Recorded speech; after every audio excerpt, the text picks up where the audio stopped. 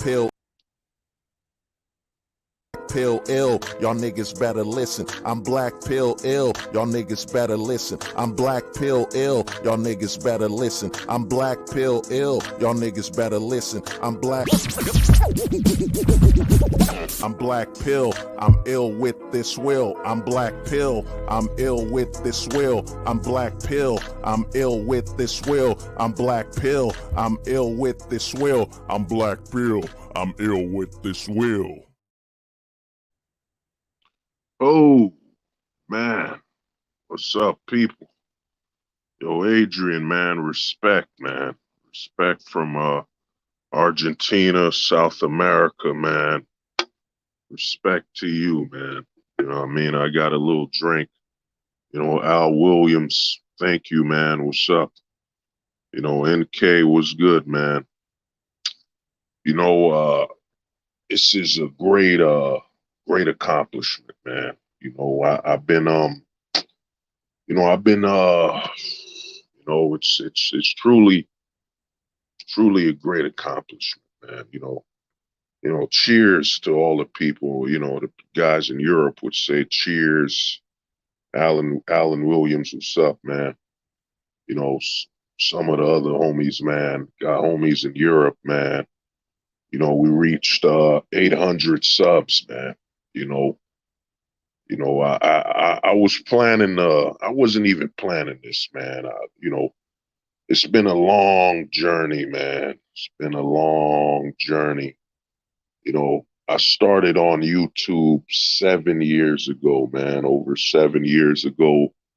Back then, man, I didn't even go by Hold the Truth Hostage. You know, back then I didn't even know what I was doing on YouTube. You know, I just was making some videos and seeing what's up, man, and reach 800 subscribers, and it's a huge accomplishment, man. It really means a lot. You know, we all know I'm shadow banned, and here's the thing, man. I don't mind it.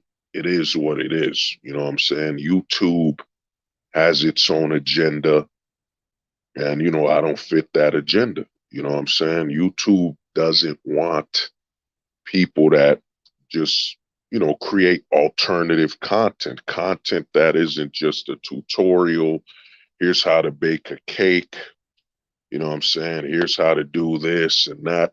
And another thing is, man, I know YouTube is basically pimping creators. You know what I'm saying? It's pimping guys that are below 1,000 subs. The whole 1,000 subscribers thing by YouTube was a scam. You know, it's a scam to begin with. They basically tell you need 1,000 subscribers to monetize whatever. And you had some YouTubers look at this as a positive. You know, the bigger guys, the ones with 100,000 subs, 10,000, a million, whatever you want to call it. You know, they celebrated this YouTube you need 1,000 subs deal to be a partner and all that. In reality, they just celebrated YouTube pimping a lot of creators, man. You know, because what YouTube is set up is they want you to reach 1,000 subscribers, not because they want to set a challenge or something like that, but basically they want to pimp you. And because they still run ads on your channel if you're below 1,000. You know what I'm saying? Iori was good, man. Respect, bro. Was good. My brother was good, man. You know, so they want you to reach 1,000 subs because they basically want to set up a line to determine when you start earning profit, but also they set up the 1,000 sub goal to give mainstream media more power on this website. You know what I'm saying? By saying, well, if someone's a creator, a brand new guy or whatever, you got to reach 1,000 subs to have any credibility or any power. You got to reach 1,000. And another thing that does is it basically belittles your content and belittles what you have to offer to the space. Because yo, I remember YouTube back in 2005. You know what I'm saying? YouTube was like, man, it was kind of like a gambling website, man. You know, a lot of content creators. You'd see a dude with like 5 subs in a video with 1 million views. You know, YouTube was before it was bought by Google. Man, YouTube had limitless possibilities. Man, you'd see a channel with 5 subscribers averaging a million views, man. You know what I mean? It was crazy. You know, it was fun, man. I didn't hop on because at the time, I didn't know what I was gonna be doing on YouTube. What was I gonna be talking about? And when I first started the YouTube channel, I just went by, my real name, just went by Moby Gene. And then later on, while rapping, the whole Hold the Truth Hostage name came from me seeking out a rapping name. Because, I was rapping, I started rapping around 2014. I've been doing poetry, like I could do a poem at the drop of a dime. In fact, I don't do a lot of poetry here. Like I did a lot of poetry usually on Instagram and Facebook, but I'll show you what I mean. I'll give you a poem right now. To live, I have found the sound of fear, the fear that seems to align to the nightmares not needed of an eye to be shut, rather the fear that has been witnessed while my eyes are aligned to the sight that faces me before me as I stand or as I lie seated. For this fear that roams, that lives, is the fear that exists beside the air that I breathe.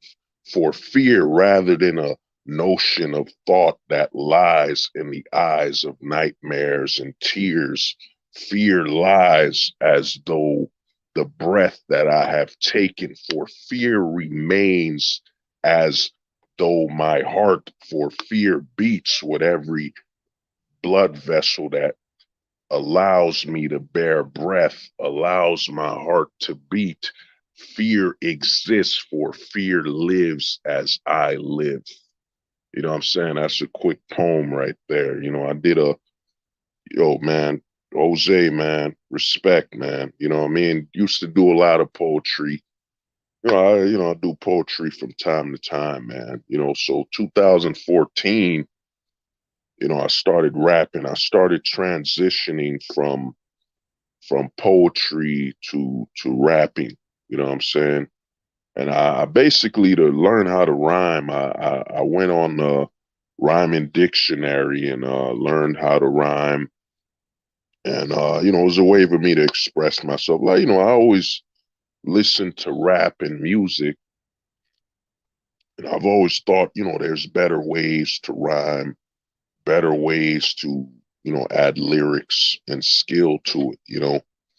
And reaching 800 subs. And here's the thing, man.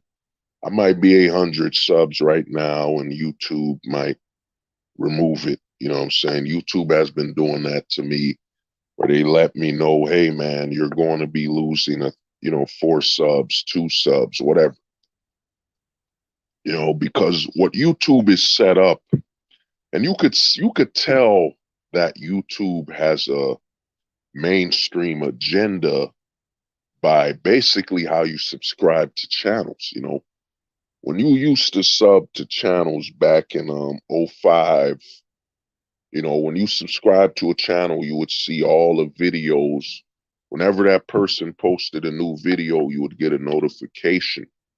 But later on, YouTube added this thing where once you subscribe to a channel, they basically, instead of them having it by default, you'll see every video that person posts, they give you a sometimes. Because what YouTube wanted to do is YouTube And like many of these social media sites, and yo, Jose was good, man. Yeah, poetry feels like wisdom being sung. Let me read this. Poetry feels like wisdom being sung for the soul, just the way it hits different than just being told something.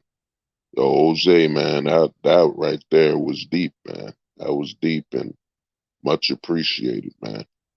So, the way YouTube did it is that YouTube basically wanted to replace, the television. So what YouTube started to do when Google purchased it, Google's whole goal was to build from the content creator. You know what I'm saying? Get enough content creators, then set it up for the mainstream content. So as soon as a mainstream channel creates content, YouTube automatically check marks them and pumps out their content. Like I was searching, what was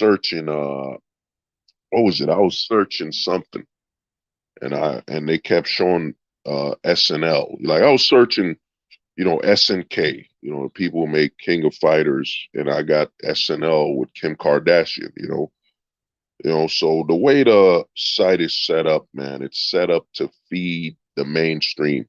That's why they created this whole narrative of you need 1,000 subs to be monetized and to be taken seriously as a channel, because YouTube wanted to set up a scenario where the new people that created content would not equal or have more influence than the mainstream media. You know what I'm saying? So YouTube is basically pimping anyone who hasn't reached 1,000 subs and isn't monetized. They're basically pimping you, and they basically have you work in the streets, and again, and opening your legs for free. And the other thing is, YouTube before the 1,000 subscriber, need, a content creator would be taken serious. It would be taken serious whether you had one sub, no sub. People would just look at it, oh man, he's got some content. I'm gonna hop on there and I'm gonna show some respect. I'm gonna look at it. I might check it out and see what's going on. So, and excuse me if I kind of slander a little, man. I had like what is this? This is like a Coors Light, but it's a Coors Light, but it's one of those 24-ounce Coors Light, you know what I'm saying? I'm a little sick. Little I got basically allergies going on.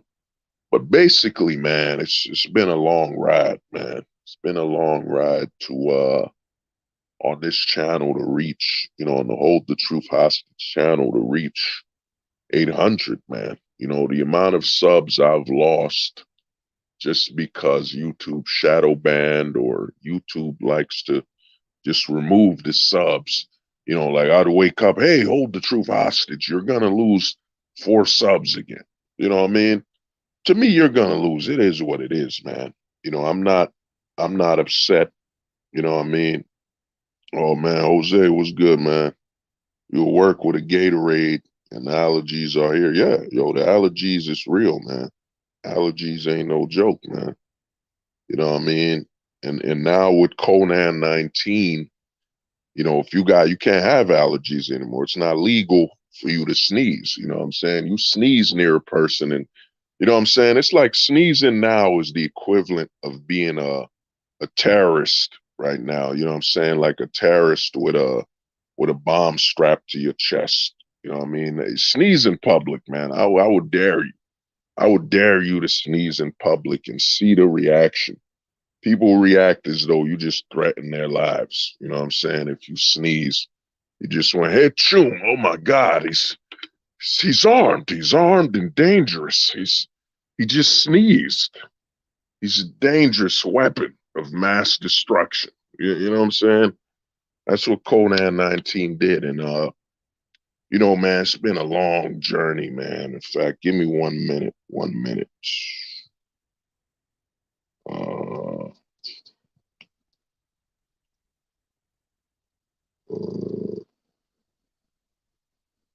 shit is.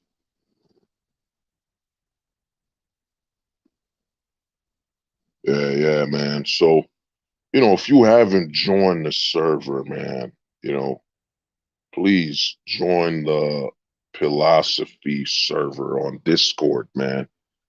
Our Discord, man, this is how I knew, you know, I was doing some big things, man. I was doing some big things is that I created a Discord called Philosophy and we got nuked. Discord eliminated the whole server. Discord claimed we're dangerous and you know what I'm saying, we're not the type of people they want on there. You know what I'm saying? In fact, I'll show it to you. Let me remove something quick. Let me add this overlay. Because Discord declared us, man, dangerous. You know what I'm saying? It was crazy. That's how I knew we would. I was doing something big, man. When they're doing something big, they usually want to kick you out and take you out, man. You're doing something that's gonna push away from the narrative that they got everyone else on. You know what I'm saying?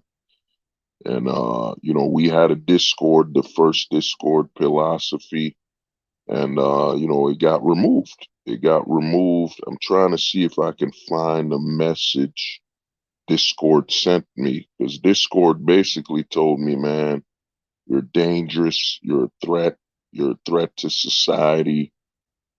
You know what I mean? You're doing a lot of bad things. It was funny as hell, man. It's funny as hell what Discord was basically telling us. Oh, there it is right now. Let me see. Oh, I gotta delete something. Give me a minute, man. I gotta delete something to add this. Check this out. Give me 1 minute, man. Because Discord basically declared, man, the philosophy server is dangerous and it's harboring, it's harboring bad thoughts and bad ways of thinking and talking about society and so on. You know what I mean? And yeah, there it is right here, man. Check this out. You know, check this out right here. Look at the message I got from Discord, man. This is what Discord said we were doing, you know.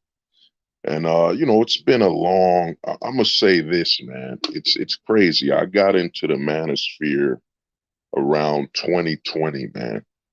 2020 to late 2019. I got into the manosphere. And shout out to the homie C.1. C.1 was he was a subscriber on Coach Greg Adams. And I used to call on Coach Greg Adams a lot, to talk and basically lay down my thoughts on what's going on. And C.1 told me, yo, you need to start making some content, man.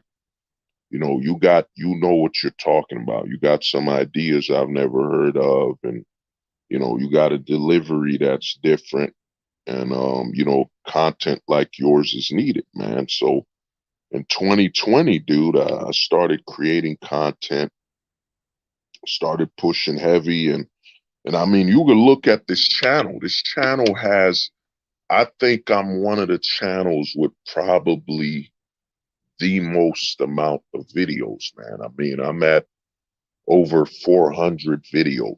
You know what I'm saying? Over 400 videos, and I only have like 800 subs. You know what I'm saying?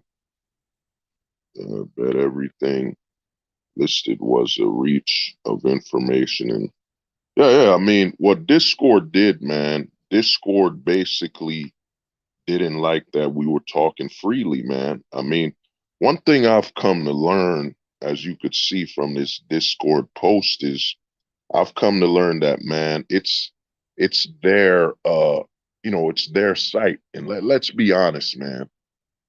The majority of social media sites are owned by liberals. YouTube's liberal, you know what I'm saying? Facebook liberal, Instagram liberal.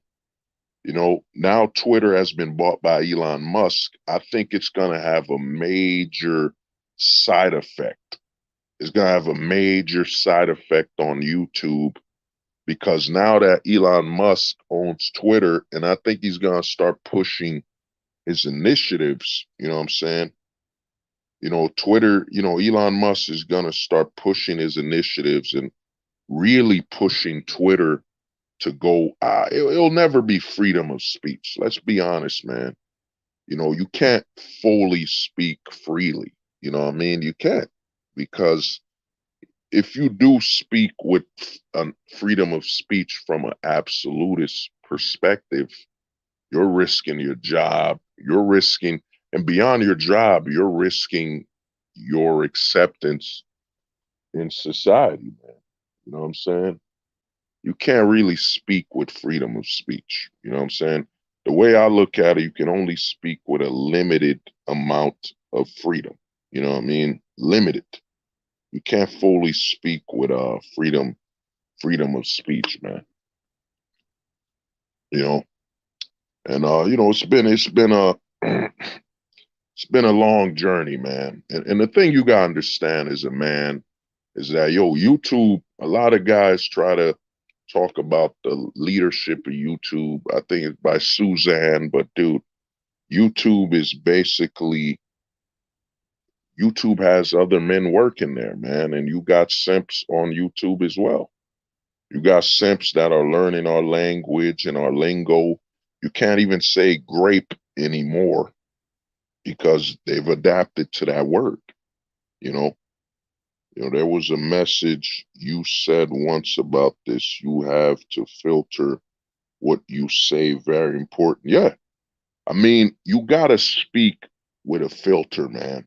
You got to disguise what's important, and you got to talk with a sense that, man, you're being watched, bro. You're being watched, and the algorithm has trigger words to say ban him, he's dangerous, whatever. YouTube has a lot of that set up, you know.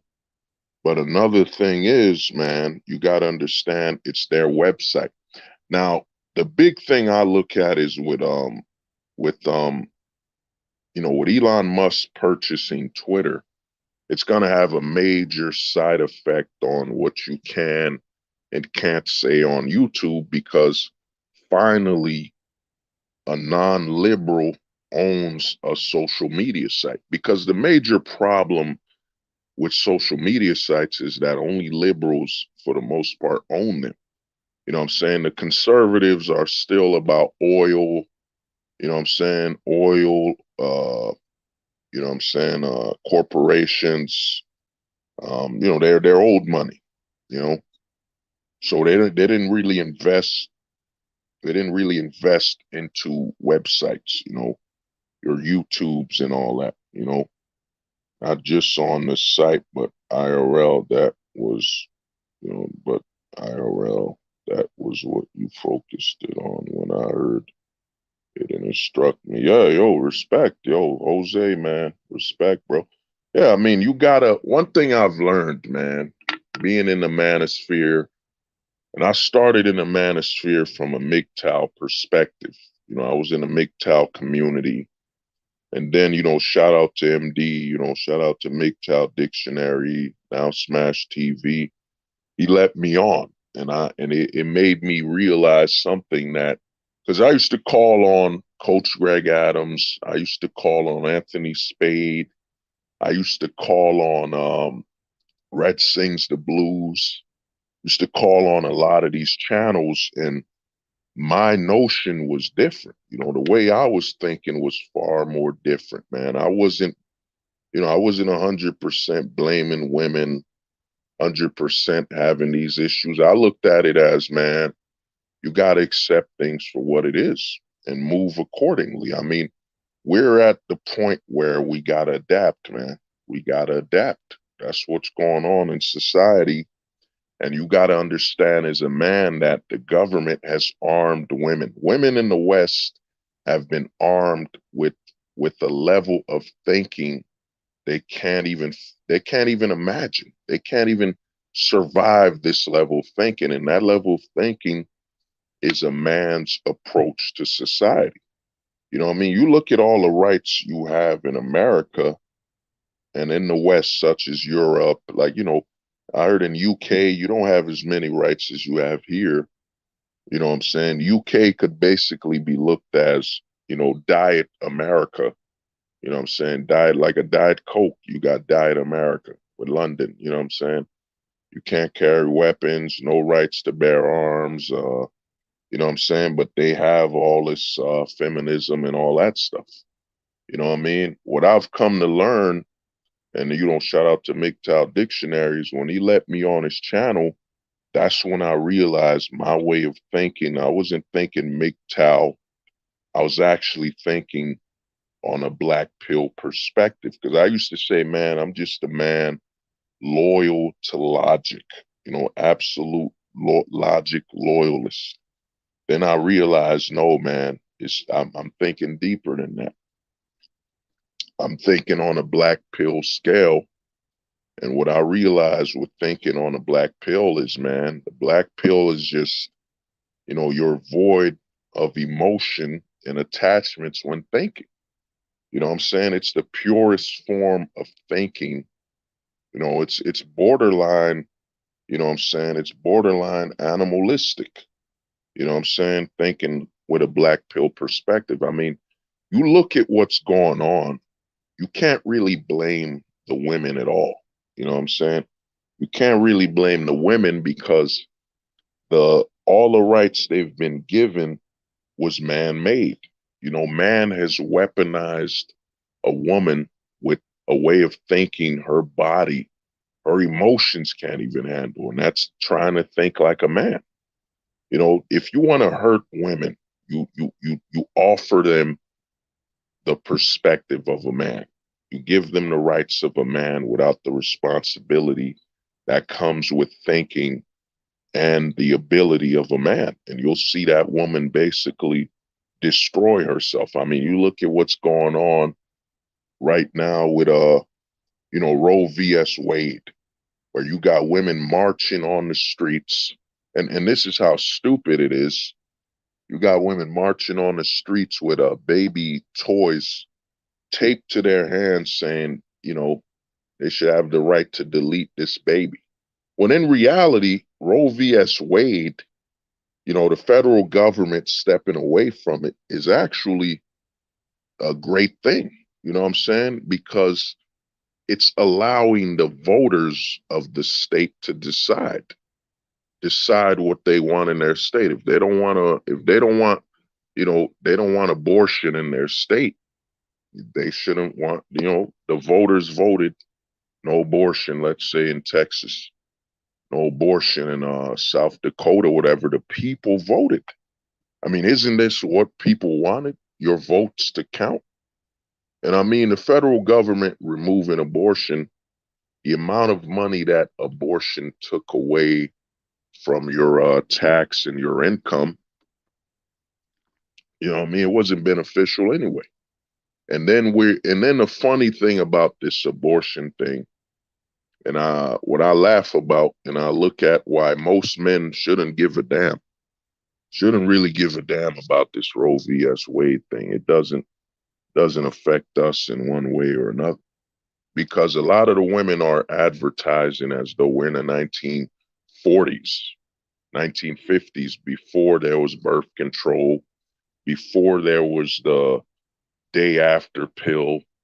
You know what I'm saying? We're not in those times. The amount of options a woman has to not get pregnant, it's mind-boggling. I mean, clinics give it away for free. Clinics are giving birth control for free. Clinics are giving away condoms for free. Clinics are giving away, I'm not 100% sure about the 48-hour pill, but clinics are giving it away for free, man. See what Jose said. What's perfect timing for MD to drop the new book resolving around the topic? I wonder if he's at. Yeah, I mean, I chopped it up with MD, man. When MD told me, he was gonna be working on the zombie book. I was like, that's dope. But I told the man, you gotta work on that sperm book. You know, it's gonna be far more revolutionary and far more inclusive, because the problem with the word zombie is it's been oversaturated with all these zombie movies, Walking Dead, you know, all these zombie type films, you know. But a book on sperm and the side effects of it, it's gonna speak to women and men, and it won't have that political what's good? What's up, man? It won't have that political attachment of the manosphere. I mean, that sperm book, man, it's gonna be historical. I mean, you know, I chopped it up with MD, man, and you know, with what he's working on with that sperm book, man, it's gonna be revolutionary, man. You know, because they don't speak about, you know, the side effects of sperm on the female body, and you know, the effects of how, you know, you're injecting her with basically higher level of a higher level of testosterone than a woman is used to. You know what I'm saying? MD is going to be pushed uh, out of MD is going to be pushed out of the scientific community. So historical, the feds of the mass will push them. No, well, with the sperm book, MD's gonna get a couple issues here and there, but not really. The problem that's happened with all these legal matters when it comes to female rights is that you can have women talk too, man. There are women that are against abortion. So basically, if you play it correctly, you as a man can get your message out. I mean, you gotta look at the movie that came out. I mean, it was a failure. You got the Red Pill movie, which was funded by a woman, and she got the most attention from it. Then you got a book called Men on Strike. I think it was written by a woman. You know what I'm saying? Men on Strike, and it got a lot of attention. What the government has done is the government is basically telling you that, man, if you as a man want to get the truth out, you basically gotta let a woman parrot it. She's gotta parrot your talking points. You know what I'm saying? And you gotta talk to her and a woman. Look at Kevin Samuels, for example. You know, R.I.P. to Kevin Samuels. He passed away. It took a no-name woman appearing on his channel to make him go mainstream. You know, that woman he interviewed had no didn't have a YouTube channel. He just said she's average at best. And his channel basically exploded in success after that. You know what I'm saying?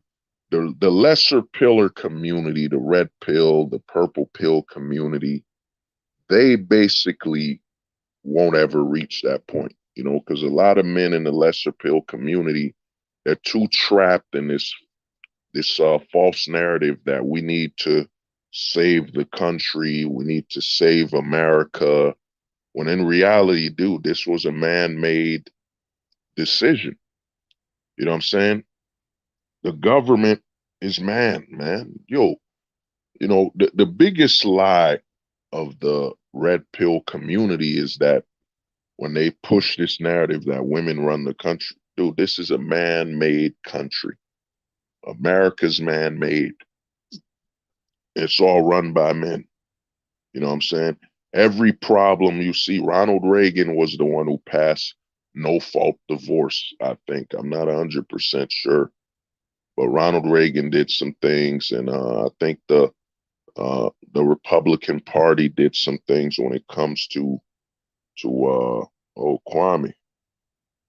Oh, Kwame, what's good, man? It's an honor, man. It's an honor to have you here, brother. Respect. Yeah, the Casper pill. Yeah. Oh, thank you, man. Thank you for that. You know, but you got to understand, man, this is a man-made problem. The problem with a lot of men in the manosphere, a lot of men in general, they're talking about the issue between men and women as though women created it. You know what I'm saying? As though women created it. Dude, this is a man-made problem. It's got nothing to do with women at all. The women are basically a Trojan horse. It's a distraction. You know what I'm saying? We got a whole lot of guys in the manosphere. Well, this is the reason why the modern man should not marry the modern woman. This is the reason why women are this, women are that. Dude, it's a man-made problem. You know what I'm saying? Horse is the pathway to many abilities. No, Darth Placebo, what's good? Yeah, I mean, dude, we're in a man-made issue, you know. And man, I've done a lot, man. When I started this channel, I want to give a lot of respect, man. Give me half of your remaining lifetime, and you can have a Shinigami eyes. Hey, man, the Death Note book, man, the Death Note. You know what I'm saying? And in reality, if you look at the book Death Note, the movie, the anime, that's kind of what men are going through. A lot of men are wishing they could write in a notebook and basically kill off all the issues that's going on legally. But in reality, you gotta understand this is man-made. This is a man-made. I was applying. I was trying to renew my driver's license, bro. And the first thing they asked me, "Are you back on child support?" You know what I'm saying? Are you back on child support? Because if you're back on child support, we can't renew your license. You know what I mean? It's all about money, man. And I'm going to tell you guys this, man, about Roe v. Wade. The reason the government stepped away from Roe v.s. Wade, that whole abortion crap, was the government wanted to step away from decreasing the population. And also the government wanted to create this false narrative that you, the American people, actually have control. Your vote actually matters. You know what I'm saying? I got my cat here. So what do you want, man? You look in the camera. Tell the people, well, what you want? Huh? What you want, man? If you're on TV, you got nothing to say. Yeah. You know what I mean? So to me, dude, you got to understand the reason the government stepped away from abortion is that, dude, the American population is basically, on a downward spiral.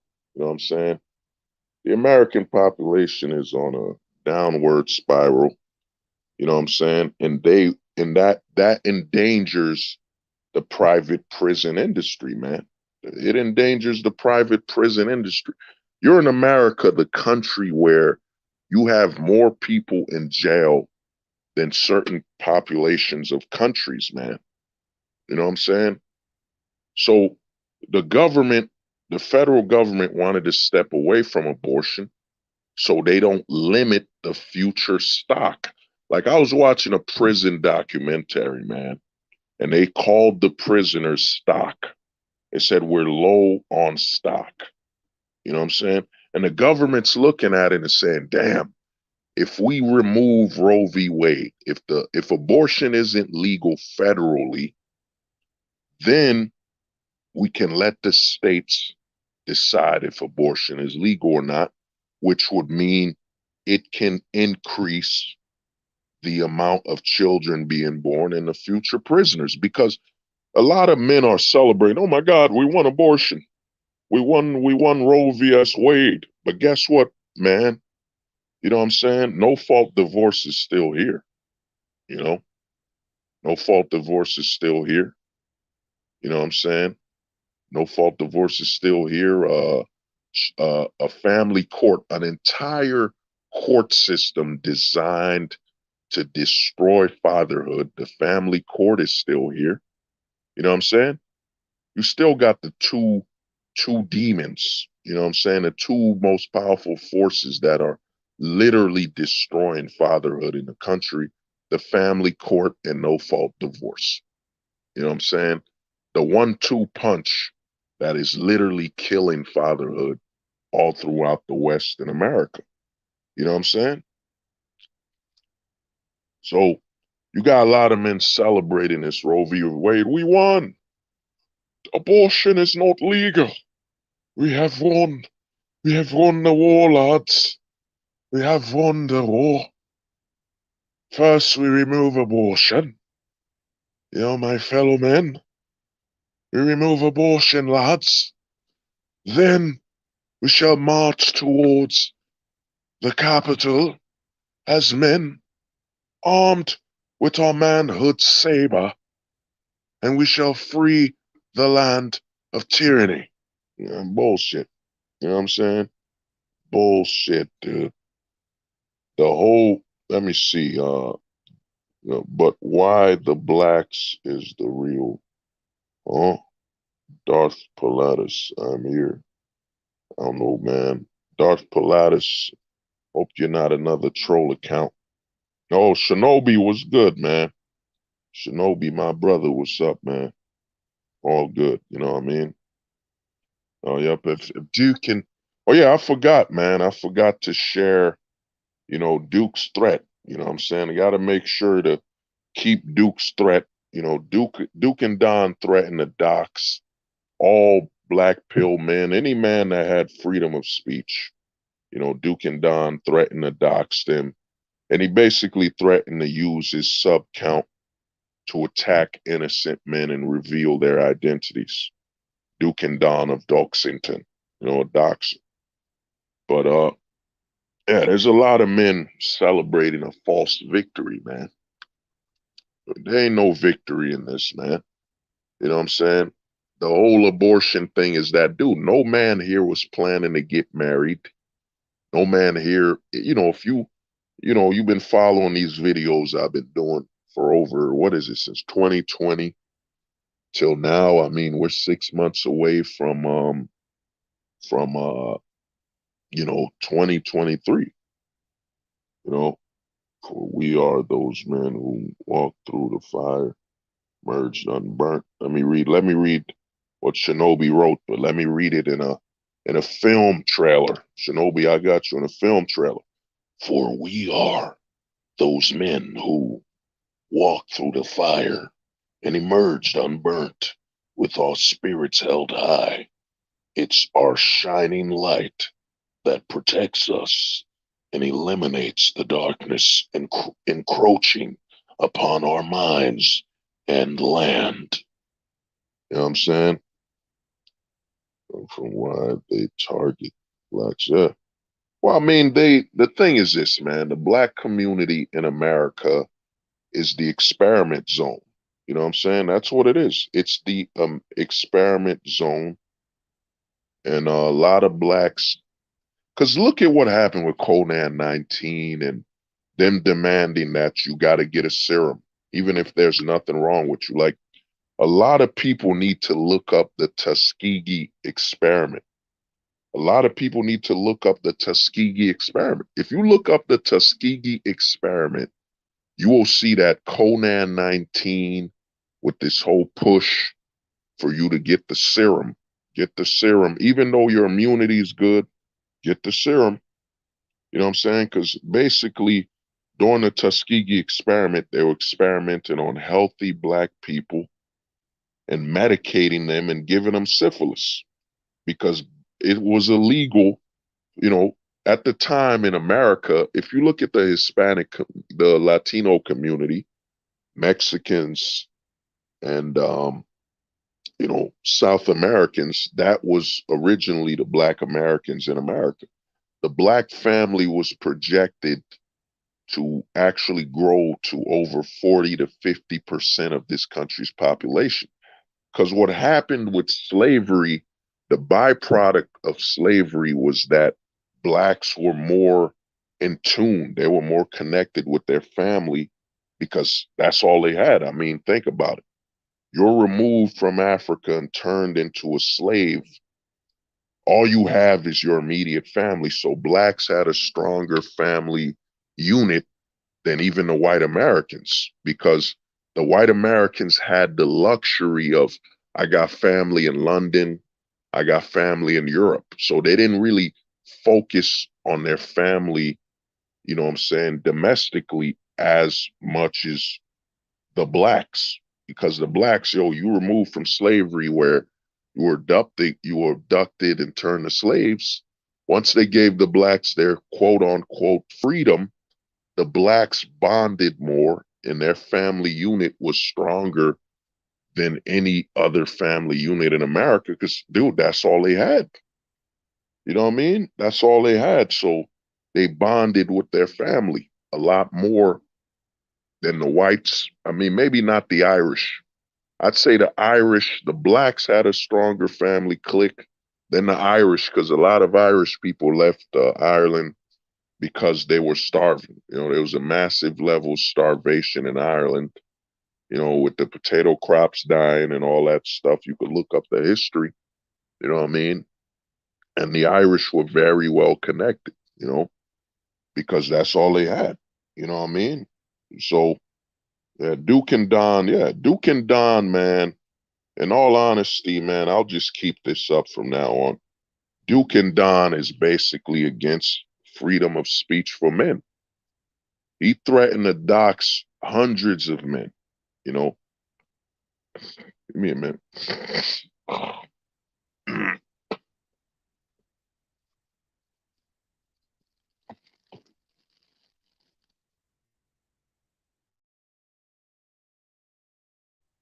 Yeah, Duke and Don basically threatened to dox a lot of men just for having a freedom of speech, man, just for talking as a man and exposing that there's a man named Ayande who's bisexual, you know what I'm saying, coming into the manosphere to basically infiltrate, to hunt straight men and get them towards that you know, gay imperative, you know, because to me, man, I call it PTS. There's part-time straight men. You're either FTS, which is full-time straight, or you're part-time. And there's a lot of part-time straight men. You know what I mean? Remember, guys, if you're not a part of the Discord, join a philosophy Discord server, you know. You know what I'm saying? Upload, splice that duality. Yeah. You know, so to me, I don't care if it's fortunate or unfortunate that lights picked up the death note. However, it is generally bad luck for a person to be followed by a god of death. Well, I mean, I'll say this, man. When it comes to death and life, you know what I'm saying? I look at it as, you know, I'm not a very religious person. You know, I left the religious space when I was in eighth grade. In eighth grade, I had a moment that changed my life. You know, the moment I had was I started asking a major question. What's the difference? You know, why am I religious? Am I religious out of love or fear? And then I realized I'm religious out of fear. You know what I'm saying? Your first, and I mean, think about it. A child at 6 years old, you go to church and they're teaching about the apocalypse, four horsemen that look like skeletons coming to kill everybody. You know what I'm saying? If you go to church and really break it down, you'll realize a lot of church has to do with incorporating fear. I mean, even the act of baptism. Think about baptism. They put your face under the water where you could potentially drown. And you know what I'm saying? They put your head underwater, then they pull it out. So they basically are implementing your faith with death. You know what I'm saying? So they put your head down, then they pull you out and breathing. You know what I'm saying? Rats on crack the yoke. Shinobi, respect, man. Thanks on you know, 800. The force is strong, and yeah, man, hell, man, I try, Shinobi. But basically, if you look at religion, even the baptism, they put your head underwater where you can't breathe. Then they pull you out to basically, it's kind of sending you a signal of, well, if you weren't religious, we would drown. We would drown you. And to breathe, to continue breathing is to be religious. So they're basically, simulating drowning, then lifting your head out of the water to basically symbolize that, hey, you're breathing because you're religious. You know what I'm saying?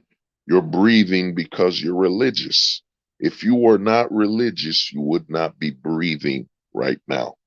You know what I'm saying? When you look at religion, I find it very funny how these religious people are saying, oh man, the society's so violent today. The movies are so violent. Yet these are the same churches that are reading a Bible to children that are 4 to 10 years old about the apocalypse is coming. The four horsemen will ride from hell. They will burn this whole world and everybody will die under the judgment of God. You know what I'm saying? If you look at religion, you look at the church and think about it, there's so many scare tactics employed. And I realized when I was in 8th grade that, man, I'm not religious because I want to be. I'm religious because fear. Then I started thinking deeper and more critical. Then I thought about it and I said, what's the difference between God and a man with a gun? Let's say a man with a gun has a gun to your head. He's got a gun to your head, right?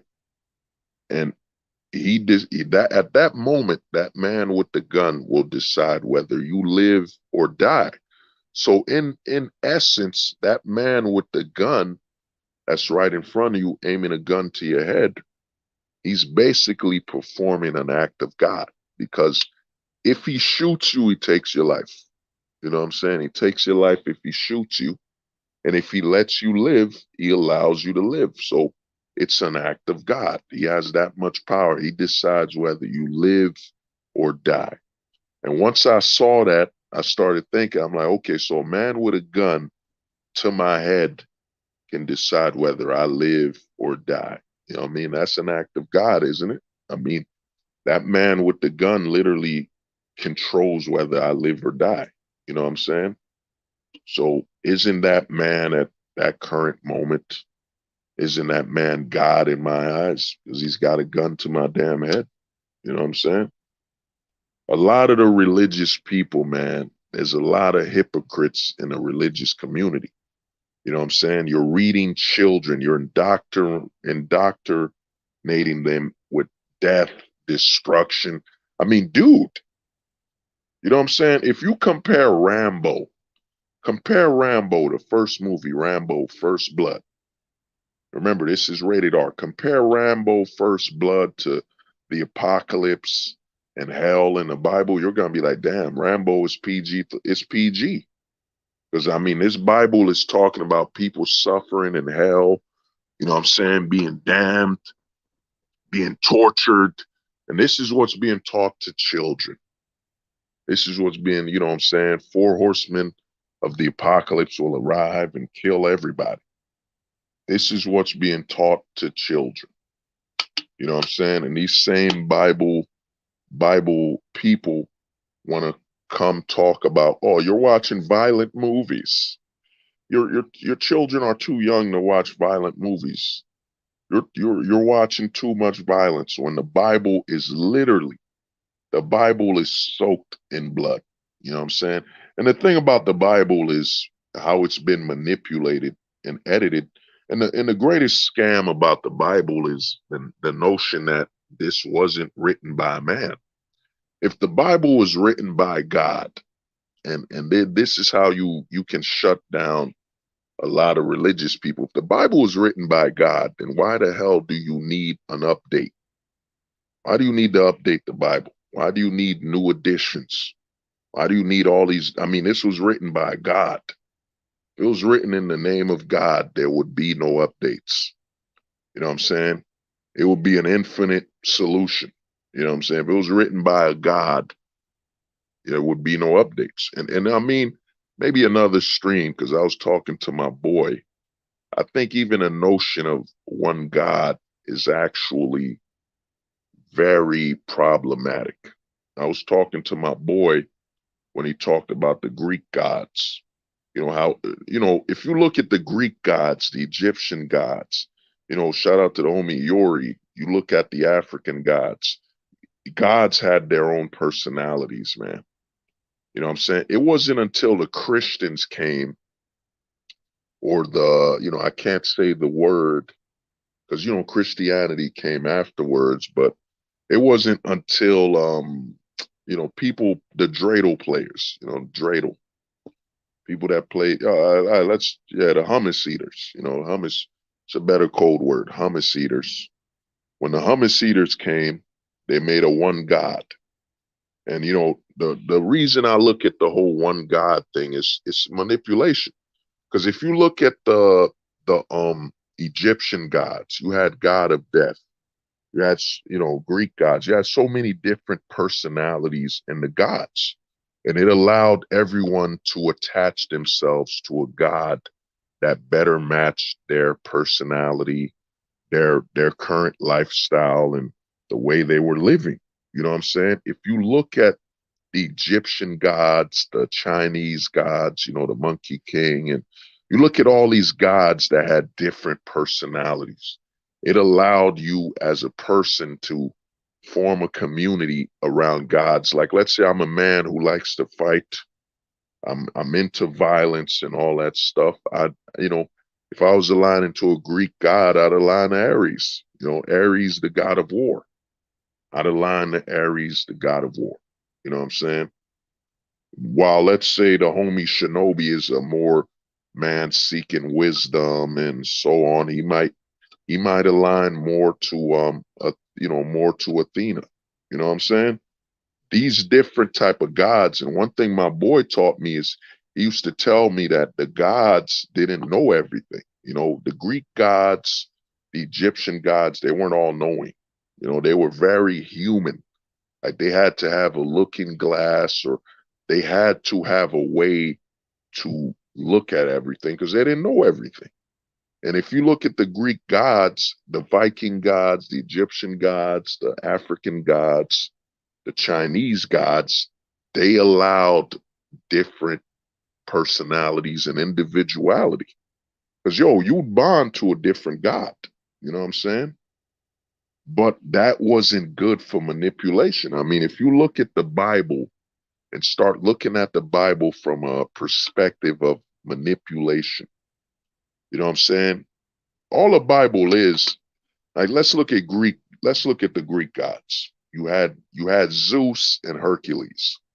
All the Bible is that they basically removed all the other gods. They removed Athena, they removed the goddess of love, they removed all these other gods and made it about just Zeus and his son. You know what I'm saying? The Zeus, they removed all differing gods and just centered it around Zeus.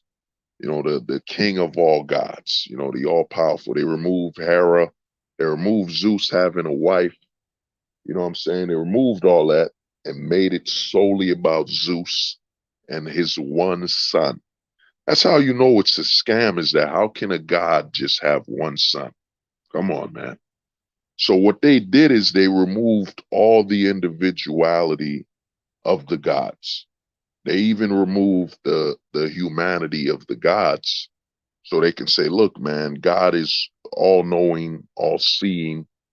You know what I'm saying? So they can basically trap everyone into thinking the same so they can herd them and control them. You know what I'm saying? They can herd them and control them, because if you were even a Viking god, let's say you respected Thor, you know what I'm saying? Someone respected Loki. Someone respected the god of mischief. You know what I mean? It allowed different personalities. And the problem with different communities and different tribes is it's harder to control them. So what they did, the hummus eaters, is they basically wrote a Bible. It said there's an all-knowing God, a one God, you know what I'm saying?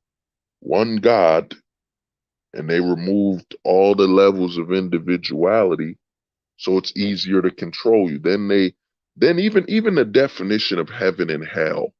I mean, think about hell, man. If you know about the Greek gods, You know, they had Hades. And if you know about Egyptians, you had Anubis, you know what I'm saying? The afterlife. The Egyptians really believed in the afterlife. And what happened to the Bible? They edited the Bible because when the Bible first came out, there wasn't no Satan, but they needed a punishment. They needed a, you know, this is what happens if you don't listen. You know what I'm saying? You will be punished. You will be punished by going to hell. And what is hell? Hell is nothing more than a ripoff of Anubis, a ripoff of Hades. It's a ripoff, man. You know what I'm saying? All the Bible is they cut down and watered down the Egyptian gods, the Greek gods, to just, okay, it's just Zeus and let's say it's just Zeus and Hercules and Hades. That's it. If you look at the Bible, that's what it is. They just removed all the other gods and said there's Zeus, there's his son Hercules, and then there's Hades, who also is his son for some reason. But if you look at the Greek gods, they were married. Zeus had Hera. Even you know what I'm saying, you had Horus and the Egyptian gods. You had gods with different personalities. You know what I'm saying? And one great thing about the Greek gods is you had so many stories about man reaching godhood. You know what I'm saying? Like if I watched Hercules growing up, you know what I'm saying, the adventures of Hercules. You know what I'm saying? And you would see Hercules eventually at the end, he became a god. You know what I'm saying? He became a god. You know, you know what I mean? So to me, man, you gotta understand, man, that all the Bible is, it's watered down. It's watered down uh Egyptian mythology, Greek mythology, because the Greeks were inspired by the Egyptians.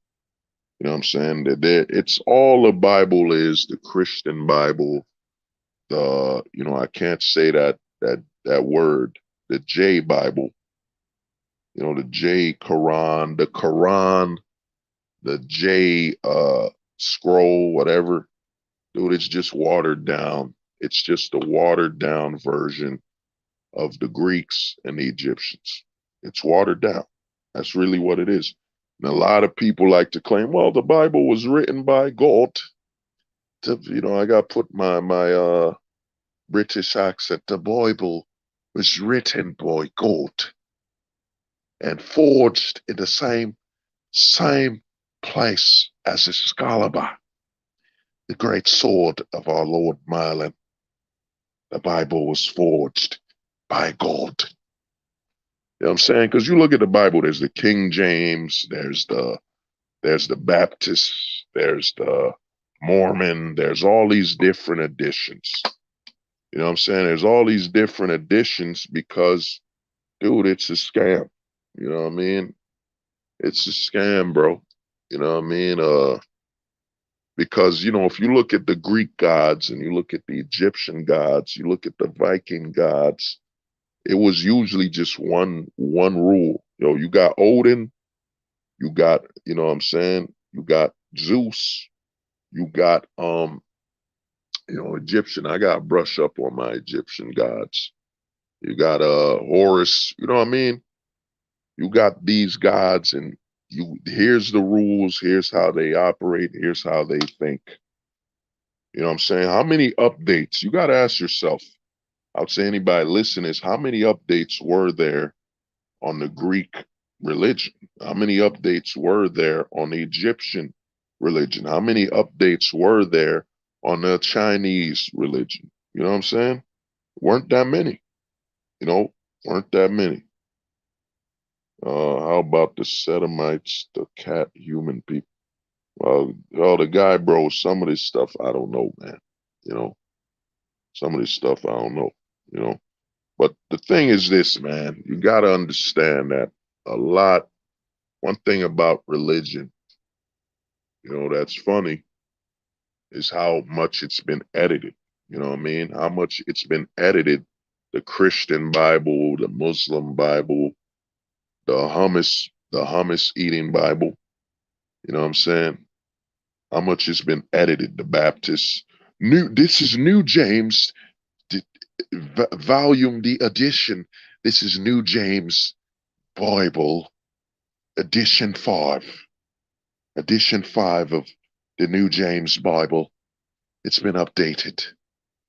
It's been updated by God. I mean, why would a God need, you know what I'm saying? If something was written by God, it would not be bounded by mortality.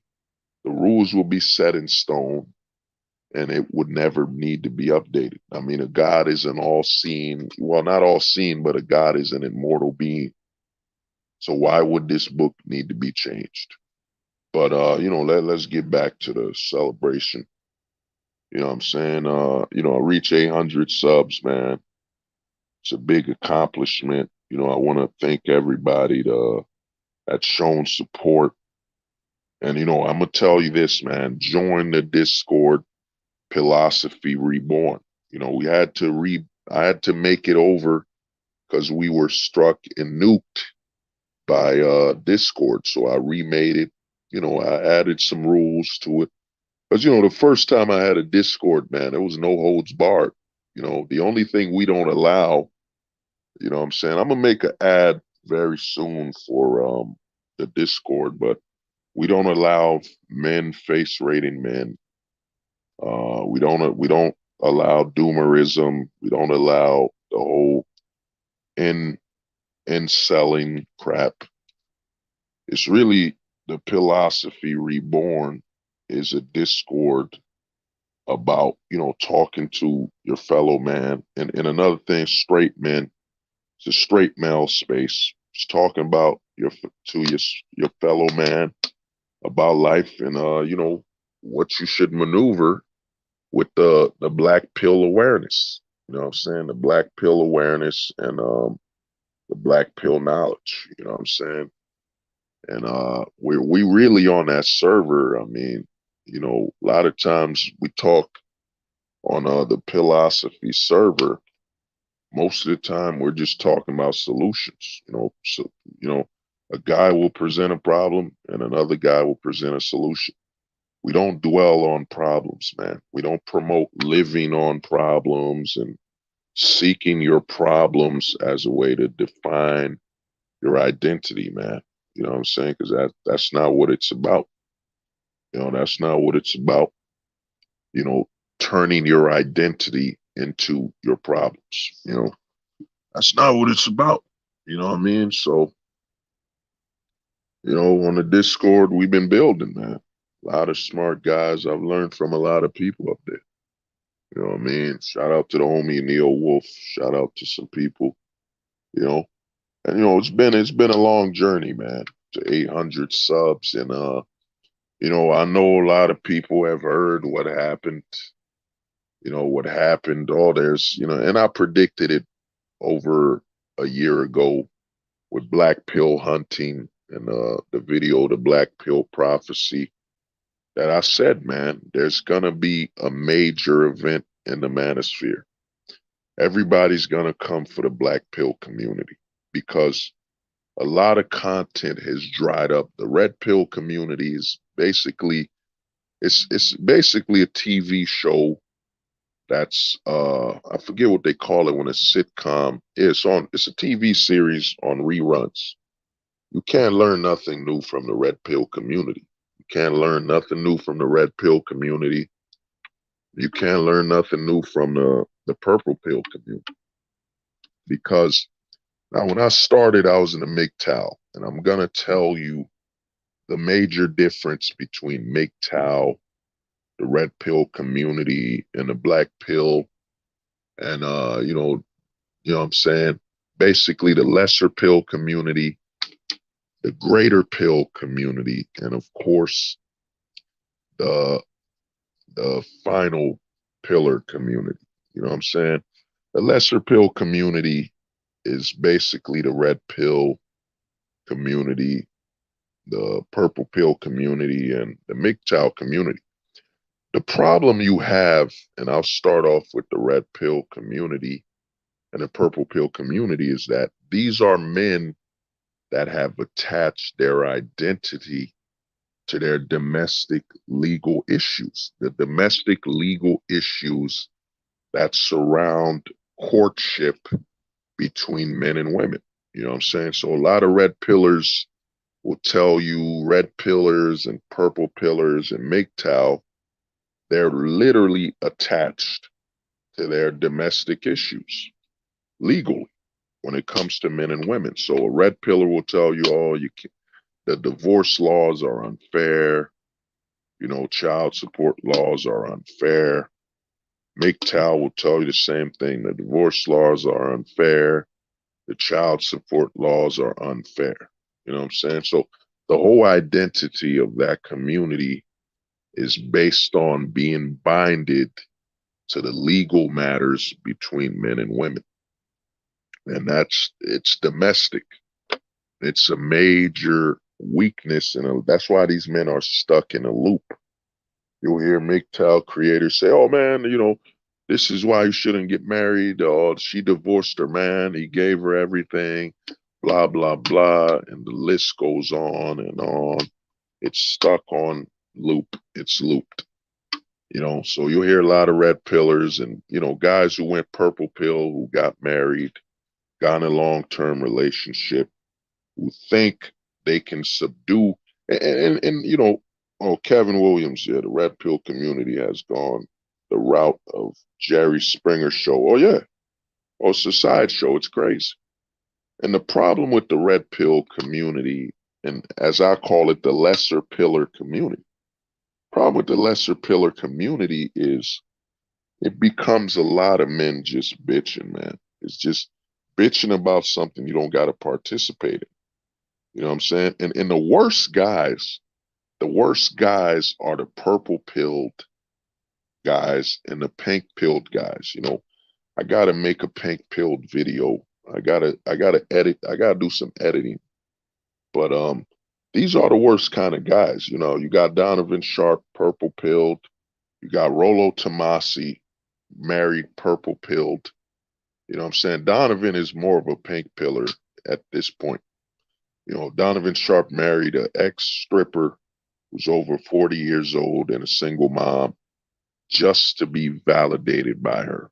Donovan Sharp is a pink pilled man.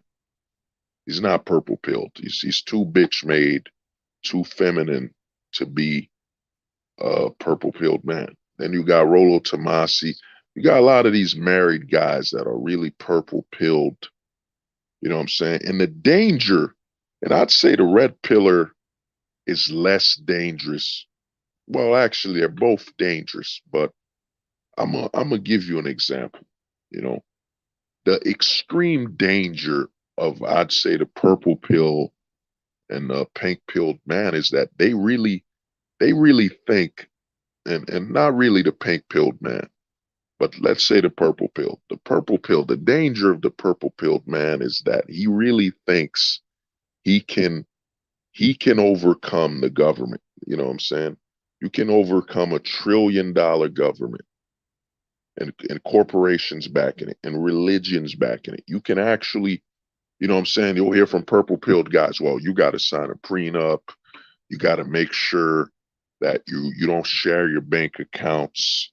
You got to make sure, you got to try to do all these things to basically avoid the government coming between your relationship and coming for your resources. You know what I'm saying? This is $1 trillion government. This is a government that will openly commit war crimes. This is the corporations that will openly rob and steal from people, fire people, leave them homeless. The purple pilled man, it's insane. The purple pilled man is just the danger of telling a man that you can somehow overcome the legal issues of no fault divorce. You know what I'm saying? You can overcome no fault divorce. You can overcome the child support system. The level of insanity for a man to even suggest that it's It's super problematic, man. You know what I'm saying? The problems that could derive from this. A man telling you, well, you can trick the system with a prenup, prenups that have been tossed out of the court. You know what I'm saying? Uh, Child support, even if you're not the father, they just need you to sign. They don't even need you to sign the paper anymore. If the mother says the child sees you as its father, you're now due for child support, even if that child isn't genetically yours. The purple pilled man is just utterly, it's the evolution of the insanity of the red pill community. You know what I'm saying? The red pill man basically spends most of his time bitching about the marital laws, the divorce laws, the sexual harassment laws. They spend all their time bitching about this. You know what I'm saying? They tell you to be aware of it. And another danger of the red pill is they try to tell men to manipulate the women with game and try to manipulate a woman to make you think. Like you'll see channels say, and to me, man, it's a shame that you got channels such as Darius, man. Darius M used to be Darius MGTOW. And the shame comes from Darius making videos. The one text message you need to send so you could keep your woman. And this is the hypocrisy. The same Darius that'll make a video saying, this is why you shouldn't get married. This is why you shouldn't be dating. Yet he's going to make a video about one word you should say to keep a woman. The red pillar is insane, and then the evolution of insanity. You know what I mean? The red pillar is usually a single man who's or bachelors trying to basically, and hear this, man, you're trying to game women who literally have the government beside them and the corporations. You know what I'm saying? It's a borderline suicide mission. You know what I'm saying? And these red pillars tell you, well, here's a dating course for you to manipulate women, make her think you're a Chad, a Tyrone. You know what I'm saying? Make her think you're the man she desires. You know what I'm saying? Risk that. Risk your personal life to basically play an acting role to a woman who has the entire government by her side, for better or worse. That's the thing a lot of men guys start understanding. Women have the government and the corporations by their side for better or worse. You know what I'm saying? For better or worse. And you got these red pilled guys telling me, well, you could game her. Dude, the law is simple, man. This is why the black pill is I'd say, the healthiest way of thinking. The law has been written. If you get into a long-term relationship, you move in, you do anything long-term, be prepared to lose.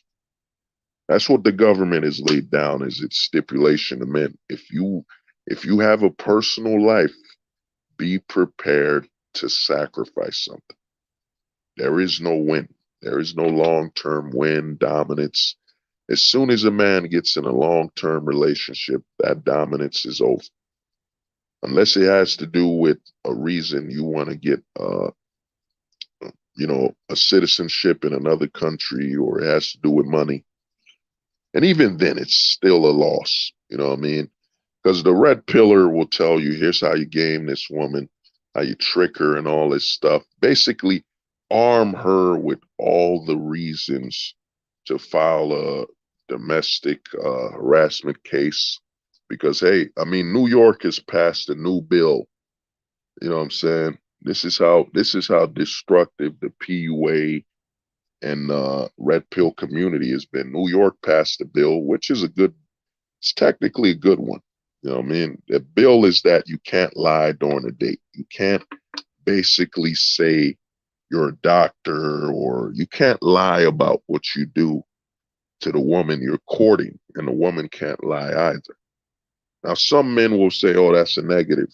Well, the positive, you got to look at it as, if you're a man with a sister, a niece, an aunt, whatever, you wouldn't want your aunt, your niece, Because this is how defective, and this is how you know the red pillars are basically mentally ill and sick, is they never basically think of the females in your family. Would you want your niece? Would you want your sister, your aunt, or the women in your life to basically go on a date where the man lied about what he does in his career? She goes missing, and she's been saying he's a doctor for over 5 months, and they can't find this doctor because that guy was never a fucking doctor. You know what I'm saying? So they passed the bill that if you lie about your what you do for work to a woman on a date in New York, you're liable for prison. I mean, of course, legally, I mean, it helps the cops and all that stuff, crime and all that crap. But at the end of the day, you got to understand as a man that the government is basically telling women they're not fit to be adults. You know what I'm saying? They're not fit to believe anything a man tells them. They're not fit to be adults.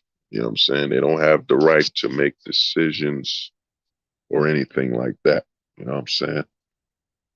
But the red pillar, the sickness, man, and to be in that mind state, to be what they push. You know what I'm saying? The red pillars talk as though they have no women in their family at all.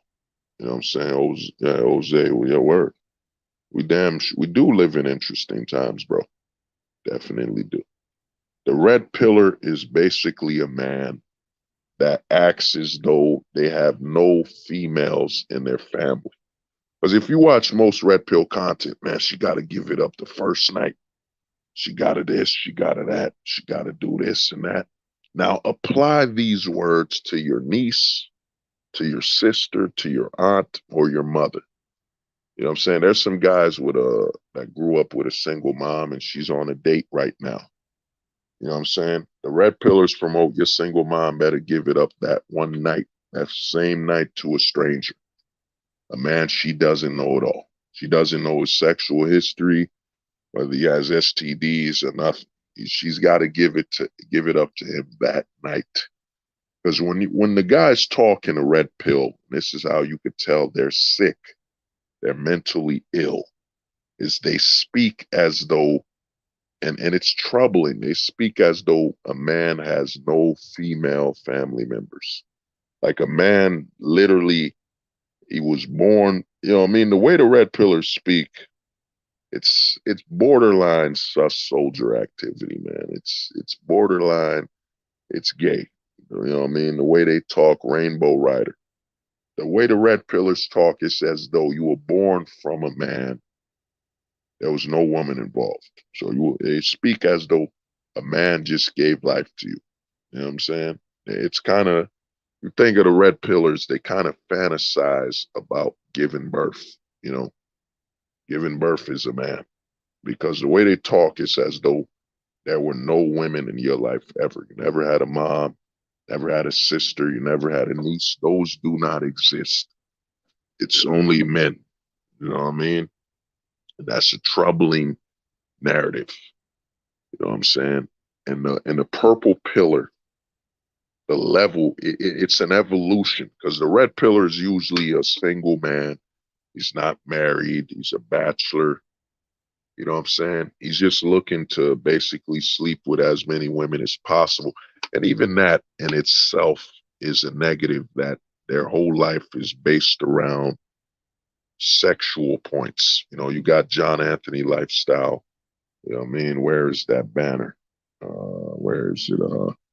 Even had a video. John Anthony Lifestyles admitted that he slept with two Decepticons.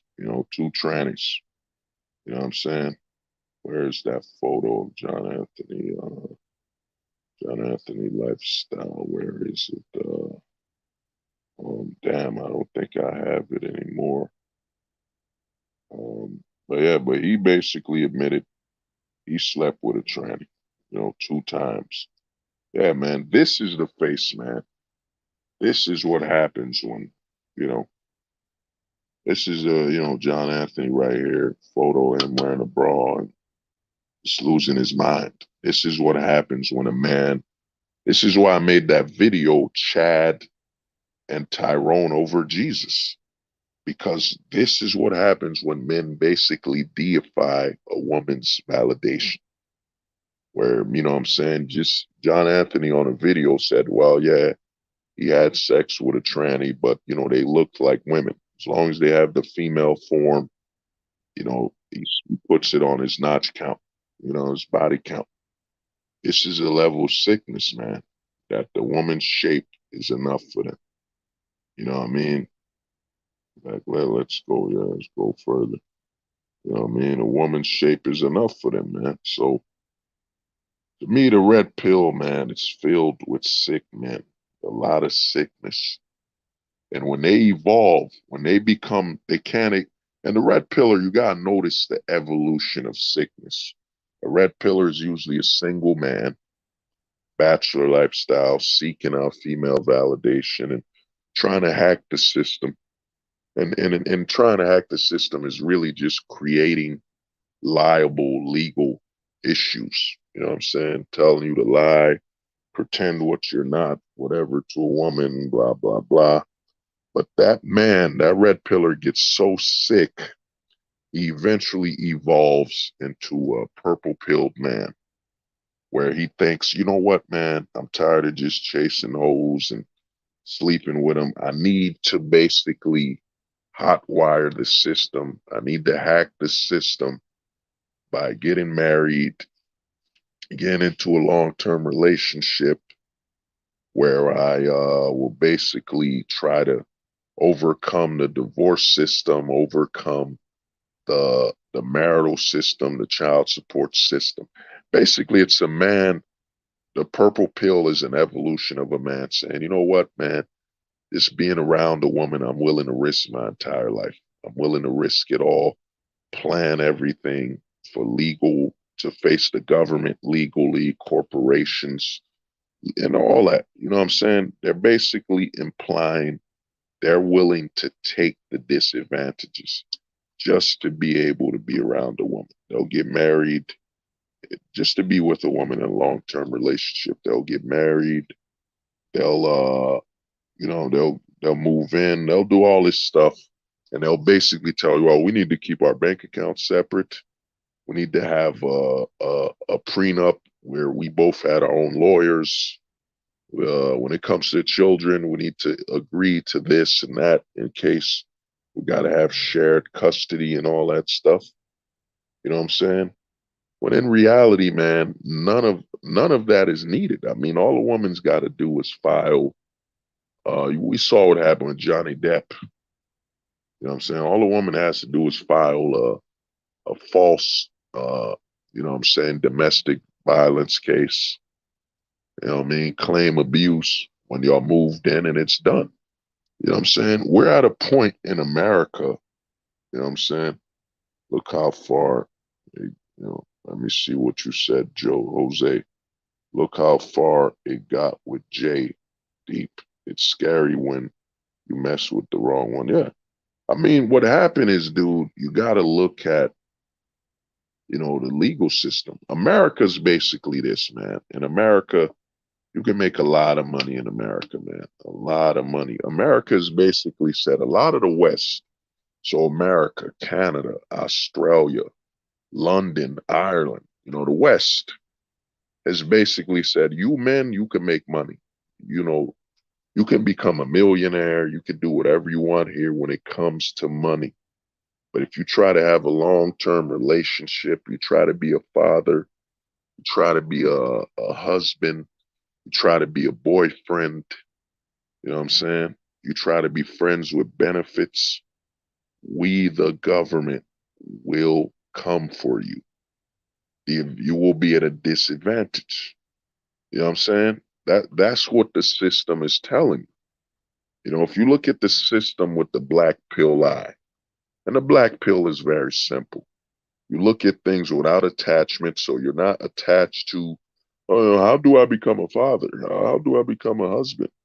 You remove that attachment and remove the emotion. How do I find someone that will love me and submit to me?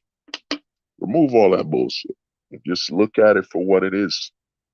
And this is why most fear the black pill, man. Because a black pillar will tell you, yeah, dude, the laws are the way they are, man. And there's nothing we can do about it. Nothing. It's backed by trillions of dollars of military. It's backed by corporations, both foreign and domestic corporations it's backed by. Because here's the thing, man, you got to understand the westernized laws of America, the corporations they try to outdo each other. Like this Roe vs. Wade passed, and a lot of women are looking at it as, oh, these corporations support us. Like there are corporations basically saying, if you can't get on a fuck it, man, I'll say if you can't you can't get an abortion, in your state, the corporation has agreed to fund, to basically, I forget the word when you pay for something, and yeah, reimbursement. The corporations agree to either reimburse or pay for a woman to go to another state and get an abortion. And a lot of women are celebrating this. Look, the corporations support us. No, you idiot. The corporations don't support you. They're just saying, well, to not give you a raise, we've set up funds to pay for abortions. Instead of giving you guys raises and higher pay, we've set up funds to pay for abortions. That's how stupid. That's how these corporations set up, man. You know what I mean? It's set up to deprive you of bonuses and higher earnings with these so-called, you know what I'm saying? It ain't so-called woke agenda and so-called, caring agenda. When in reality, that money they could have used, that woman's an adult in the age of condoms, birth control pills, day after pills. If she got pregnant in a state that doesn't allow abortion and it wasn't forced. It wasn't forced sex. That's what I'm gonna use from now on. That sounds better than ape or grape. If it wasn't forced sex and she's an adult and she got pregnant, that's on her, man. That's on her as an adult. But we're in a country where to deprive men, for the corporations to have more power and control the potential of a man's earnings, they basically empower female dysfunction and female lack of mature actions, mature and accountability. They fund unaccountable actions. You know what I'm saying? We're all just numbers. And the true, philosophy is about seeing your value as. Yeah. I mean, Jose, respect. Yeah, I mean, that's another reason the philosophy. I'm gonna go deeper into that, this stream. You know what I'm saying? But that's another reason they fear the philosophy is being able to see men for what they are. You know what I mean? But basically, man, corporations and the government are basically promoting unaccountability to women and destruction. You know what I'm saying? There's a lot of men who I saw the Roe v. Wade protests where women are they're tying babies to their hands. They're acting as though they got pregnant by force. They're implying that every sexual activity they've taken part in once Roe v. Wade is removed is forced sex. That's what they're implying. It's forced. They're not responsible for opening their legs and a dude just, shooting some of that planter's nuts in her. You know what I mean? They're not responsible because that's what the corporations and the government have created. A whole generation, over 40 years of promoting achievement.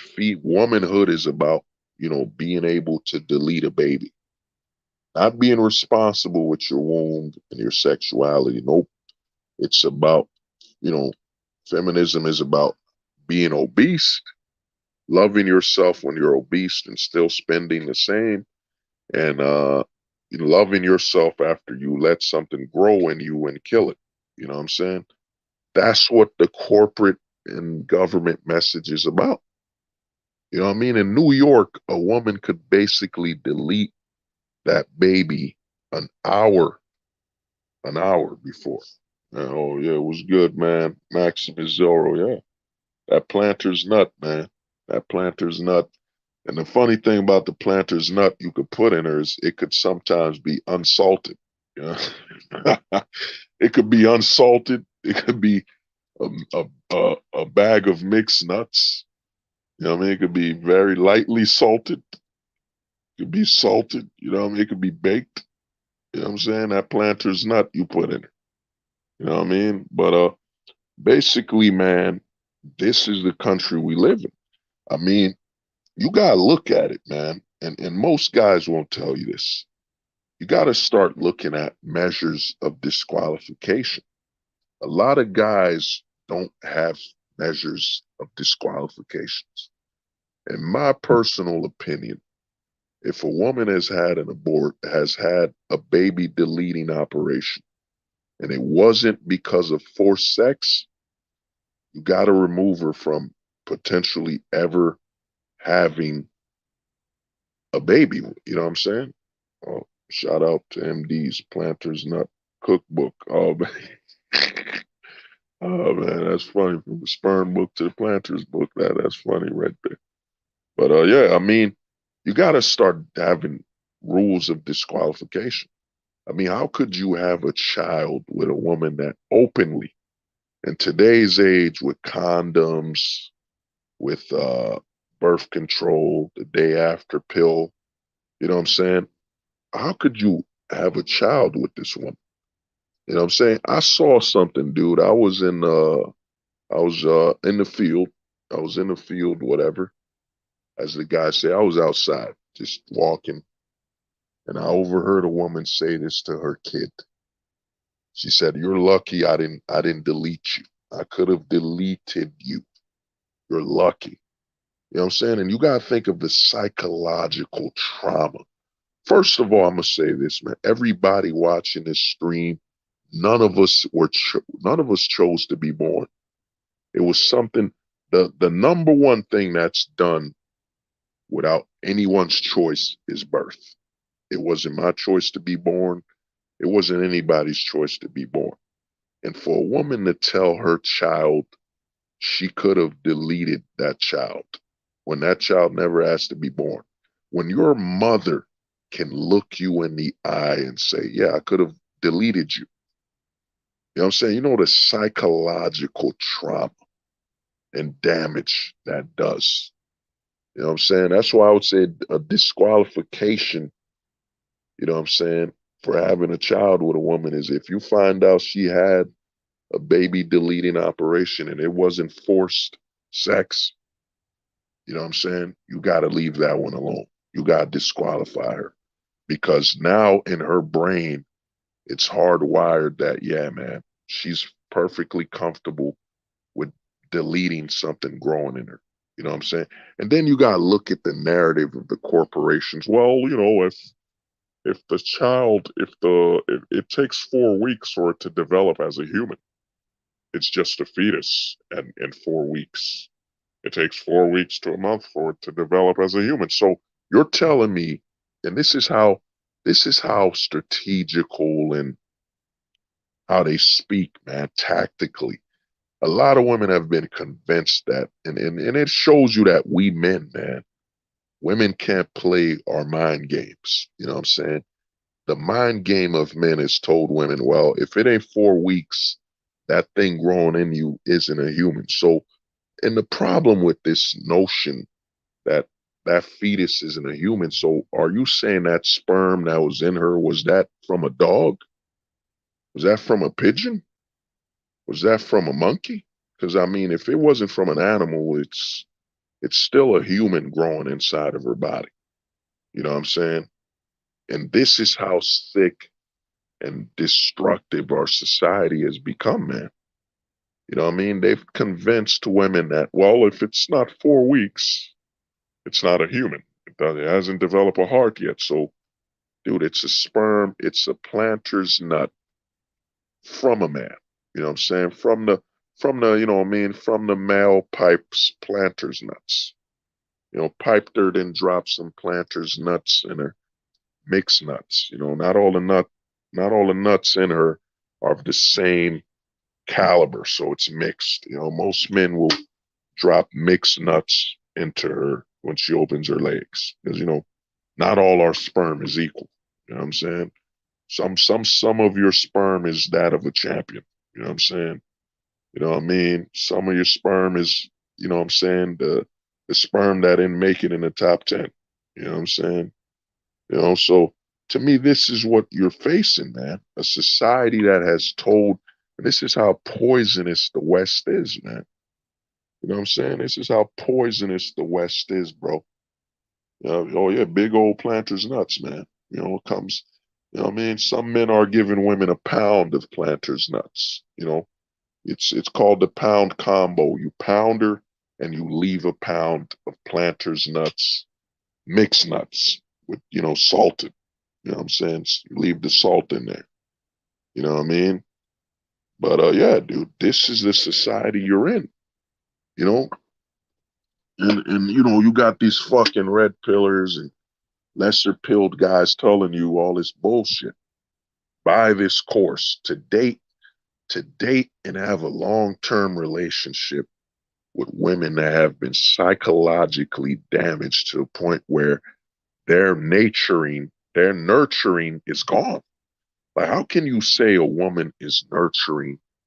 You know what I'm saying? Because you hear this bullshit from the feminists and the government and corporations. Well, women are nurturing. Well, I mean, how is she nurturing when she voluntarily killed something growing inside of her and it wasn't forced sex? You know what I'm saying? It wasn't forced sex, and she volunteered to delete something growing in her. You know what I'm saying? This is how corrupt this society is, and this is the society you wanna have your kid. You wanna have your kid's mother to tell him one day, well, son, yes, you're one of the survivors. I mean, at this moment, man, in the West, a woman's vag might as be a post-apocalyptic, you know what I'm saying, location. And we all know about post-apocalyptic. In fact, shout out to MD, man. But I'll call it right now in the West, we have post-apocalyptic vagina, you know, apocalypse vag syndrome. You know what I'm saying? Apocalypse vag and no, actually apocalypse womb. Most women in the West are suffering from apocalypse womb syndrome. I know what you're thinking. Well, why do you call it the apocalypse womb? Because a lot of things have died in that womb. A lot of things have died in that womb. And, it's a miracle that something survived to live and be pushed out of that womb. There's a lot of apocalypse wombs in America, man. You know what I'm saying? Some chicks, by the time they're 15, 12, they've already had multiple baby deleting. You know what I'm saying? That BD, that's gonna be like a new baby deleting. So that womb is an apocalypse, and we've seen apocalyptic movies, man. You know what I'm saying? Or the let me see that. Or the necrophilia pill. Yeah, I mean, we've had that. We've had the apocalypse womb, man. Babies are lucky if they survive. Shout out to MD. I was chopping it up with him. And he told me, man, when they do these baby deleting, pieces of that baby are left in that womb, dog. Pieces of that baby are in that womb. And then you got to think there's some women that say they've had so many baby deleting operations that they can't even give birth anymore. Now, a person without critical thinking will say, well, she had too many operations. No, the amount of leftover decaying flesh from the previous babies deleted in that womb. You know what I'm saying? And the fact that so many have been deleted, there's leftover pieces of that baby that have literally decayed within her womb. You know what I'm saying? Decayed in that womb. No wonder she can't give birth. You know, that womb has decayed flesh in it. You know what I'm saying? No wonder life can't be born from that. You know what I'm saying? And you know, a lot of guys don't look at it. This whole nurturing crap, you know what I'm saying? They say because this society's built around, dehumanizing men. You know what I'm saying? Like a man just doesn't want to have children and kids. They dehumanize. Well, women are nurturing. How the hell is she nurturing when she's growing something inside of her, then deleting it off of spite, emotion, and it wasn't even for sex or off of irresponsibility? Because you got to think about it. There's a day after pill. Literally within 48 hours, she takes that pill, and you know what I'm saying? The sperm will be ejected out of the, you know what I'm saying, the urethra, or whatever you want to call it. You know what I'm saying? It'll be pushed out. So there's a 40, and you got to look at the level of mental instability that a woman in this society would rather have something growing in her than experience deleting it rather than just taking a 48-hour pill, the plan B. You know what I'm saying? Because plan B, and this is what this has created with a, to me, abortion should be legal within, I'd say, within, regulations. You know what I'm saying? As in, if that woman had a forced sex was forced on her, of course, that woman's life is in danger. You know what I'm saying? If giving birth would probably kill her, yeah. Or her and the father both disagree to giving birth, or her as an adult, yeah, she just chose to no longer have a child, yeah. You know what I'm saying? By all means. You know what I mean? Yeah, let her have her abortion, but our tax dollars shouldn't pay for it. In all reality, abortion just shouldn't be free, man. It shouldn't. The only ones that should be funded by the state is forced sex and life endangering. You know what I'm saying? Because not every woman has an abortion without justifiable cause. You know, we all know that. But to me, this is the society you're in. This is the society you want to have a child by. You want to have a child by a mother that looks at her child and says, you know what? That's one of them I didn't delete. Man, that's one of the children I did not delete. Instead of, look at my baby, so happy. You know what I'm saying? She's giving life to this child. Instead, she looks at this child and says, well, that's one of them I didn't get to delete. You know what I'm saying? And oh man, you gotta look at it. And then you gotta think about the society we're in. We're in the slut walk era. You know what I mean? You went from women marching for female rights and, to promote, awareness of domestic violence to now slut walking, body shame. I mean, I'm waiting for that parade for, you know what I'm saying? Someone needs to get on this. We need a parade for body shaming. We need the body shaming parade, body positivity parade. We need that. That could bring in a lot of money. Think about all the fast food. Think about all the food trucks that could make money off of a body positivity. You know what I'm saying? A body positivity parade. We need that. That would be bigger. I think a body positivity month would be far more beneficial from a capitalistic perspective. You know what I'm saying? Just picture if we had a body positivity month, a whole month dedicated to body positivity. You know what I mean? Obesity, gaining weight. You know what I'm saying? We have some money. Oh, Woody, my brother was good, man. Woody, man. That's the homie right there, man. Woody, man's been with We've done some legendary streams together, man. 4 hours, 5 hours. I think I'm the only one in the manosphere that's clocked in 12 hours and 50 minutes. Like, I streamed so long, even YouTube and StreamYard wouldn't allow the full video. They chopped it down to about 11:50, but in reality, the longest stream I ever did was 12 hours and 50 minutes. You know what I'm saying? It was a 12-hour and 50-minute stream. But YouTube cut it down. You know what I'm saying? But basically, man, we need to get on to that body positivity parade. We need a body positivity month. In the 90s, we had body positivity, man. It's just funny how everything that was positive is negative. You know what I'm saying? In the 2000s, 20s, man, everything that was positive is negative. In the 90s, body positivity was, don't bully that. Oh man. Hey bro, hey man. Nah, Woody, man, respect to you, bro.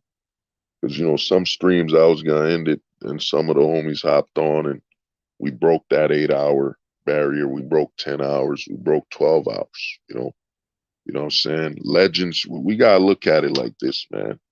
Some of us, MD's a catalyst, Scribe's a catalyst, I'm a catalyst. You got guys that will start the stream. Then the homies will hop on and we'll break past that barrier. We'll break past that 6, that 5 hour, that 12 hour. We'll break past it. So, you know what I'm saying? I'm a catalyst. I might have started the thing, but you gotta give thanks to where it's earned, you know. So to me, man, respect to you, Woody, man. Respect to you, brother. Respect on, you know what I mean? But basically, yeah, we need in the 90s, man, body positivity was don't tease that kid with glasses. You know what I'm saying? Don't tease that kid who has disabilities. Don't tease that kid with a disformed forehead. Don't bully them. You know what I'm saying? Don't bully them because their body, the way they were born, or what I'm saying? Because a lot of people, glasses, you gotta understand, wearing glasses is some form of body, you know, a body deformity. You know what I'm saying? Your eyes aren't strong enough without glasses. In the 90s, it was all about, man, don't bully people because they look different from you. Don't bully them because they got different religion or, their weight. You know what I'm saying? The way they dress. That was body positivity in the 90s, man. You know, 90s, 80s, that was body positivity. I think even the 2000s, that was body positivity, man. Just don't go attacking people and bullying them and speaking ill of them because they look different than you. You know what I'm saying? Then you had sexuality, even sexuality in the 90s, they would tell them, yo, don't be so promiscuous. It's dangerous, it's bad for your health. That was about sexuality. You know what I'm saying? In the 90s or 80s, that was sexuality when they would tell a woman, yeah, just don't be over promiscuous because you're risking your life with STDs and so on. But once we hit the 2010s, man, it all became about profit. You know what I'm saying? Everything's about profit. Body positivity. I made a video, man. I made a video on body positivity, the scam. You know what I'm saying? It's all about money. You know, you want to make a fat person. In the 90s, a fat person wouldn't wear a thong. They wouldn't wear a swimsuit because they were like, you know what? I'm overweight. I don't want to showcase the fat and folds on my body. I got to get in shape to wear a thong. Got to get in shape to be shirtless. You know what I'm saying? Because I don't want to promote this obesity and, this weight. You know what I mean?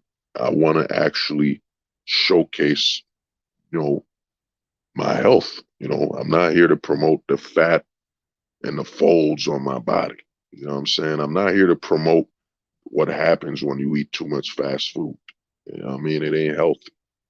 You know what I mean? That was in the 90s, but then the corporations today realize, man, you lose money. You lose money when a fat person doesn't buy a Prada pants or Gucci and all. You lose money. And think about it, when a fat person buys, high end fashion, you make more money. You know what I'm saying? Think about a Gucci jacket that's 5X versus a Gucci jacket that's medium. You know what I'm saying? The medium, you're going to make less money. But if you could sell that fat person who's wearing a 4X, you know what I'm saying? 4X Gucci jacket, you make more money, man. You know what I mean? This whole body positivity movement was all about the fast food industry making exchanges with the fashion industry. It's really, it's really a co-op. It's a cooperative attack. You know what I'm saying? The fashion industry teamed up with the fast food industry. You could call it, F and F. Guys will say I'm talking fresh and fit. Nah, I'm talking about fashion and food. Fashion and food. You know what I'm saying? You know what I mean? It should be FFI, fashion food industry. You know what I'm saying? The fashion industry got together with the food industry. They realized, man, when you shame someone who's fat, they go to the gym. Instead of them going to buy some clothes, you know what I mean, to wear, they go to the gym. You don't make money. You don't make money when that fat person would rather go to the gym than the mall or to buy clothing. You know what I'm saying? Even a non-fat person. Well, yeah, I mean, I won't lie. I wear 4XL.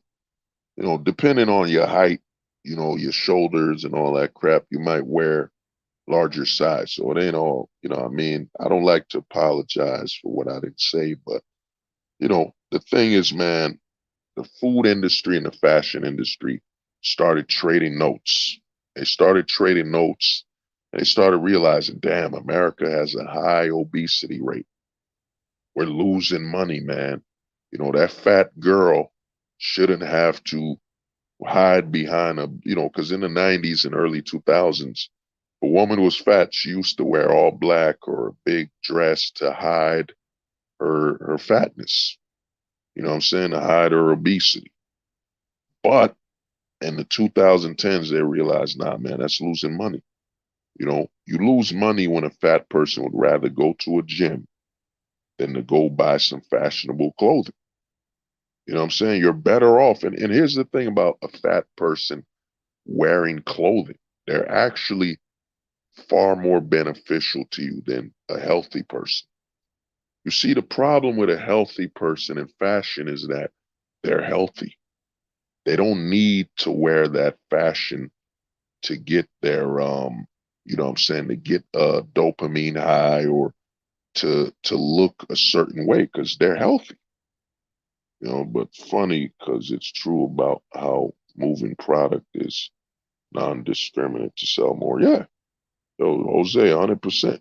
Because the problem, like, me, what I mean, I need to drop about 20 pounds, get into my better shape. I need to get back to 240, but the problem with the fat person and why the fat person is more beneficial than the skinny person is that, dude, a healthy person, they can change brands. Their identity isn't based on that brand. They'll take off their clothes. You know what I'm saying? They'll take off their clothes and you'll see a healthy person just walk outside showing their abs or whatever. They are perfectly fine with not wearing clothes. But a person who's obese, who has a issue, you've convinced that person that, yeah, their obesity and their weight issue isn't a problem. You know what I'm saying? So they should still invest in high end fashion. So you've basically are having somebody that's ill, sick in the mind to buy your fashion, invest in it. So they're more attached to it than somebody that is healthy. You know what I'm saying? You'll even see fat people not take off their clothes as much. They really bond with their clothing because at the end of the day, if they take off their clothes, all they have is their fat folds and their weight. And that's not really a complementary thing. You know, someone who's in shape, who has washboard abs, or, you know, they just ain't fat. They could take off their clothes. You know, it won't be offensive, and it's a benefit, it's a compliment to their existence, you know. But someone who's fat, you'll see it. Look at somebody who's fat who's wearing high end fashion. They won't take it off. You know what I'm saying? Their identity now is bound to that fashion and that clothing. You know what I mean? So they take it far more seriously than someone who's in shape. You know what I mean? Because if you can convince somebody, hey, don't worry about you being fat and your heartbeat being erratic. Don't worry about that. Don't worry about that at all. Get these new pairs of Pradas. Get these new pairs of Gucci pants. Don't worry about your weight. You know what I'm saying? The fat person will wear that clothes to death. And then you got to think of how easily the fat people sweat more. So they damage the clothing more. They got to buy a new pair more sooner than a healthier person. You know what I'm saying? And even if it's their size, if they stretch too far or gain more weight, they'll rip and damage that and they got to buy a new one. Fat people are far more profitable than the thin person. You know what I'm saying? Thin people have other activities. They'll be hiking, they'll be running, they'll be doing all this other stuff. But the person that's fat, where their new health, their point of health is that they can wear these clothes. They're worth far more, even if they might not live. And I mean, even if their life is short, you know, I think they've shown that obese people aren't living beyond their late 30s or late 40s. You just need a good 5 to 10 years of them supporting your brand for you to make your money anyway. You know what I'm saying? So in the 90s, man, you know, body positivity, even sexuality, you know what I'm saying? You know what I mean? Let me see. Very good point. I was slim for most of my life. Yeah, Kevin, yo, when you're slim, dude, you just, you know, you see clothing more as a, you know, it's not a necessity, and you just wear it because, you know, you probably want to have some high end, but you're more willing to take off your clothes. And I mean, you got to think about it. If a guy is in shape, he takes off his Gucci shirt to show his abs, or he takes off his shirt, he's not promoting that brand. You know what I'm saying? He's not promoting that brand. But the fat person, they won't take off their shirt. They're going to wear it to death. They won't take off their jacket. They won't take off their clothes. So a fat person is constant advertisement of your brand. You know what I mean? Constant advertisement.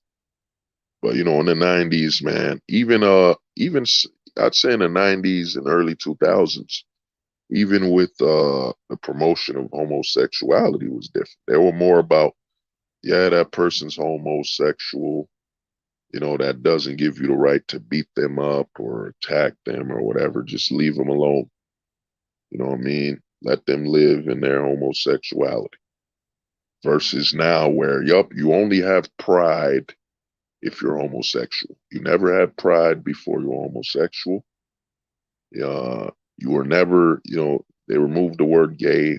Gay used to mean happy. You were never happy until you were homosexual. You know what I'm saying? So they've switched everything around to kind of challenge you, and then they've militarized it to where, you know, you gotta have representation. And the whole representation inclusion scam. Well, you know, man, they're not inclusive. So are the gay people inclusive when they have a gay only bar? Are they inclusive when they have a gay only movie? You know what I'm saying? Where's the inclusivity in that? You know, oh, wait a minute, that's not about inclusivity. That's a certain genre and a sexuality they're seeking to buy their product. Because the thing about sexuality, as much as they want to push this bullshit around where they're trying to tell you, you know what I'm saying, if you're so comfortable in your straightness, You won't be offended and you'll go watch a movie with a gay person. Dude, you're straight. When you're straight, you don't want to see anything else. I mean, even the boys I was watching, a lot of scenes I had to skip, man, because they want to, you know what I mean? The majority of your fan base are straight males. Like there's a scene in the boys where some dude shrinks and runs into another dude's planter's pipe. You know what I'm saying? Planter's nuts pipe and it blows up. You're like, what the fuck, man? Why couldn't you just do a dude, a straight guy sleeping with a chick? You know, he shrinked himself, ran in her vag, ran into her vagina, you know, and got her to come, and then he exploded out of her and killed her. You know what I'm saying? Instead, they gotta push the narrative. Even the latest boys season, man, it's super woke, and you know the narrative between the men and women. It's at the point where, man, you're not gonna watch anything, bro. I'm gonna start touching up. I did some pop culture. I gotta do more of that content. You know, pop culture, the black pill lens. But yeah, dude, they're forcing it. They basically are trying to force straight men and to compromise their sexuality. That's what they're doing. I mean, shit. If you enter Bumble right now, try to enter Bumble. Try to go on Tinder and just. They don't even have a setting for you to just choose sex, woman. You know what I'm saying? You gotta choose gender. So anybody that identifies as a woman, you gotta see that bullshit on Tinder. You know what I mean? But let's get to the point at hand. Like I said, man, when it comes to the red pill community, there's an illness. The sickness is they speak as though women do not exist. And when it comes to family, you don't have any female members in your family. You know what I'm saying? And to get further sick, they become purple pill. You know, the red pill is all about, all right, man, to get female validation, I'm gonna pretend to be a guy I'm not. I'm gonna get this money to peacock to get her attention. I'm gonna do all these tricks to get female validation. Then they evolve into a purple pilled or pink pilled man. And the purple pill, you know, still masculine, he wants to get married, he wants to trick the system. He thinks there's a way to beat the system. That's right, there's a way to beat $1 trillion backed by military corporations. There's a way to trick that backed by religion. And why do I say backed by religion? You know what I'm saying? A lot of guys pretending to be religious, man. There's a big scam. There's a large false religious group of guys in the manosphere, man. A large amount of them. Just plain false religious. They're talking about, you need to be married in the court of law and this and that. Dude, I thought you were religious. If you're religious, you need to be married under God. You know, the court should not be involved. Nothing from the system. Because if you're promoting, well, you need to be married under the government and the state, and you're basically promoting religion and government. You know what I'm saying? You're promoting that marriage. You know what I'm saying? And in all honesty, if you can't be married under God and only under God, as in no paperwork, no I forget the word when they say you're married if you've been together too long. Fuck, what is that word? Something marriage, whatever. I forget the word when you're married if you've been together long enough. But there's a lot of false religious guys in the manosphere. Well, I've got, I don't know why I keep going to this British voice, but it sounds right. I've gotten married under the state and God for during my marriage. Oh yeah, common law, my homie, man. Jose, word, common law marriage. Common law. You know what I mean? A lot of these religious guys, in all honesty, these religious guys should actually be the biggest geomaxers. They should actually be more about geomaxing than us. Because in their eyes, it should be, well, I'm with a woman, but we will not get married because it's under the state, not God. You know what I'm saying? We will only get married overseas in a country where our marriage only needs to be recognized under God, not country, not state. Just you know what I mean? We got married under God, and that's all that matters. You know what I mean? The biggest geomaxers should be the religious guys because they should point out and say, well, man, this country, you just need to be recognized under your religion and you're good. Your divorce, as long as if you got married under God, only God and your religion can deal with that. State will not get involved. You know, you got a lot of scam, false religious guys in the manosphere, man. You know, in one breath they'll say, "Well, I'm a man of God. All I need is God," and then the next breath they're gonna say, "Well, you got to get married in a state of law. You get married in a state of law, for God wants you to be married with a marital license in the name of the Lord. For the Lord is thy God and government." You know what I'm saying? There's a lot of G and G guys in the manosphere. G and G is God and government. You know what I'm saying? They can't see God separated from the government. Well, it's your duty as an American to get married before the government and God. And sometimes they're replaced. Some will be God first, some will be government first. You know what I'm saying? God and government. It's your duty to get married before the Lord and before our governor and government. You know what I'm saying? There's a lot of bullshit, but like I said, man, the lesser pill community, then you got MGTOW. The problem with MGTOW and why the ideology, in all honesty, it's in the lesser pill community and it's in a loop, is that the problem with MGTOW is this narrative that you got to run away from women and you got to dodge them and avoid them. You got to play like the world. In reality, MGTOW, if you look at it, they're basically playing that game. The floor is made of lava. You know what I'm saying? The floor is made of lava and minefields. That's the problem with MGTOW.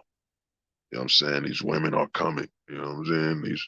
These women are coming for you, and this narrative that you know what I'm saying, you gotta keep dodging them. When you got females in your family, you're gonna be working with women. It's inevitable. It can't be avoided. And the problem with MGTOW is it tends to be domestic, just like the red pill and the lesser pill community. It's a domestic issue. Like, for example, a MGTOW in Mexico won't be the same as a MGTOW in America because it's all bounded by the laws in the system. Because, this whole narrative of you're going your own way, I remember, I think it might have been over 2 years ago where I told a guy, that's a lie. You can't go your own way. Even if you live, for example, off the grid. A lot of guys like to say, well, I live off the grid. I'm going my own way. But dude, you live off the grid within the system. You know what I'm saying? You live within the system. You're just not in the loudest sector of it. You live in a forest, you live off the grid, whatever, but you're still living within that country and still got to abide by its laws. This false narrative of, well, man, I'm going my own way. You can't go your own way because wherever you go, you're attached to the government anyway. You know what I mean? It's a major high level delusion that you can actually go your own way. How? How you going your own way when you had to purchase that off grid house and get it approved by the government? You know what I'm saying? You had to get it approved by the government. You can't really go your own way, man. You know what I'm saying? And the thing about going your own way is it's really, dude, it's just individualism. You know what I mean? You're an individual. Yeah, of course you're going your own way to a certain extent. You know what I mean? You're your own person. But the narrative that, oh man, I gotta avoid women and like it's the apocalypse, you bump into a woman. And the thing about MGTOW is many MGTOW guys suffer from the yellow pill, man. You know, the yellow pill is basically the fear of the law. The fear of the laws has consumed them to the point where they think they're being chased by the legal system. Because if you watch most MGTOW channels, they talk as though you step outside, you could get a harassment case. You go drink a beer at the bar, you could get a false rape case. You know what I'm saying? It's the yellow pill, man. A lot of MGTOW guys have the yellow pill fever. You know what I'm saying? Where they're so terrified of the legal system and the unfair legal practices that they actually think they're being chased and hunted down by the family court, by the no fault divorce and all that. They speak as though they're being hunted, and a lot of MGTOW guys tell you don't socialize. Yeah, man. After work, don't socialize. Don't go to the bar. Don't do anything. Just go back home and go to work because the law is coming for you. You know what I mean? A lot of MGTOW guys suffer from the yellow pill fever, man. And the yellow pill is basically when you've obtained the red pill knowledge, you get scared of the law. You get horrified. You get terrified of the marital law, and you get terrified of the spousal laws. You get terrified of all the legal issues between men and women to the point where you become numb and you avoid socializing or living a life at all. Everything you do is about completely avoiding the law. You know what I mean? A yellow pillar will be a guy that goes to work, goes home, goes to work, goes home. He's terrified of anything outside of that. Socializing, fraternizing, terrified. And most MGTOW guys suffer from the yellow pill fever, man. You know what I mean? They're living their lives terrified of the law. You know what I'm saying? But and that's the problem. The MGTOW thing is it keeps you in a loop. You got MGTOW guys telling just avoid women. That's right, avoid women that are everywhere. Then they're telling guys to go monk, man. Just go monk and suppress your sexual needs because the women here are dangerous. Instead of telling guys, dude, you got sexual needs, maybe go overseas or go to Vegas and pay for that. If you don't want any relationships or any attachment at all, go to Vegas, pay an escort, get your sexual needs met. It's natural. I mean, that's the thing about MGTOW is a lot of it tends to be, dehumanizing, man. You're dehumanizing a man, his natural needs. Yeah, go monk until the women go back to being virtuous and noble. You should go monk and await the return of the virtuous woman. You must await her return. Go monk. Conceal your sexual needs and your nature. Go monk. You know what I'm saying? They're going to tell you go monk and all that BS, because they worship this false narrative of a virtuous woman. And a lot of MGTOW, there's a lot of sus soldier activity there too. You're telling men to completely avoid women, go monk, avoid their sexuality, sexual activity, and spend a lot of time with men. You know what I mean? There's a lot of that being pushed in the MGTOW sphere. You know what I mean? Talk about women and interacting with them as though it's a poison. When in reality, man, and I created this quote called the man vantage. If you don't have an advantage, you know what I'm saying? You're not courtship. If you're MGTOW and you know about courtship and you know what I'm saying, it's gone. That's why I say a lot of, when I found out about the word MGTOW, men sent their own way. You know what I mean? I think that's the majority of the MGTOW sphere. It's a lot of men sent their own way. You know what I'm saying? By the women. They didn't want to get divorced. They didn't want to leave her. She sent them packing, and now he's living a life of misery because he can't get back with the woman he was originally with. You know what I'm saying? And a lot of them are preaching this, you know. And the MGTOW loop is, and I'd say MGTOW tends to be very negative on younger men that can't control their sexuality. You know, their hormones are just Ferraris. You know what I mean? The younger you are as a man, you know, I remember, man, my 20s, man. You know, your sexuality was like a goddamn Ferrari engine, man. You know, it was at the point where your sex drive was literally crippling. You know what I mean? The amount you needed, the amount you thought about women, just sex, sex, sex. It was, I mean, I still get that from time to time. You know what I mean? Yeah, raging, bro, raging. I've seen MGTOW videos. I even saw a video by, Elliot Haas, man. He met Elliot Hustle or Haas, where he told young men, yeah, when you have this sexual energy, just don't do nothing. That's right. Tell a man, and I look at it, you gotta look at a man's sexuality like a volcano. I think that's actually the best metaphor for your sexuality as a man. It's a volcano, dude. You're ready to erupt. Like the younger you are, the more the volcanic lava flows upwards and it's just bubbling. You know what I'm saying? You're ready to burst at any time. The man's sexuality is a volcano. And you're telling these men to just put a lid on it. And what happens when you put a lid over a volcano? It eventually just bursts the fuck out, man. It gets worse. You know what I'm saying?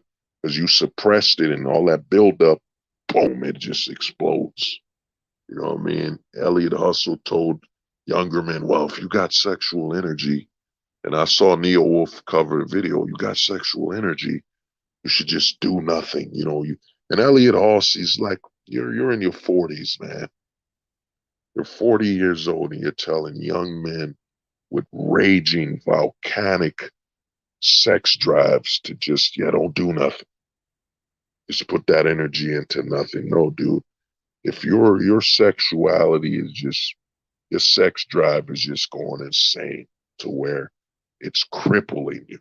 You know what I'm saying? To where you can't think, you can't work, you can't even properly eat without your sex drive just driving you insane. You know what I'm saying? You got to use your bread, man. You got to use your money.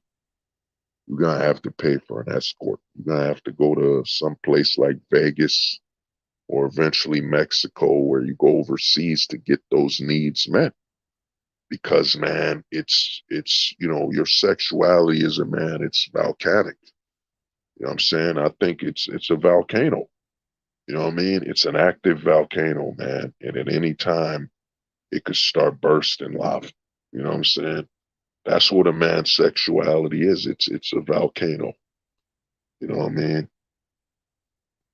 Who you are then versus who, yeah. Jose, who you are then versus who you are when the lava isn't flowing. Like that is different.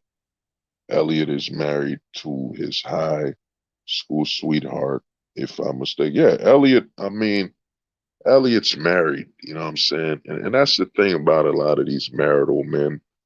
A lot of these men lose touch, man. They lose touch of what it means to be a man. I made a video a long time ago, probably over a year old, called Young Men or something. I say if you're within your 20s, man, and I think it's going to really help you to start looking at your sexuality with currency. You know what I'm saying? Because if you're that, you're throbbing like it's volcanic. That volcano, what I mean? I'm a man of, I won't give too much, but man, some of us have higher sex drives than others. Mine is, it's a high sex drive, bro. It's on a volcanic level where, it's an active volcano. You know what I mean? Sometimes it's more active than others, but when it's full, blown activity where, you remember when you look at a volcano where it's not full eruption, but you see it's, pushing out spurts of lava. Some men have higher sex drives than others. And then these guys that are married, older, have children. And let's be honest, man, like I said, the married man in the West I look at it as they evolve. They devolve. You know what I'm saying? If it's a red pill man, he gets married, becomes pink, he becomes purple pilled, where he's still, I'm a man, I need sex and this and that. But later on, that man eventually devolves to a pink pillar. He becomes like a Will Smith. The thing about the Will Smith slap, man, it really helped out my pink pill metaphor. Will Smith is literally the ambassador of the pink pill. Literally lives and breathes for his woman's validation to the point where he was willing to destroy his career, destroy his name. He destroyed his children. Will Smith is literally the embodiment of the pink pill man. You know what I mean? But Elliot Oss, to me, you telling young men to just, if your sex drive is going insane, don't do anything. You know what I'm saying? Because, another thing, these guys that are married, usually they have a superiority complex. Well, I married my high school sweetheart. You know what I'm saying? I'm one of a few who did that, so I'm better than you. And if you can't marry your high school sweetheart, you're not on my level. So they use the validation of marrying their high school sweetheart to basically demonize other men. You know what I mean? To me, Elliot, when he had it earlier videos, whatever. But my thing is, dude, you can't be telling young men who their sex drive is just, dude, it's a fucking Ferrari, and guess what? With no brakes. There's no brakes, man. You know what I'm saying? The thing is this, your sex drive, you gotta look at it. You gotta look at your sex drive like a high performance vehicle, convertible or some shit. But just picture that the brakes aren't always working. The younger a man is, the more dysfunction, the less the brakes work. You know what I mean? You can't control your sex drive, bro. Remember when I was a little younger, dude, I was in my 20s. There were days, man, where that sex drive would be crippling. You know what I'm saying? Where you're like, man, I can't think. You know what I'm saying? It's, you know what I mean? And in the lie, the biggest lie is that all men think about is sex. Dude, you don't think about sex, man. You don't really think about it. You really just feel it. You know what I'm saying? Sex is the only thing that your sex drive, you feel it. You don't think about sex. Come on, man. It's just part of your sex drive and you feel it. You're like, damn, man, I'm feeling it like really heavy today, man. Like I really need to hit something. You know what I mean? I gotta fuck something or sleep with some chick, ASAP. You know, I mean, this sex drive is, it's on full tilt, man. You know what I mean? I can't turn it off. You know what I'm saying? I'm driving and the brakes are off. That's what your sex drive is, man. A man doesn't think about sex. Because for you to think about it would mean you need to think about your sex drive. No, bro, your sex drive is the only thing I'd say a man can feel. You don't have control over that, man. Like, think about it. You wake up in the morning with a boner. Like, did you think about that? You don't wake up in the morning and thinking about anything, man. You just feel it. Like, you wake up hard as hell, whatever, you just felt it. A man doesn't think about sex. That whole notion is it's to use some mind games to manipulate you. All you do is think about sex. No, I'd say most men don't even think about it. Dude, man, it's your sex drive. You feel it. You know what I'm saying? That's the thing a man feels. You know what I mean? You ever had a strange boner? Like you just You know what I mean? You're at a fucking hospital. You're just waiting to see the doctor, and you're like rock hard for no fucking reason. You know what I'm saying? You know what I mean? Or you're walking on the park. You're looking at the fish in the water, just rock hard for no reason. You didn't think about that shit, man. It's a feeling. You know, your sex drive is an active. It's a volcano, man. Some men, the volcanic activity is less than others. But at the end of the day, your sex drive is a volcano. And you know, a lot of guys, what they call that, Neo Wolf uses that line a lot. When you after you came pre cum, or yeah, nut clarity, planter's nut clarity, whatever. You know what I mean? When you get your nut clarity, that's really just, the volcano isn't spewing as much lava anymore. You could think. You're like, oh man, I could think, man.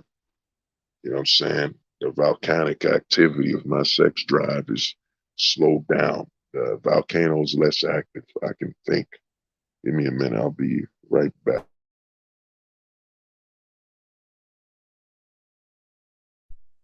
1 second. I'll be right back. Gotta make a quick bathroom break.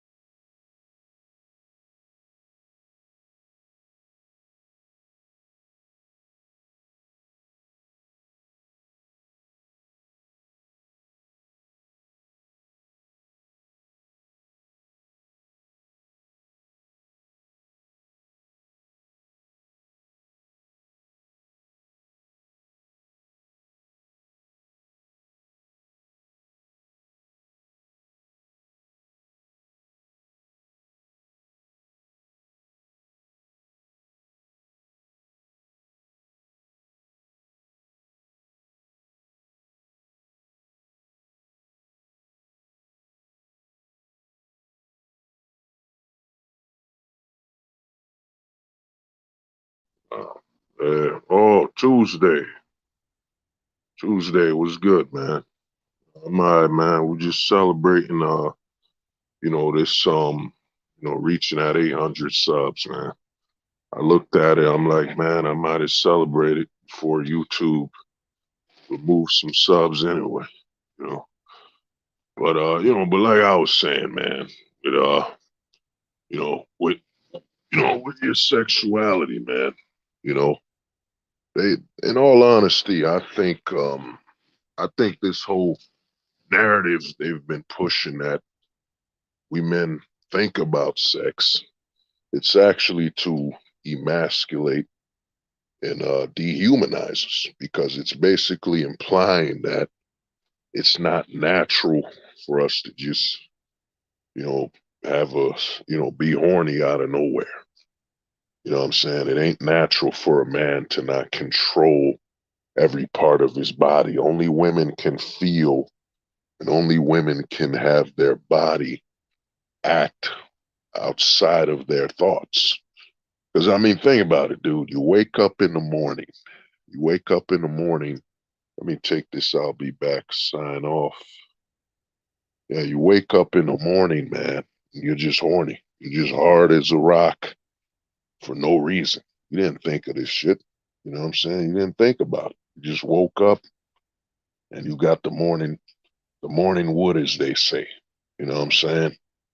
And I look at it as they want to dehumanize us. Well, all you men do is think about sex. No, I don't think about it, man. It's just the body reacts, and I mean, you even got to look at your planter's pipe. That's what I'm gonna call it from now on. Your planter's nut pipe.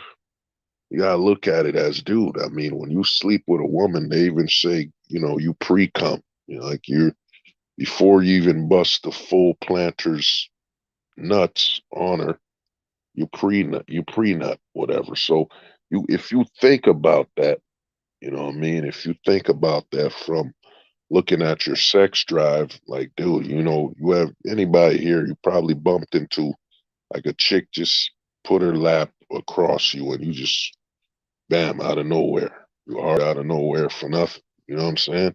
And then some things happen because of that.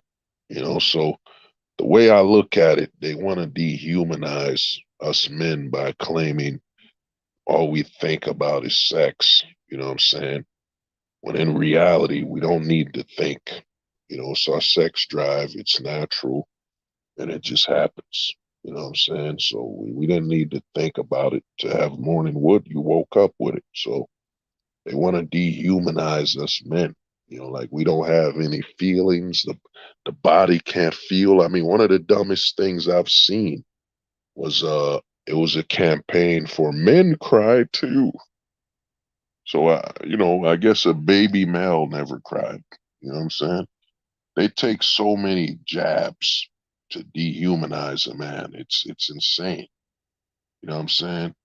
Yeah, very true about sexual desire. Yeah.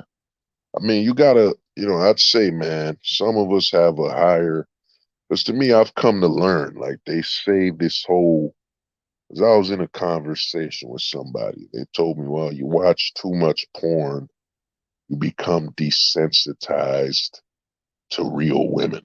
You know what I mean? I think that's a huge lie. And I think, in all honesty, you become too sensitive to a real woman because we men are born with, you know, the manhood is your mind. We are very high caliber thinkers, man. The man is, we got a bigger brain than the women. We think a lot more. We have more more skills when it comes to thinking and so on. We think differently because physically we're designed to dominate the world.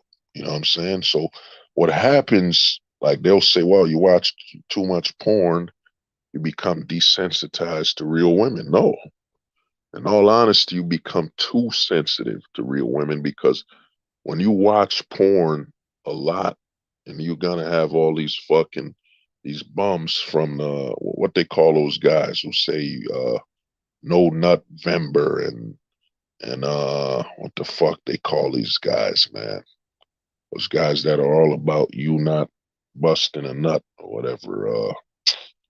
The fuck they call 'em. I forget what they call those guys. Whatever. But yeah, you got these guys, No Nut Vember and all this BS dehumanizing men because they're basically saying if a woman isn't involved, you should not have any sexual release as a man. You know what I'm saying? You shouldn't do it by porn, by your imagination, a wet dream. And that's where these guys, you could tell they're scam artists. The guys that are basically telling you, damn, what I forget it's called retention. Yeah, sperm retention. I think that's what they call those guys, sperm retention, whatever. You know what I mean? They tell you, well, you gotta, if you want to be healthy, if you want to be strong and optimal as a man, want your masculinity to be at full optimal force, you should not be nutting. You know what I'm saying? Dude, we got wet dreams. Who here hasn't had a wet dream and did you even control it? That's how you could tell these sperm retention guys are scam artists. Dude, your body will naturally just take its own action. You'll just be sleeping and wake up and be, oh shit, fuck. I just took a bath. Now I gotta take another shower to change my underwear because I had a wet dream. You know what I'm saying? So these sperm retention guys, they're scam artists, man. Let me see what Kevin Williams said. Porn has real women in it, though. Yeah, yeah, that's the thing, bro. They tell you what porn has unrealistic women aren't natural, dude. I see women with breast implants every fucking day. I see women breasts are getting bigger anyway because of all the hormones in their food. And then you got to think of the sexual race. A lot of women are, you know what I mean?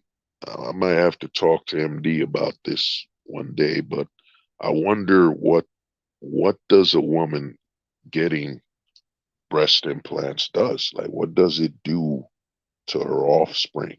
You know what I'm saying? Does having breast implants, a fake ass and all that, does that affect her hormones? You know what I'm saying? Does it affect, does it artificially create evolutionary standard? Like, for example, if a woman has breast implants, let's say she had an A cup and she got some double D's or a C cup, you know what I'm saying, breast implants, and her body is adjusted to that. Does that affect her future children? Like, will it basically create an imperative for her children to grow, bigger breasts, down the line? You know what I'm saying? Wow, what side effects does that have on genetics? Well, you know what I mean? You'll have these sperm retention guys. I say this, dude. If you watch porn, watch it sparingly. Don't become obsessed over it where you're jerking off every fucking day. You know what I mean? And like I said, different guys have different sex drives.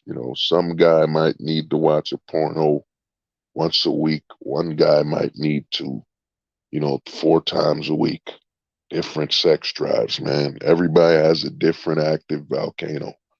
But the way I look at it with porn is I think porn actually makes you more sensitive to real women. You know what I mean? If all you've been doing, think about the activity of porn. You're jerking off to a woman that's not, you can't physically touch. So you're making your brain, you know what I'm saying, operate a lot more than the physical. Then you're watching this porn, then you're releasing some planters nuts, you know what I mean, after watching it. You know what I'm saying? So after watching a porn, you do what you do. So your body now, you get your sexual release just off mental stimulation. So now you get in touch with a real woman and she touches you for real. Now you're more sensitive.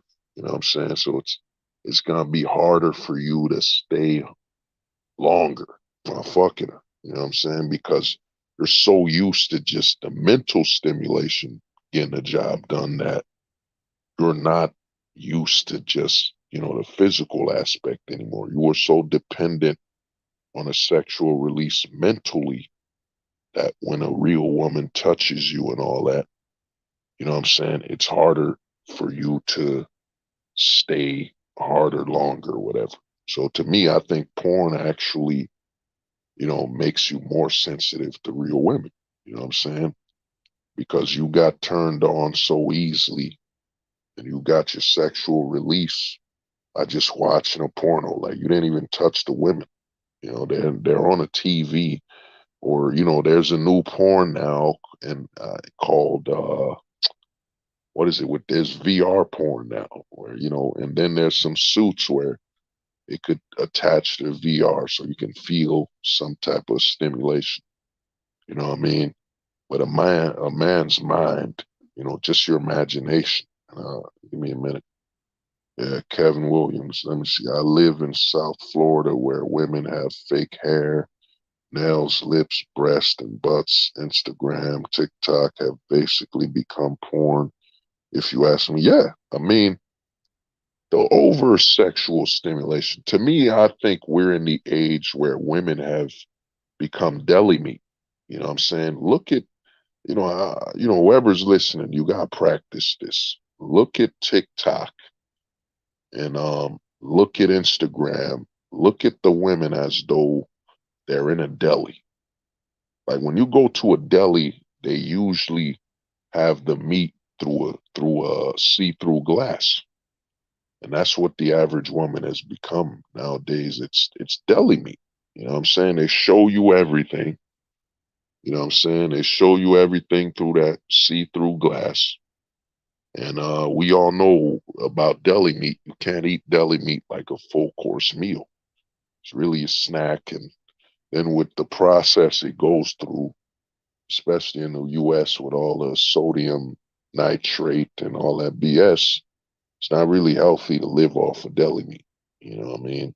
So a lot of women, I look at it as they've become like deli meat. They just show themselves through this display, Instagram and all that. And they're showing you all they got to offer. All they got to offer is their sexuality. You know what I'm saying? And you look at that as, all they got to offer is their sexuality, then dude, that's fast food. There's nothing nurturing or caring about that. You know what I mean? I was talking to some chick and I worked with her. She was a hostess or whatever. And then she showed one of the homies showed her Instagram and you're like, man, she's underage. And this is her Instagram. Wow, that's crazy. She's 6, she's underage, and her parents just allow her to post all these type of photos, and you're like, wow, this is where we've arrived. I mean, I worked, man. This is how hypersexualized the society we live in. You know what I'm saying? And this is the narrative. This is why I say most women nowadays, man, they've this society preys on transforming women as sex objects. You always got to listen to whatever they're saying. It's the opposite. Now, you'll watch TV and they say men just turn women as sex objects. So the men that want to get married to you, have you raise their children, start a family, they want you to be a sex object, not that magazine that wants to take photos of you in a swimsuit, not that TikTok or Instagram site that wants you just take sexualized photos, but it's the men that want to actually wife you and make you into a mother. They want to sexualize you. You know what I'm saying? That's how you could tell it's a lie. You know what I mean? That's how you could tell it's a lie. You know what I'm saying? Yeah, her parents, I don't even know if they do, then they know they can't stop them. Women want to be sex objects, but respected like me. Well, women don't want to be sex objects or even respected by men. See, this is what the manosphere does. A lot of lies is, I'm gonna tell you this, Jose. Women don't even want to be that overtly sexual. This is what happens when you don't allow prostitution, and when you don't allow polygamy.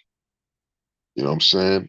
Deprived. What's happened is when prostitutes were legal, women could define that. Well, if you show all this skin, you do all this stuff, you're a prostitute. You're trying to showcase what you have to offer.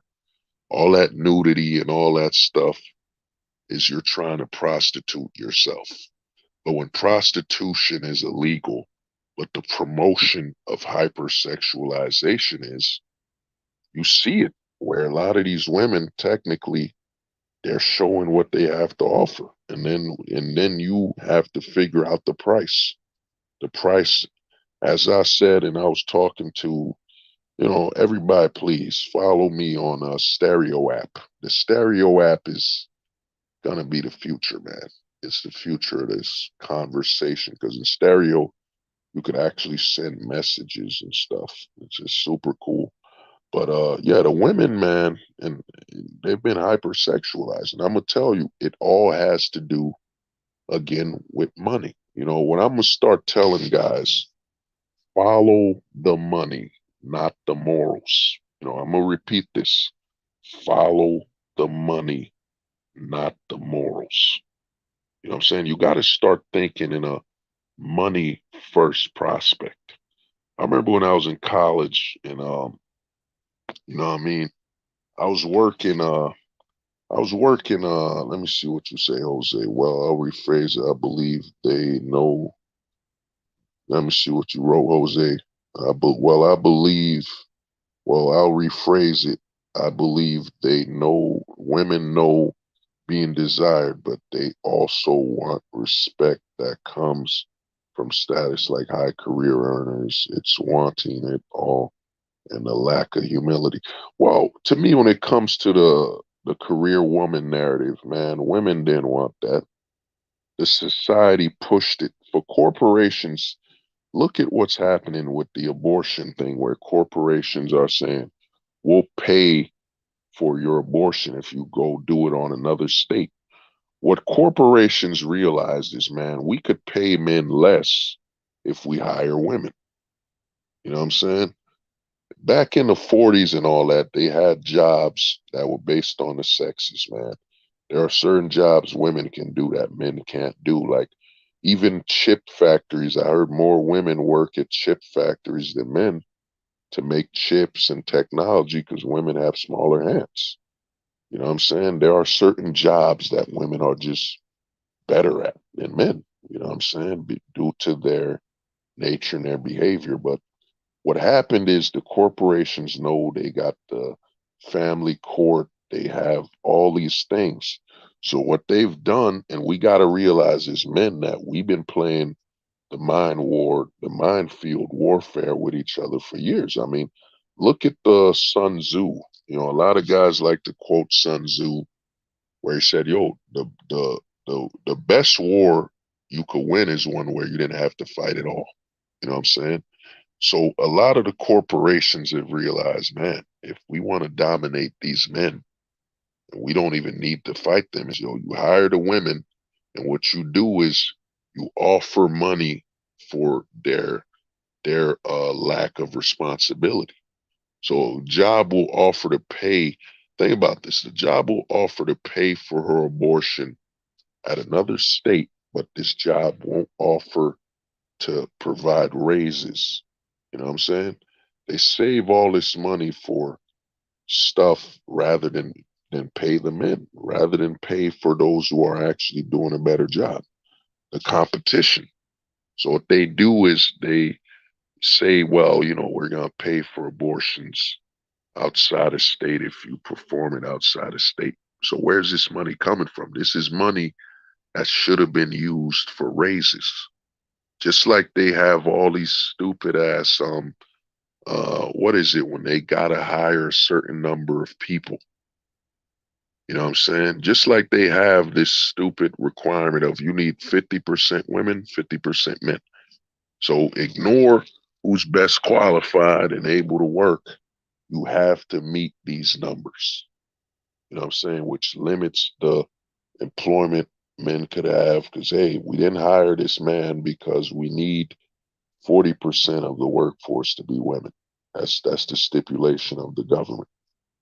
You know what I'm saying? It's false equal opportunity bullshit. You know what I'm saying? How is it equal opportunity when you suppress a certain group of people from getting a job if they're better qualified? You know? So, but back to the story I was about to say, man. I was working a security job, you know, and it was a one direction concert. And a lot of these mothers were hypersexualizing their underage daughters, you know what I'm saying, for the concert, you know, because, dude, corporations have realized that they have to, you know what I mean? Yeah, their women are better complement workers. Yeah, women are better because when it comes to compliments and women are, God, they don't have the force to dictate the world. So, they're gonna work a lot more complementary because that's how their survival is. You know what I mean? I could go into more detail, but I'll avoid that for now. But basically, man, I was working a concert and the women were hypersexualizing their daughters. And even makeup, I mean, you gotta look at the trajectory of makeup, It used to be a girl wasn't allowed to wear makeup, only women. Like, her mother wouldn't allow her to wear makeup until she was what, in her late teens. Now you got little girls wearing makeup as soon as possible because what they've done is we're in a pro body dysmorphic society. Whenever you remove, a lot of men don't understand just how much of an impact male authority has, man. How much male authority has and just how much of an impact the extended family has, man. The nuclear family was the end, man. I need to do a stream or some shit on the nuclear family, but the lack of male authority has women now because they're in a position of leadership in the relationship. As soon as the man has a child, the woman won. A woman obtains the ultimate weapon is that child. And most men are just so simplified that they'll do anything for that child. You know what I mean? There's a lot of fathers, and to me, a lot of men hear this as strength. Well, man, when I had my children, I'd do anything for them. You know what I'm saying? That man has just admitted defeat, man. A man who said, I'll do anything for my kids, he'll go to jail. He basically admitted that, yeah, she won, checkmate. When in reality, dude, you're a man. You didn't get pregnant for 8 months. You know what I'm saying?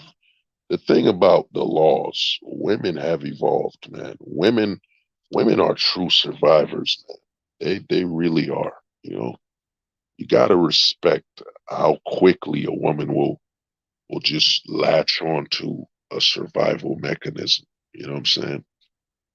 The government gave them these advantages. Bow. They take automatic, no questions asked. While you got men sobbing and crying, well, she she won't let me see my daughter. She won't let me see my son. Mm, she she she just keeps hiding the kids, and she got full custody, and I can't see my kids. I'm so heartbroken. Dude, you're a man. Bro, let's be honest. You could literally have another kid in 5 seconds. The whole the whole my child is a miracle scam. You know what I'm saying? It's been to emasculate. The biggest level of emasculation that's happened to men is just how willing they are to be trapped by one child. Dude, you literally walk around with your private parts. One man could repopulate the world. You know what I'm saying? This basically means children for men. It's not a special thing. You know, the problem society has done with the removal of polygamy and prostitution. It's bred the weakest type of men, man. The weakness of men is just how emotionally attached. In all honesty, if you look at it, a lot of people like to say, women are more emotional.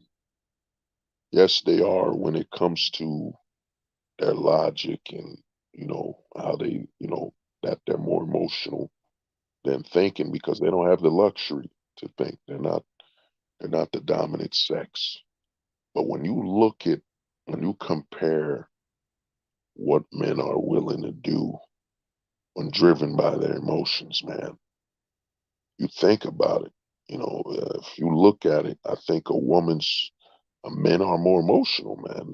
They're when a man gets consumed by emotion, the level of danger. You got men killing other men because his girlfriend he caught another man in the bed of his woman. You know what I'm saying? Which she let him in, and he killed that other man rather than accept the fact that yeah, dude, she's sleeping with another man. He probably didn't even know if she wasn't married or wasn't single. You know what I'm saying? And you just killed this man because you got overly emotional. You know what I'm saying?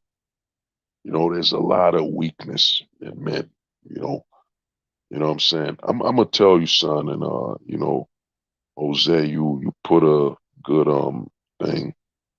You put you know, you put what was it? They should be special, but there's a lot that should be in life, and we as men need to get that and move forward. Yeah, I mean, I live by a saying, man, and this saying will help you out as a man. You know, I mean, the saying I live by: "It is what it is, not what it should be." A lot of men live by that missing half, by the missing half where they just say, "It is, it is what it is," but you're missing the "it is what it is, not what it should be." Now, what it should be is the natural. The thing is this, man, your children, yes, the specialness is they got your DNA. That's it. They got your DNA as a man. You achieved it. You had someone, they gave birth to your seed and you continue your bloodline. Whether you're in that kid's life or not, the continuation of your genetics is already set in stone.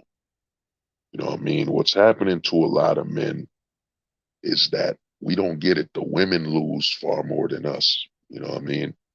A woman had your child. That's 9 months. Her body's changed. Hormones completely change. Her whole body's different. And depending on how many children she has, it further adds her inability to move on with another man. Unless her looks are, if she looks like a crazy level. And, like I said with the pink pill, a lot of men are pink pilled where they just need the woman to validate their existence. So if you wifed up a 10, you know what I'm saying, and they do exist. So you wifed up a 9 or a 10 and you got her pregnant. She gave birth to about 4 to 5 of your kids. Let's say 3 to 5 kids, but she still looks, like a 9. You know what I'm saying? She stayed in shape. She still looks crazy good. So to the pink pilled man, that he just wants to validate that a 9 is his wife. He'll wife her up, man. You know what I'm saying? A woman's appearance affects how she moves on. But you as a man, you know what I mean? And this is why, I honestly believe that, my channel hasn't grown as quickly and people hop on and hop off is because, on Hold the Truth Hostage, man, you're gonna get the truth, man. And it's uncomfortable. You're not gonna get the truth, the whole man power movement crap. You know what I'm saying? You're not gonna get that. You're gonna get the uncomfortable, raw, black pill truth at its purest. In all honesty, man, if you were to look at me as a drug dealer, if you were to look at me as a black pill drug dealer, like I deal the black pill, you would have to admit that I'm dealing the purest black pill, the highest quality black pill, man. You know what I'm saying? The narrative of, no attachments and emotion when just being honest and truthful. I'm probably one of the best dealers of the black pill at its purest. You know what I'm saying? And the black pill on manhood is this, bro. You had your kids, your genetics have been passed on. If you can accept that and remove the emotional aspect of it, it doesn't change just because you're not in your kid's life, you know, doesn't change the fact that your genetics are being continued. You know what I'm saying? And here's the ultimate thing. It doesn't change the fact that you could have another kid. You know what I'm saying? You could have another kid, you know? That's why that's why they keep promoting this narrative of, well, man, I can't have custody, and oh man, I'm torn up. I don't get to see my kids. Oh man, I'm gonna start using this, man. The crying man. That's what I'm gonna call it. Whenever I gotta get into that bitch mode, I don't get to see my kids, man. She got 100% custody. I only get to see my kids once a month, once a year. Fuck, I only see my kids through the phone when she shows some photos. I'm torn up. I'm broken, dude. You did not give birth to these kids, man. You didn't give birth to these kids, man. Stop acting like you were pregnant for 9 months. You know what I'm saying? You gave birth, man. You just passed your sperm and she gave birth. That's one thing I give women. They're 100% correct. It's her body, her choice, whatever. Because when she gave birth, it changed everything. Even before she gave birth, just being pregnant altered her body. You know what I'm saying? Dude, nothing happened to you, man. Yes, there's a strong, healthy attachment to your kids, but the problem with most men in the modern age is that men can't detach from their emotions to accept the law. Dude, the law states you lost, man. You lost by having children in this modern society. You fucking lost. You took your emotion. I love her. I trust her. These are all emotions. These are all, you know, thoughts. They're not set in stone legally. I loved her. I trusted her. And she had my kids. She was my high school sweetheart. These are all attachments and emotions. They don't mean shit in the eye of the law. They don't mean nothing in the face of the law, man. The law doesn't give a fuck you loved your wife. The law doesn't give a fuck she was your high school sweetheart. The law doesn't give a fuck those are your kids. You know what I'm saying? The law doesn't give a fuck, man. And the problem with most of the manospheres, you got mostly these, oh man, I don't get to see my kids, and man, I'm torn up, man. Torn up, bro. I don't get to see them. She took all custody. Dude, you got into a relationship in a system where you know you're gonna lose, man. That's why I got finished that book, man, Vantage. A man must operate on an advantage. If you don't have an advantage, you have a disadvantage. On Tuesday, but hold the Travastage. I want to see those receipts. Or that, to me, what happened with the QB situation, I'm gonna touch up on it, but to me, it don't affect me, man. I predicted Tuesday. Anybody knows me, I predicted this happening over a year, and I explained it with the Black Pill video. I made the Black Pill prophecy. The Black Pill prophecy, I told guys, there's gonna be a lot of guys that can't remain black pilled. I've made video after video, man.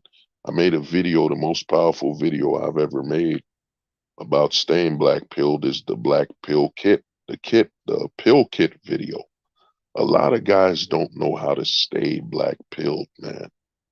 A lot of guys, and I could tell which guys will not remain black pilled because they don't speak about staying black pilled. They don't even, shout out to Neo Wolf. Neo Wolf actually reviewed other guys' videos. That means he's taking it in and then he's gonna, I'll tell you guys this, man. If you're watching these videos, feel free, man. Feel free to make a reaction to the video. Feel free to share your opinions on it. Feel free, bro. Because that's a sign that some of this stuff is sticking with you. And that's a sign that you honestly care about what's going on. And even if you don't make a reaction video, you can make an essay. Like, feel free to make an essay you share on Reddit about some of these videos, some of these things I've been talking about. Feel free, man. You're free to do what you want to do with this content, man. I'm a black pill content creator. You're free. You're free to reuse my content. You're free, man. You're free to do something with it. You know what I mean? And to me, I saw this coming. I made a video over 11 months ago called Black Pill Hunting, where I literally described everything that was going to go down. The red pillars are going to go gray pilled. They're going to come for the black pill spear. Some guys in the black pill will go gray. Then the black pill prophecy, I went into deeper detail. I saw this coming. You know what I mean? A lot of the guys don't know how to stay black pilled, man. And, they defect, and a defective black pillar is a gray pillar, you know? You know what I'm saying? I'll make a stream or a video soon on the gray pill because a lot of guys have taken my gray pill message from a negative perspective rather than learning that, dude, you could be red pilled and go gray. You could be purple pilled and go gray. You know what I'm saying? Just like I was MGTOW when I got into the black pill spear. Then I changed and I learned that I was, yeah, man, I'm more black. I'm black pilled, man. This is why I didn't get along with certain MGTOW creators. This is why some MGTOW content creators blocked me or even avoid what I'm going to say because what I was saying would free men from that loop, the MGTOW loop. The MGTOW loop is to keep men wandering their country. I'm going my own way, avoid women. I'm going my own way, avoid women. I'm going my own way, avoid women. Become a monk. Become a monk. Deny my own sexuality. You know what I'm saying? Yeah, man, respect, Jose. You keep it pure, bro, and that's the respect on your name. Yeah, you gotta hold the truth hostage, man. We can't negotiate with lies, and this guy say it like it is, man. This fouls in this flies in the face of Mark Huck, who, yeah, well, Marquise, man, to me, man, he's declared war on me. That it just shows you, man. It shows you how mentally ill. You're a married man with grown children. What time do you have to dictate to warfare with guys on YouTube? You know what I'm saying? He's lost, And Marquise remarrying his wife. A lot of men don't get it, man. You reward women. Marriage is a reward. If a woman divorced you, then you come back to her. You just rewarded her by saying, yep, you divorcing me and mistreating me is 100% correct. I reward you with my marriage in my hand again. You know what I'm saying? So it is what it is, man. Let me see what you said Tuesday. That's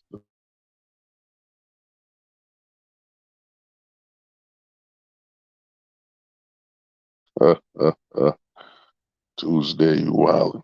Many dudes get pregnant, they gain weight, their testosterone drops, and they become overly emotional. Hey man, yo, that's funny. Yeah, dude. I mean, a lot of dudes, man. The feminization of men. A lot of guys been trained, been told, feminization of men is when you wear a dress and, that man is on his knee crying for his wife. No, the feminization of men is when you're unaware of your manhood. Dude, you're a man. You literally walk around with millions of sperm, you know, millions. Let's be honest, dude. Uh, Children aren't special for men, man. I could put Tuesday in the Middle East and he could still get a broad pregnant. It don't matter, man. You know what I'm saying? You lose access. I'm gonna tell you this, man. I said this probably over a year ago, probably 2020. I said this, dude. If a chick makes your children into a bill, treat them as a bill. You know what I mean? If your baby moms put you on child support and you've been taking care of your kids and all that, treat those kids as a bill. You don't talk to your phone bill. You don't buy your phone bill Christmas presents. You don't celebrate your phone bill's birthday. You don't you don't take your phone bill to a vacation. You know what I'm saying? Treat it as a bill, man. And then you got to understand the danger, the espionage that will happen where a woman will say, well, my kid came back home and he was drunk. And really, she might have drugged your kid with alcohol, might have gave him some hard seltzer water, got your kid drunk, takes a photo of your kid blacked out, then takes his blood alcohol and says, look, the father got the kid drunk. You know what I'm saying? A lot of this stuff I'm talking about, men will say, oh man, this barely happens. This never happened, but it could. And it could happen. And how will you recover? How will you recover as a man if a case was put on you that you got your kids drunk? You know what I'm saying? How you gonna recover? How will you recover if the woman you're with basically falsified, what I'm saying, falsified a case where your children came home and they were drunk. You know what I'm saying? She put some hard seltzer in their drinks, got them drunk. How do you survive that? You know, now they put you on child endangerment. Dude, once a woman makes your kids into a bill, they're no longer your kids. They're a bill. You got to treat a bill accordingly. You know what I mean? At the end of the day, dude, you're a man. And being a man, you could have other kids. She can't. She can't keep going through this 9 month period. I mean, it's literally a woman could die giving birth. You know what I'm saying? You could die. So you gotta look at it. You know what I mean? If you're a full fledged man, a lot of men can't be tap into their manhood completely. If you tap into your manhood completely, you'll understand that, yeah, dude. Yeah, she had my kids. I didn't have kids. She had mine. Her body held these children for 9 months, and then she pushed them out. It changed her body. It didn't change mine. I could have kids any other place. I could have a child any other time and with another one. This is not a special event. The only thing special about your kids is they have your DNA, but them being born and all that, it's nothing special. You know what I'm saying? And if you start thinking like this is what they don't want you to think. Because you got to start noticing how come every day they keep putting men crying. I can't get access to my kids. I'm a good father. And I can't see them. I miss my son, daughter. Oh God. Why they keep putting this on TV, man? Because they want to keep putting this false narrative to feminize a man. Dude, man, you could have 100 kids. You know what I mean? Look at Ty. What you guys got to do is, man, look up a Chad and Tyrone. Look up a man. You know, there was a football player who had 21 kids. You know what I'm saying? Put them on child support. Dude, it ain't special for you to give a woman your seed, bro. You know, there's a reason why chicks are sperm jacking. It's too easy. There's nothing special about it. You know what I mean? The problem with a lot of men, they're falling for it. Why would the mainstream media be so comfortable with sharing and showing men crying about their children? You know what I'm saying? Why would the mainstream media be so comfortable with that? Because it's a lie. It's propaganda to feminize men. Show a man crying. I mean, Kanye West, billionaire. Kanye West is worth $6 billion. And he puts out a video of him crying and bitching. Kim, Kim won't let me see the kids. And Kim won't let me do this and that. Dude, you're worth $6 billion, bro. You could just admit you messed up. You had children in a country where you don't have an advantage as a man. You don't have any authority, and move on. You know what I'm saying? Have kids in a country where you do have authority and you can be in their life by default. Problem with men in the West is they don't look at things from a default standing point. If you can't be in your children's life by default, then you're at a disadvantage and you failed. You know what I'm saying? You failed. If there's any question for you to see your kids or be in their life, you had them in the wrong location. You failed. You know what I'm saying? A lot of men don't want to look at it like that, you know, because it would imply, oh man, that kid, that's mine, man. That's an example of my failure. You know what I mean? It's an example of my failure. You know, some deep stuff. Oh, the part of men when, yeah, let me read this. Jose dropping some deep comments. Some, you know, Jose Marquez, some deep stuff. Old, the part of men whimpering about separation of their kids. Didn't see it that way until you mentioned it. You have to be a man in all situations. Yeah. I mean, they don't want you to be, yo, I forget whose stream I was on, but I was saying, uh, dude, the world fears a man unlocking his full manhood. You know what I'm saying? Seeing his manhood as a solution to everything. Everything. You know what I'm saying? Give me 1 minute. Be right back.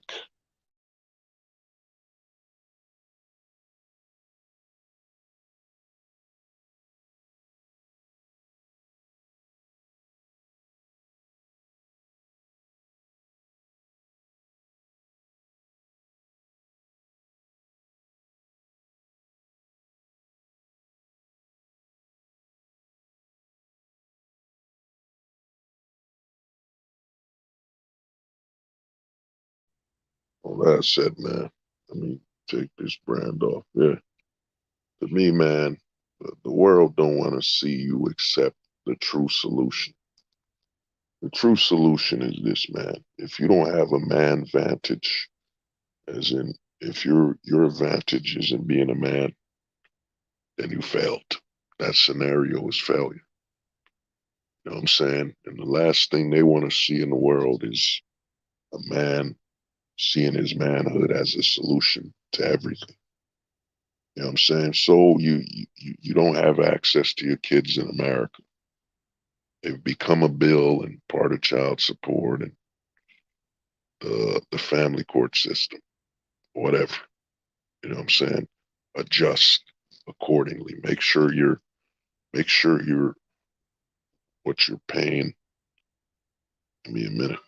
And make sure what you're paying is reasonable for your child support and then minimalize your life, man. Minimalize it. Start renting rooms, get an RV, and you could have kids in another country. Being a man is simple, man. I mean? We literally have all the tools, you know, tools built in us.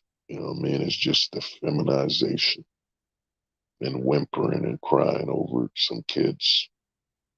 I mean? When they could have 20, 50. One man could have thousands. I mean, there's a story about a milkman or a mailman literally having over 100 children. He would just stop by and he would drop a seed.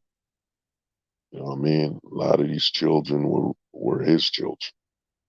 You know what I mean? So there's this narrative being pushed online, man. By mainstream media to feminize men crying and bitching about I don't get access to my kids. Like I can't have others. You know what I mean? You can have others. You know what I'm saying? I told some guys this, man.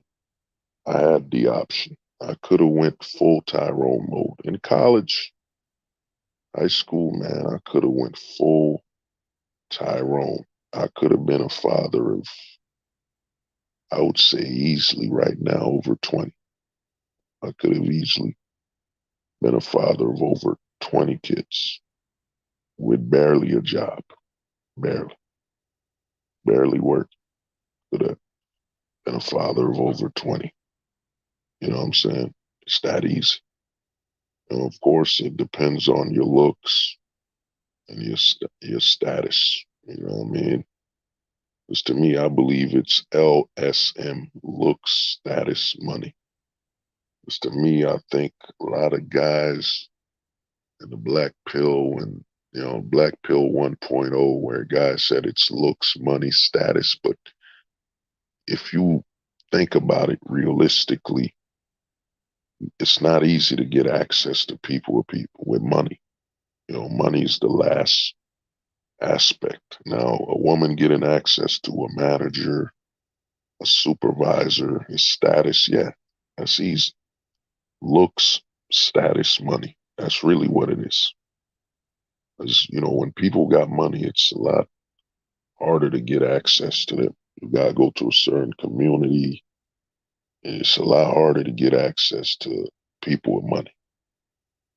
But people with status, very easy. Very easy to get access to. You know what I'm saying? Looks, status, money. That's really what it is. You know what I mean? But yeah, like I said, man, society wants to show men whimpering, crying, and all this weakness. When in reality, man, dude, there ain't nothing special about having kids. If it was so special, how the hell there's 350 million people in America alone? 350 million humans in America alone. 350 million people. I mean, if it's so special and a miracle, how the hell is, we at this number? Because, dude, it ain't special. Any man, a crippled man, uh, a man who's mentally, retarded could have children. You know what I'm saying? So what's so special about it? What's so special about that process? Nothing. You can replicate that until you die. I mean, if your goal was to just have children, you know what I'm saying, since you could, let's say, since you were 18, you were planning to have a kid, getting a woman pregnant every day. You know what I'm saying? So you had the resources and you had the looks and the status and the money to do it. Elon Musk alone could literally, if he wanted to, he could literally have over 1,000 children. And you got to do the math. It takes a woman 9 months to give birth. That means get a woman pregnant every day. You know what I mean? It ain't special, man. And once you break that mental barrier of children and the process being special, you're free. And that feminism, all that crap, it won't do nothing to you. That's why I tell a lot of guys, dude, you're a man. Even if you're on child support, you're a man. You're being divorced. You're a man. You know what I'm saying? That man up thing, if you really look at it when they tell you to man up, it's not really wrong. I mean, if you look at it from a critical perspective and you look at it from a black pill perspective, when people tell you to man up, they're actually telling you the right thing. But you gotta look at it as when they say man up, they look at what it means to be a man and man up and you'll overcome it. I mean, divorce. She divorced me and took half of my money, half of my income, and I can't live in this gated community anymore. Okay, then live in a non-gated community. Um, rent, become rent a room in a home or something. Get an RV. You're a man. You know, you're a minimalist, right? Those kids. She has to deal with those children. She actually has far less options than you. You know what I'm saying? Unless she gives those kids away for adoption. But guess what? If she won't, because if she does give those kids up for adoption, she loses access to some government programs. You know what I mean? Access to some government programs that give her grants and help her with her income. She loses access to that, so she can't get rid of her children. You, on the other hand, dude, she literally gave you an out. You know what I'm saying? She gave you an out. You know, that's why I say, yeah, man, you can't be MGTOW with children. Yeah, I agree with MD and everybody 100%. You got kids, you can't be MGTOW because, you can't go your own way. Oh, JP, what's good, man? What's up, brother? What's good, man? So to me, man, a lot of these men bitching, dude, man, you can have kids, you take care of your kids, pay your child support, you pay your child support, make sure the pricing is correct. And if that woman turns your kids to a bill, treat them like a bill, man. You know what I'm saying? You can always have other kids, you know, you know what I mean? You can always have other kids, man. And once you as a man realize that, oh man, you're free. You obtain the greatest power you were born with, and that's your manhood. You were born a winner, man. You were born a man. That's where I look at MGTOW and I look at this whole manosphere. The world, the world doesn't love men and it's so anti-male and the world doesn't care about our feelings and the world doesn't love me, man. Why can't the world love me? Dude, who cares? Why would I want strangers? Why do I want the validation? I give JP this, man. Shout out to the homie JP. And he always reiterates this, man. You validate yourself. You validate your own existence. You don't need other people. You know what I'm saying? This whole narrative in the manosphere that the world's anti-male and how the hell is it anti-male when you still got a job you can work at? You can still get some skills to do a job, work, make money, eat, shelter, food, shelter. Life is simple, man. Life is about food, shelter. In fact, let me organize it. Security, food, shelter. Yeah, I think and health. That's it. That's really it, man. You know what I'm saying? Let me see. Jose Marquez. The more we cry about, the more it goes on. It literally, the bully principle, until you stand up, you keep getting slapped up. Yeah. I mean, the thing is this, dude, you know, a lot of men need to realize this. Why would I want strangers to care about me? The whole manosphere, that's how you know there's a lot of scam artists in the manosphere. There's a large grift and a scam. When they keep telling you, oh, the world needs to love us men, dude. What man cares about strangers loving them? You know what I'm saying? Who gives a damn if strangers? And it shows you you actually as a man support what's going on with these women. That they'd rather get the love of a stranger, the government, and the love of more strangers, the government, um, the love of strangers, the government, the corporations. Give me 1 minute, I'll be right back.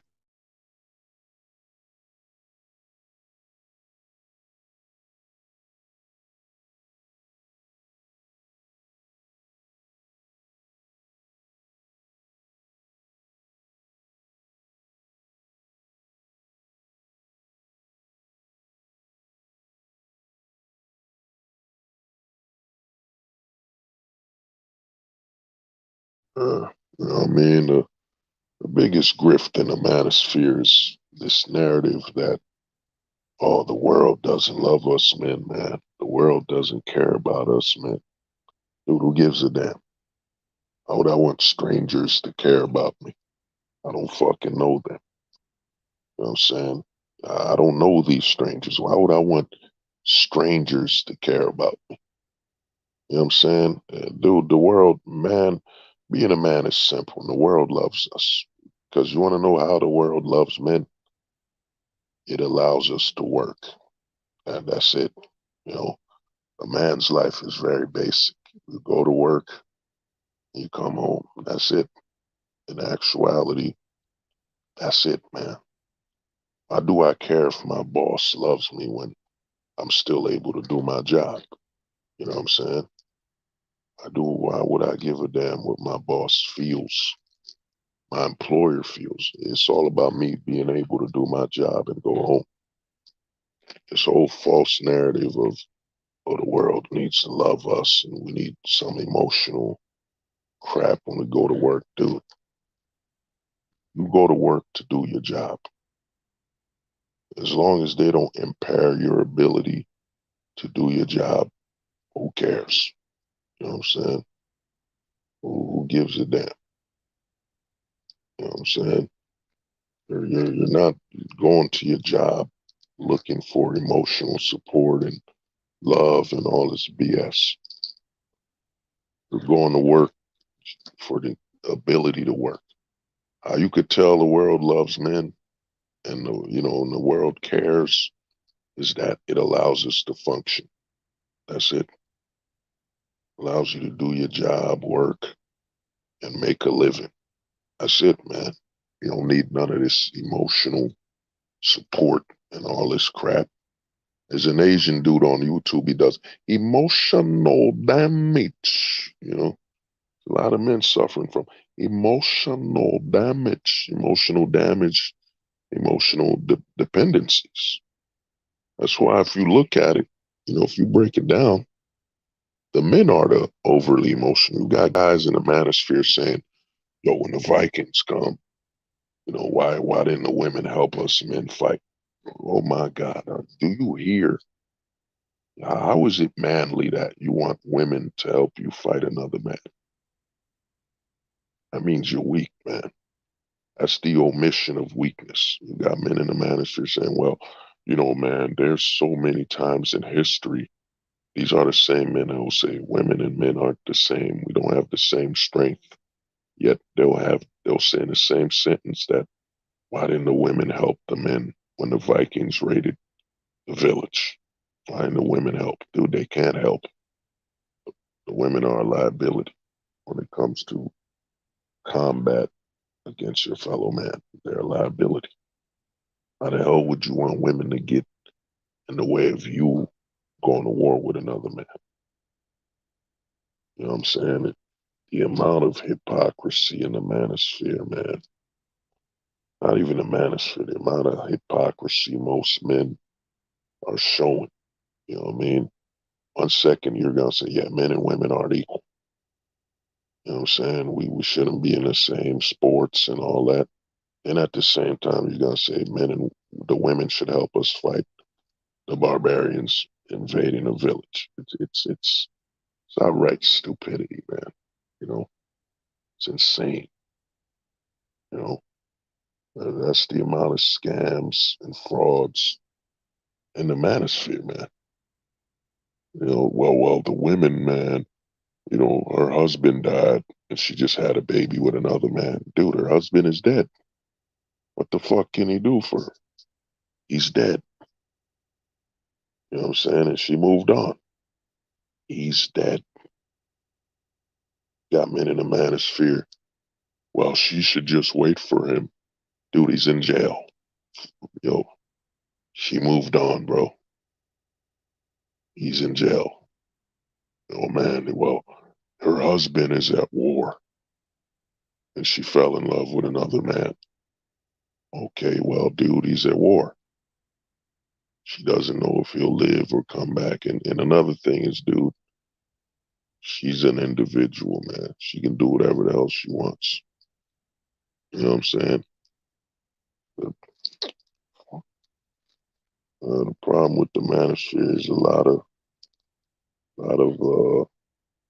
lot of feminized men, man, just bitching at any moment they can. Oh man, you know, he went to war. He was a soldier and his wife wasn't faithful. He came back home and came back home to another man in his bed. Came back home to another man piping up his wife and and and and, and coming, you know, coming with planters mix salty nuts all over her face. It was his wife. Dude, man, you went overseas, man. Long distance relationship. She had no other man to comfort her. You seriously want to deprive her of a man's attention. I think in this long distance crap could work. You really would act delusional. You know what I'm saying? Really would act delusional. You think it could have worked? Come on.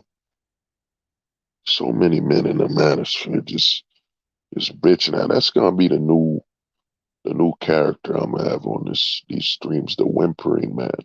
The whimpering man.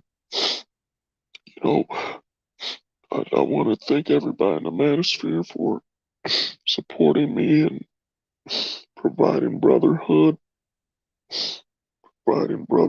man, because, you know, I'm a trucker.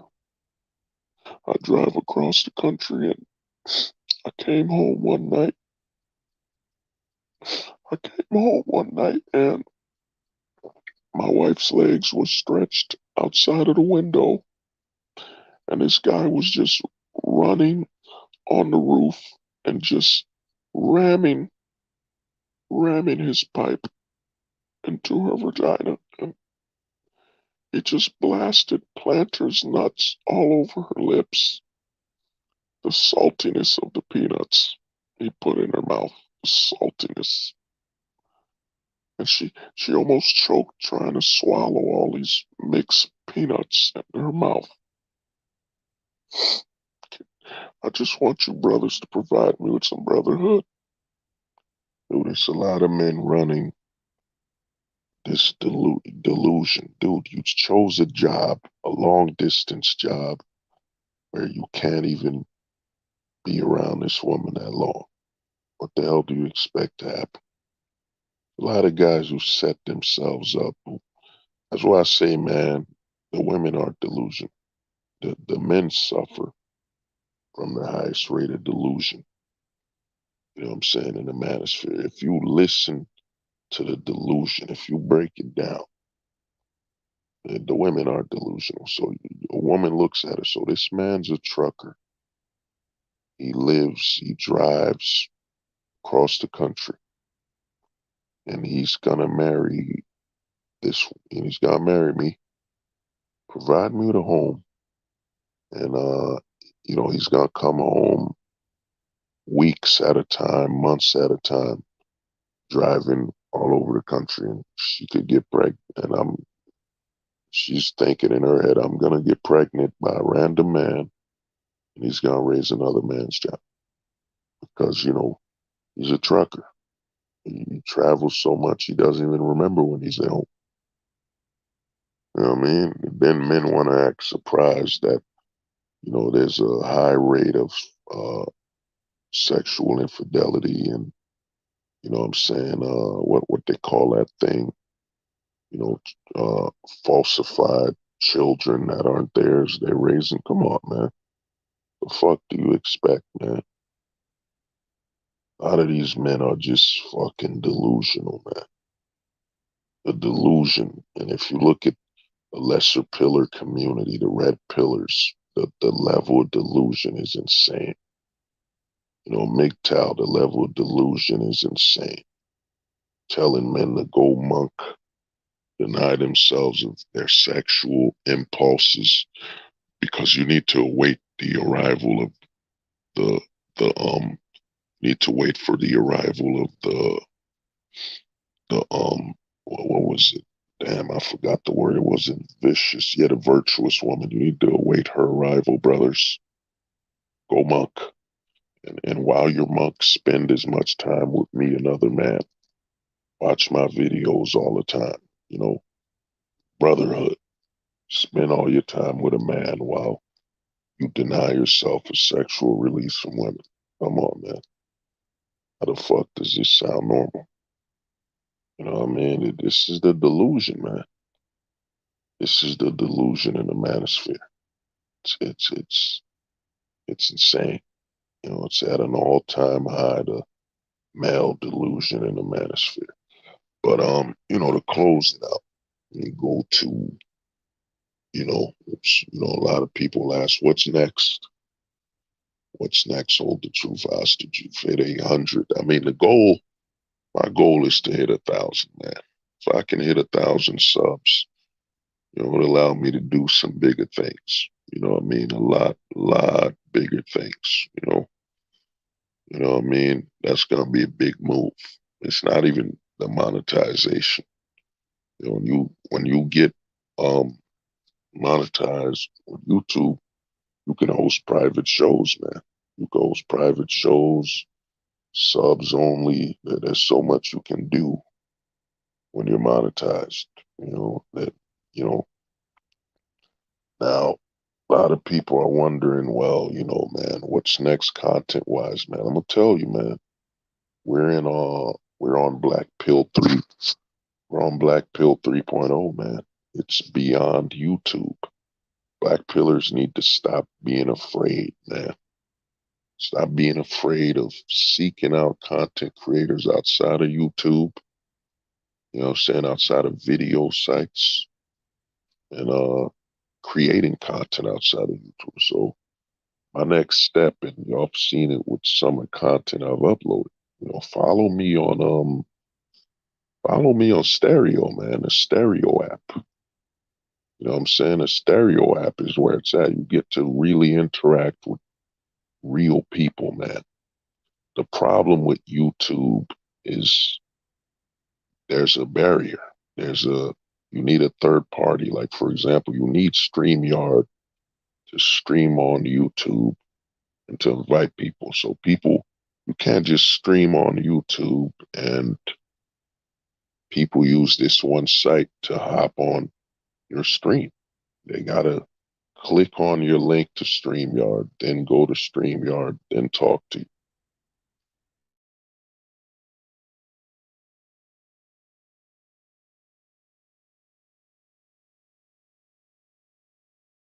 You know what I mean? They gotta click on the link to StreamYard to talk to you. I mean, there's too much work. But dude, and give me a minute, I'm gonna share the link. Hold up.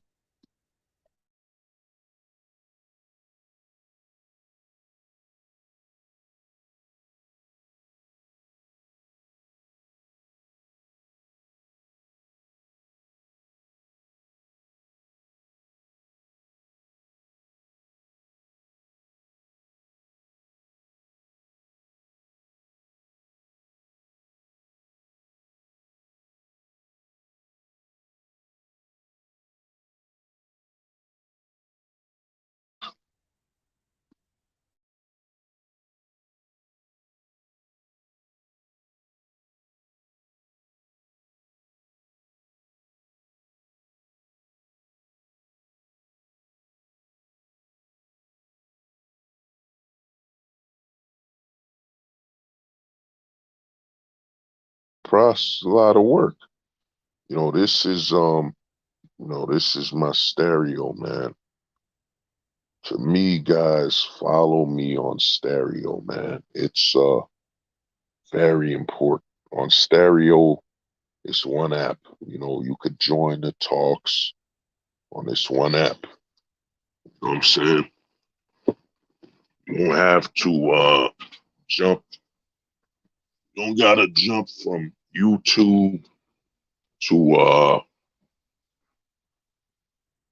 you don't gotta go from YouTube to stereo. I'm telling you, dude. You know, I gotta redo my password. Yeah, I mean, dude, I'm telling you, man. Join.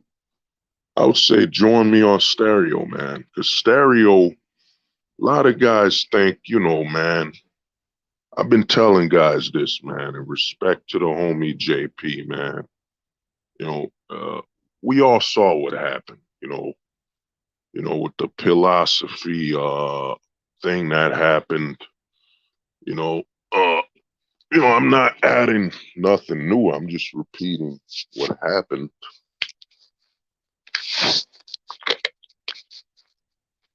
But what happened is this. Like I said, Caduceus, he made a video, accusing me of promoting doxing when I just told guys, hey man, if you feel threatened by Duke and Don, as you could see from this message of threatening to dox people, take it to the court, man, you know, and share your information with the guys so you could take it, the legal information, so guys can protect themselves. Because if he's got a criminal history, just like 21 Studios did with Donovan Sharp, where he shared Donovan's criminal history so he could say, look, this is the man slandering me, a man who went to jail for identity theft over 5 times.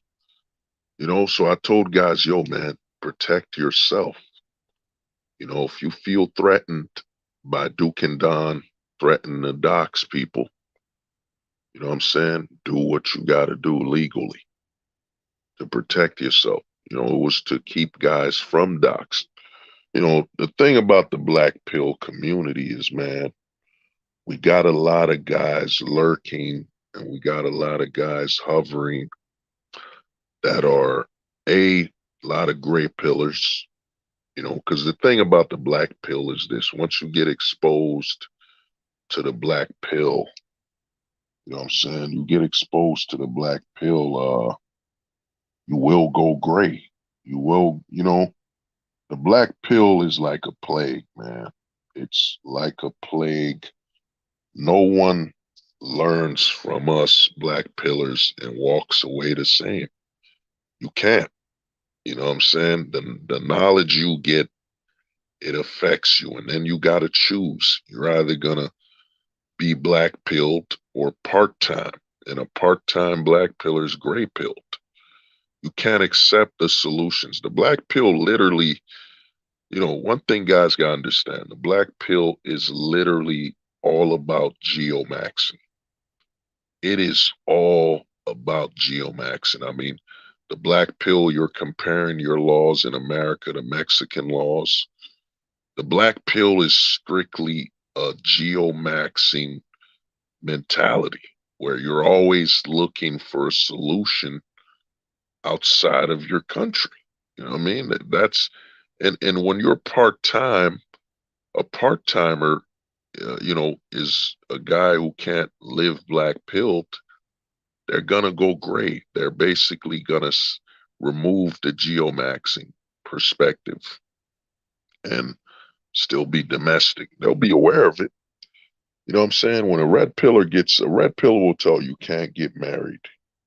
You know what I'm saying? The divorce laws are horrible. Can't have children. The child support system's horrible. You can't have any children. But when he gets exposed to the black pillar will tell a red pillar, and dude, you can have kids outside of America. You know, you could just go to Mexico and have kids. You know, you could get married in a country where the law isn't so stringent and so anti male authority. You know, everything you're complaining about domestically, you can do it overseas.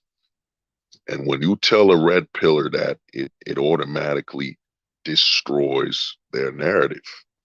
They can no longer fully commit to the red pill.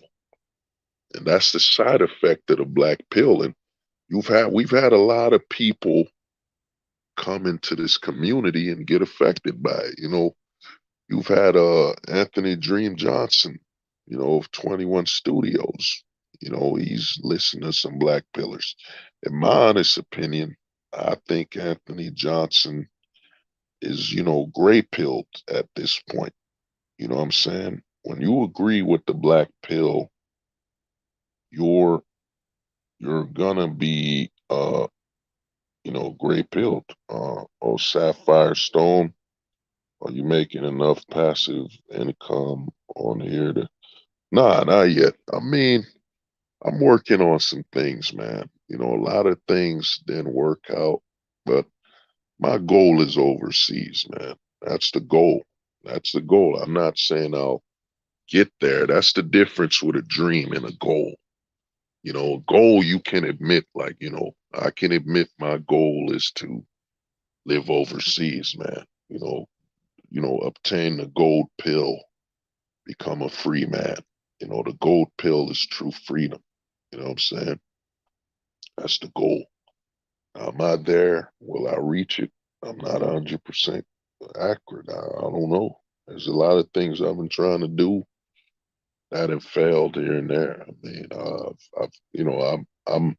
A lot of people don't know, and I'm gonna start doing it, man. I'm into game design. You know, game design, comic books, a lot of stuff I've been doing, man, and I'm gonna start sharing them a lot more. But you know, there's a lot of investments I've made on entertainment. It just ain't pan out as I planned. You know, like I was invested in gaming. There's a lot of things I want to do, and I was doing with video games, but some business ideas didn't pan out because some people didn't keep their end of the bargain. You know, that's why I look at life as, man, people are individuals, man. Even if someone breaks a promise, you got to understand that that person, you don't have control over them. You know what I'm saying? You don't have control over them. That means they don't have to keep their promise because they have their own freedom of will. Man, I was working on a fighting game, showing up rivals, man. I had a deal lined up, man. Big deal. You know, all this guy had to do was keep his end of the bargain. The game would have got funded, and you know, I would have revolutionized the fighting game industry. You know what I'm saying? But enough about that. I'll be another stream. But like I was saying, so what happened with the drama? You know, you had Caduceus make his video where he said, philosophy server. You know, we were promoting doxing, whatever. When I just told guys to follow the law, man. Take the legal. You know, you feel threatened by Duke and Don. He said, and this is the second time Duke and Don has wanted to dox a lot of guys, like you could see right here. You know, this is him. Give me a minute. Yeah, this was months ago, where Duke wanted to dox all black pillars because he got a bad message from a black pillar who he didn't know. He wanted to dox everybody. And 6 months later, boom, he drops this because his video went offline and he blamed black pillars for uh, YouTube error. So he wanted to dox everybody. And one thing I know about the black pill community, man, we got a lot of lurkers. There's a lot of guys that are lurking. Like I've checked out my you know, my stats. I got a lot of people following me that aren't even from America, man. You know what I'm saying? So there's a lot of people lurking. And another thing with the black pill, it's a lot of guys, man, that don't know what they're doing in life, or very desperate, or very close, have a lot of issues, or aren't even mentally stable, that are in this community. You know what I'm saying? So if they fear for their life, they're liable to do a lot of destructive behavior, man.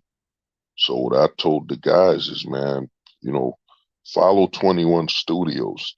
21 Studios, when he exposed Donovan, he used the law. You know what I'm saying? So I told guys, use the law, man.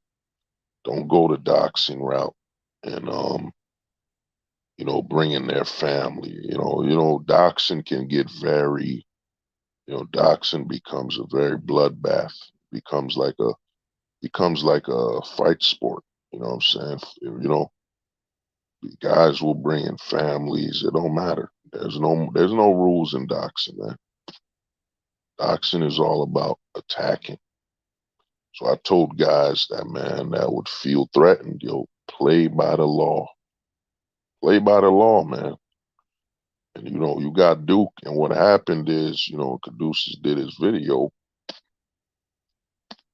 You know what I'm saying?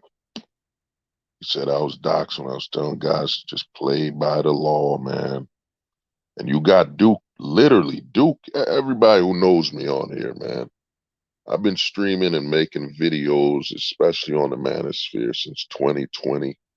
I've been on multiple streams. I've been on multiple channels. I've streamed with guys for 8 hours, 12 hours.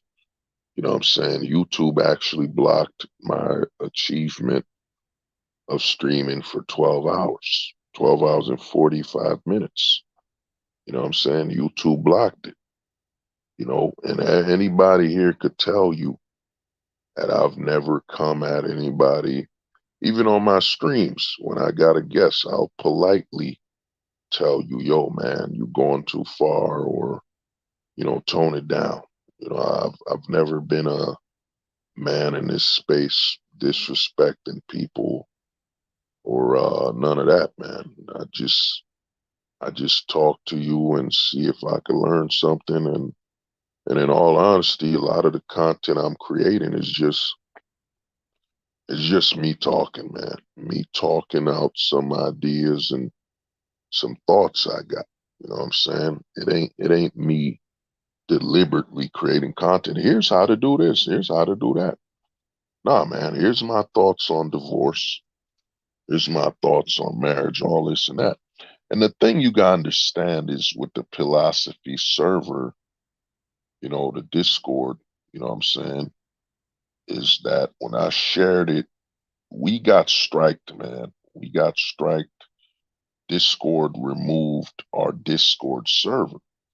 And how you could tell there's some malicious intent behind this. So, with the Caduceus video, is that Duke literally offered to dox us twice. Dox us twice. And when the philosophy server went down on Discord, you know what I'm saying? Anybody else could have created the server. Anybody else could have said, you know what, man? They nuked the original server. You'll hold the truth hostage. I'm gonna make a new one. Just join this. No one did. No one made a new server for the philosophy Discord. I had to remake the server again. You know what I'm saying? You know what I mean? No one else did it. I had to remake the server, so people could join. That's why our new server is, give me 1 minute.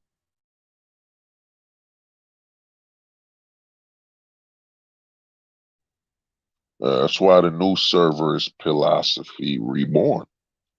It's called Philosophy Reborn, man. I took time out of my time, and I said, what I said after Discord basically nuked our Discord. I took responsibility and said, yeah, man, I didn't have a word moderator. I basically had it as the Wild Wild West, man.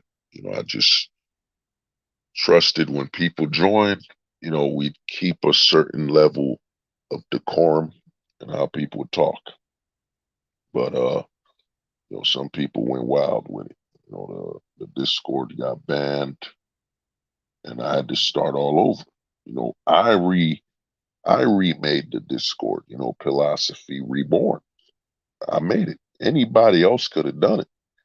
It shows you the intent. So when Caduceus mentioned Philosophy Discord is doing this and that, there's a lot of guys that joined in, that were looking for some level of brotherhood or some answers or a safe space to talk. Because, dude, the black pill, man, it's super taboo, man. It is super taboo to talk about the black pill and find people that could talk to you that aren't selling the dark gray pill. The dark gray pill is when somebody gets some black pill knowledge and they become doomers. They use the black pill awareness and knowledge to justify them ending their lives and having sick obsessions and you know looking at other men getting face ratings. It's not easy, man. I told guys this a lot. It's not easy to find other black pillars you can talk to. It is not easy for most men and mass majority to think on this level of no attachments, no emotion when thinking and seeking solutions and how you walk around society, man. It's not easy. So when he put the server out and say, "Oh man, these guys are doxing," after Duke and Don literally threatened people twice, it showed you that there was malicious intent. You know what I'm saying? And then on my stream, the guy literally said, "Yeah, hold the truth hostage. What you did wasn't wrong." But that video wasn't taken down, and he's free to keep it. I'm not here to complain or anything like that. I'm just pointing out what happened. And all I'm saying is the future of what's happening is that, man, I'm a guy in the black pill community, man. I got introduced when MD let me on the 21st. You know what I'm saying? He let me on the 21st. You know, he let me on his stream on the 21st, so 2021. And I got on, and man, I'm a guy I'm really thinking a lot about solutions, and I've been ahead, man. I've been ahead of the curve. You know, I'm so far ahead. Some people can't keep up. So when what happened with a lot of people are calling it a civil war and this and that. And I pre-predicted it, man. I pre-predicted what was going to happen is that in 2022, man, you know, when the dating coaches, like I said, and I said this, look at this. Troy Piss Francis invites men to come train them a game overseas. I called this on Black Pill Hunting months before it happened. You know what I'm saying? Months before that, I said, yo, the dating coaches will basically take the gray pill. They will admit that it's easier overseas, but they're going to basically reformat it to train men for their domestic grift. They're going to say, hey, man, come overseas so I can teach you how to date women. When it's an oxymoron, when it's stupid. You know what I'm saying? The women overseas have a different culture, different laws. You dating women in Brazil will not transfer to you dating women in America. The laws are different. You know what I'm saying? Your dollar you bring over there, you're already, your status is higher than any Brazilian there. You got dollars. You don't got pesos. You know what I'm saying? The only experience you could take from overseas is if you're sleeping with the women overseas and you talk to them, you're basically gonna probably be more comfortable around women. You know what I'm saying? But here's the thing, when you come back to the States, the access to sleeping with them and this and that, you won't get it like you got it overseas because the laws are different, the culture's different. You know what I'm saying? So you won't get the same results. You know what I mean? You're just gonna get exposed to a different culture of women. So to me, man, I've been ahead of the curve, man. And I predicted, the black pill prophecy. Because the black pill somewhat can make you into some level of a prophet. You know what I'm saying? Some level, because you're looking at society from a script perspective. You're not, a lot of the lesser pill community, you know, they look at society from I gotta go watch the movie. You know what I mean? Well, look at this. This is the geographic. But the black pill, you're looking to look at society from a script. What do they want? What have they written? What is the plan for the society as a whole? And what it does is it makes you somewhat prophetic. You know what I mean? I predicted that. Yeah, man. A lot of guys are gonna take the gray pill because the red pill has become mainstream. You know what I mean? You go to any bar in America now, they're telling you it's not yours, bro. It's your turn. She's not yours. It's your turn. It's become basic knowledge, man. Basic knowledge at this point. Everybody's telling you red pills because the red pill is not a solution. You know what I'm saying? Is a loop. She's not yours. It's your turn, bruh. You know what I mean? That ain't doing nothing. She's not yours. It's your turn. It's not a solution. A red pillar, the lesser pill community, they basically have to watch the movie. Us black pillars read the script. You look to read the script of the film called Society, Domestic Society. That's the film we're watching. And if you look at it from a scripted perspective and not reacting and bitching like the lesser pillar community, you start getting it. Everything scripted, man. There's so many scripts, like I was saying, men crying about child support, men crying about custody battles and all this shit. It's a script. It's a scripted event to promote feminization of men. Because why would a man, if the state, if there's a 99% chance that a woman's gonna be the parent, the custodian of the child, and you lost custody, you as a man shouldn't be there battling, losing hundreds of thousands of dollars. You know what I'm saying? You're gonna be, all right, man. I'm gonna fight to make sure my child, my child support is reasonable.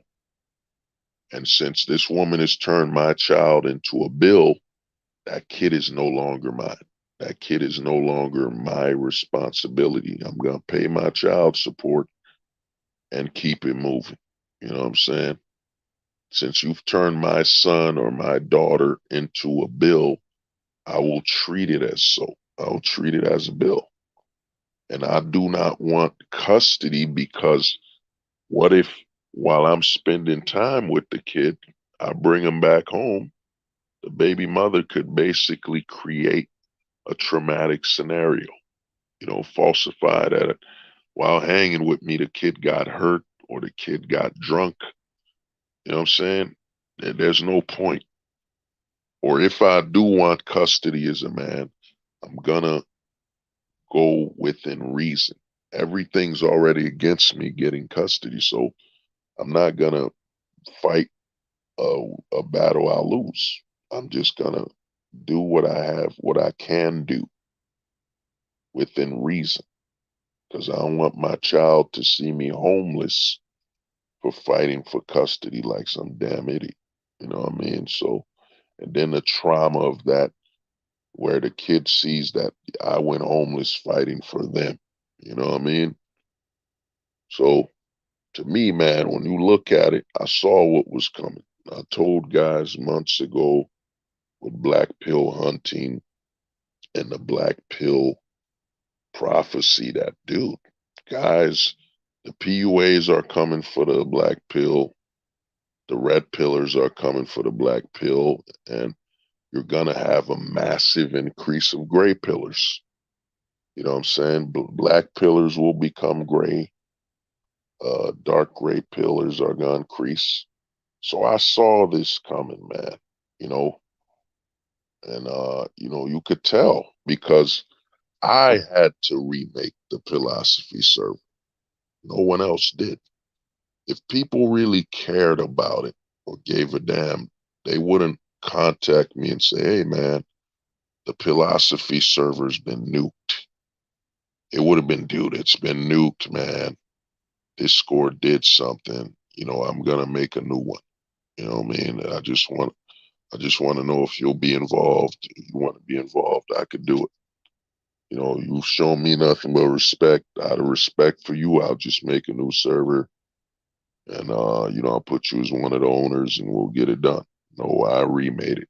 You know what I'm saying? You can tell what was going on. So a lot of guys left the black pill. They're seeking validation from the domestic society. They'll go gray. A gray pillar doesn't care about solutions anymore, not the absolute solution. For example, if we know a dating coach is a scam or whatever, what I'm saying, face rating is wrong, whatever, who gives a damn? You know what I'm saying? I'm not gonna sacrifice my and the truth and the black pill truth and being unattached to these emotions to communicate or whatever, promote or support whatever they're doing. You know what I mean? So to me, I saw it coming, man. It was very, predictable. And what's gonna be the sacrifice of the gray pill? The gray pill has its limitations. Yes, you'll be more comfortable. And, we saw it with some guys going gray pilled, for some views or whatever. But the problem with the gray pill is it runs its course. You don't have solutions. The gray pill becomes just like the red pill. There's a limit. A gray pillar will tell you, yeah, they're aware of, they got some black pill awareness, but they're always gonna push you back into domestics. You know what I'm saying? The red pillar basically says this, man. The plantation is marriage, and what I'm saying, being married, and what I'm saying, having children in a long-term relationship. That's what a red pillar will say is the plantation. The black pillar will basically say, dude, domestics is the plantation. You know what I'm saying? You're on you living in the country, your domestic country is the plantation. You're just a slave with awareness. You know what I'm saying? Dude, if you're still in the United States and you want to have children and a family, you know what I'm saying? It ain't gonna happen here from a point of male authority. You know what I mean? You could do it. You're free to do whatever you want. You're a man. You know, you're free to make your own choices. But the plantation isn't the relationship. The plantation isn't marriage. The plantation is the entire country. You know what I'm saying? The domestics is the plantation. And there's a difference between a black pilled, slave and a gray pilled slave. You know what I'm saying? And of course, we know the red pill slave. The red pill slave is the lowest. The purple pillar, they're the lowest. They're the guys that literally think they can change and better. They're the slaves that basically think I could better the plantation. I could make it better. Dude, you're still a slave, bro. It don't matter if you better the plantation. You're still a slave. That's why you see these red pillars and purple pillars there. You need to line up as a man for parades and protest. You could change this plantation. You know what I'm saying?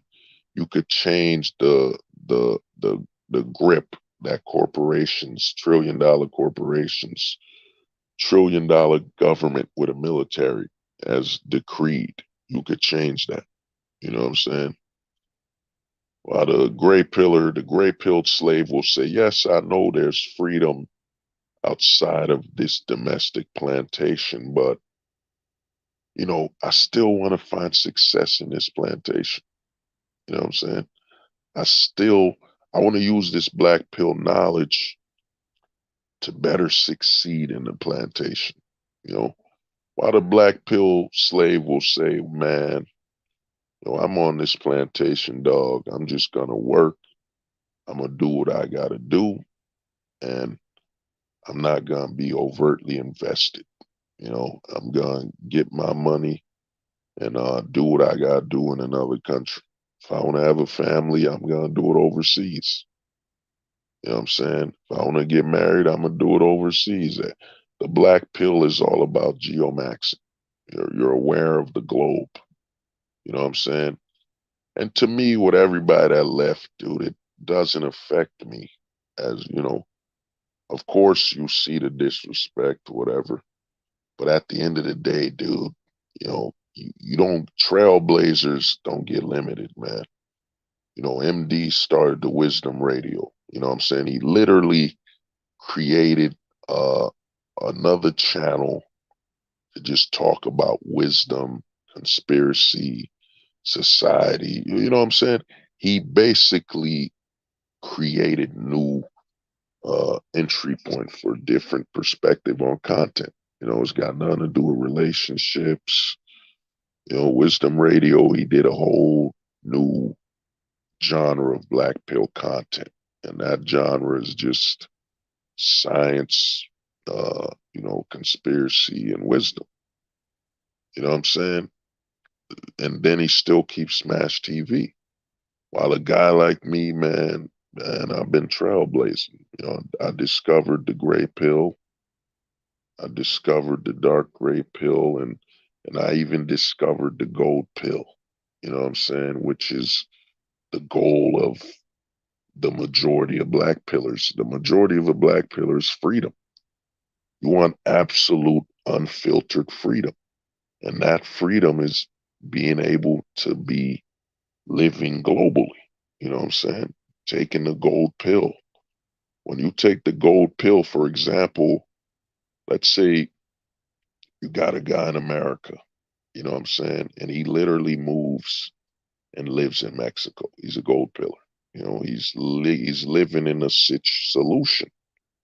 He's no longer bound by any of the problems in the West. You know what I'm saying? He's living within the solution. And I remember talking to some black pillars. I say, yeah, I'm black pilled, but man, like what else is there? I don't want to just geomax and travel overseas to have sex, to experience the life there. Well, what is beyond geomaxing? You know what I'm saying? What is beyond that? And beyond that is the gold pill. It's a man who's now lives globally. He's not bound by his domestics. And when I told that dude that, man, he said, wow, man. Uh, you know, he could now remain a black pillar because he knew there's something greater.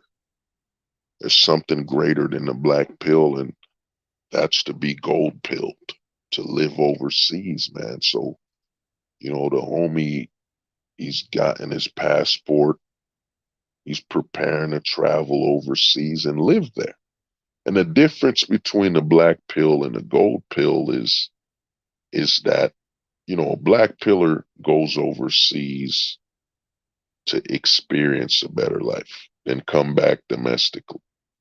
A gold pillar literally goes to live overseas, you know, completely be removed from the issues of domestics. You know what I'm saying? And, I'm one of the guys who trailblazed that. The whole philosophy thing was that, man, I realized, when I started looking at everything with the black pill lens, everything started getting clearer, when I completely removed emotion and attachment. I'm not attached to the marital laws or all these things. I started the philosophy, man. I started studying, where is a man mentally in society? And this is deeper than astrology. I mean, astrology, you got people saying I'm a Cancer, I'm a Taurus, and they're basically using that as a crutch for their actions. Oh man, I'm a Leo. I'm supposed to be aggressive. You know what I'm saying? I'm a Scorpio. I'm supposed to be vindictive or whatever. So they're using the stars as a way to, you know what I'm saying, remove themselves from their choices and their actions in life. You know what I'm saying? With astrology. But, with the philosophy, man, you start looking at a man's behavior. You know what I'm saying? And a lot of guys, and I'm going to tell you this, man, this is why it doesn't bother me. A lot of guys saw that I could read them, man. I could read their nature and I knew exactly where they were mentally. You know what I'm saying? And a lot of channels, shout out to MD, you know what I mean? MD, you know what I'm saying? Your identity is from your choices. Yeah, dude, Jose, 100%. Your identity is from your choices, not the fucking stars. You know what I mean? A lot of guys, there's a tree, man. There's a tree in the black pill. You know, you got the MD tree. MGTOW dictionary. You know, MD. You know, inspired a lot of guys. MGTOW dictionary inspired Scribe, and Scribe now co-host with him, and sometimes Scribe just host the show. You know what I mean? He inspired Scribe to do, be on more online. Then you got guys, JP, you know, got inspired by MD. He was on the content, he talked more. Then you got Mr. X. You got a lot of guys that MD, even guys that have, gone the gray pill sector.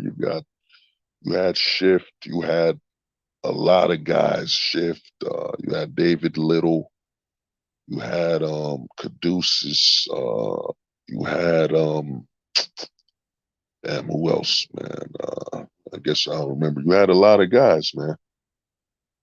You know what I mean? Oh, Black Pill Crusader was good, man. Was good, bro. Yeah, you know what I mean? You had a lot of guys MD inspired. Now, what happened is I came in 2021. I hopped on. Now, the difference between me and a lot of guys that hopped on MD's stream is I already was streaming. I already was making my own content. So unlike a lot of guys where MD was the source that got them into making content, I was already making content. You know what I'm saying? By the time I hopped on MD's stream, I was already over 200 videos in. You know what I'm saying? Over 200 videos in, making my own content. So, But MD taught me, he got me to learn about the black pill and how, you think that way, whatever.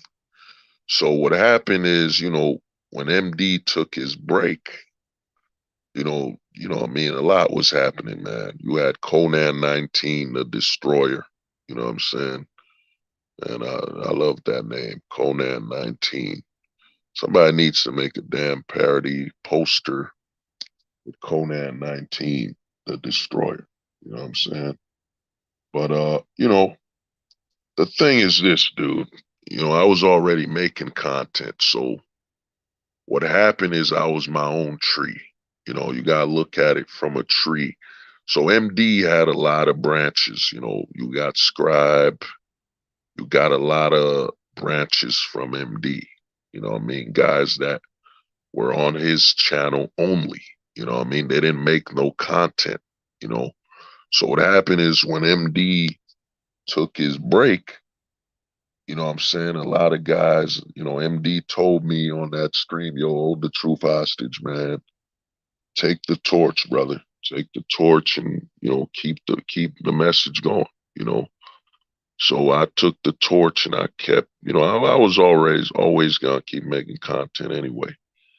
You know what I'm saying? But then other guys hopped on my stream, So when guys hopped on my stream, you had Shift, you had Caduceus, you had David Little, had JP. You know what I'm saying? There weren't that many black pillars making content because outside of MD, man, you don't have many people opening their streams. So you have, you had CBP, who's been exposed as a dark gray pillar. You know what I'm saying? And borderline a racist. You got CBP.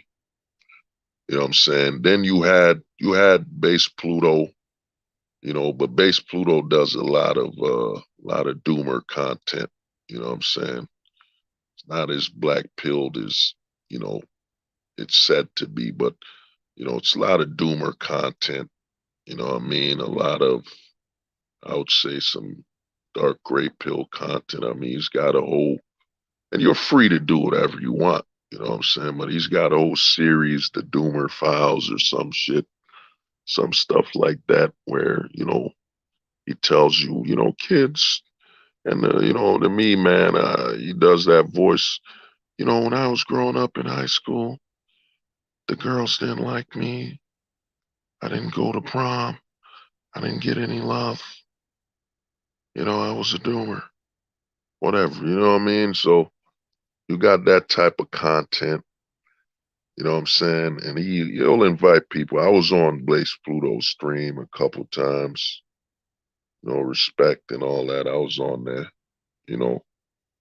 And then you got, Base Escort Cell. Base does his own content, but Base Escort, he doesn't open his streams. You know what I'm saying?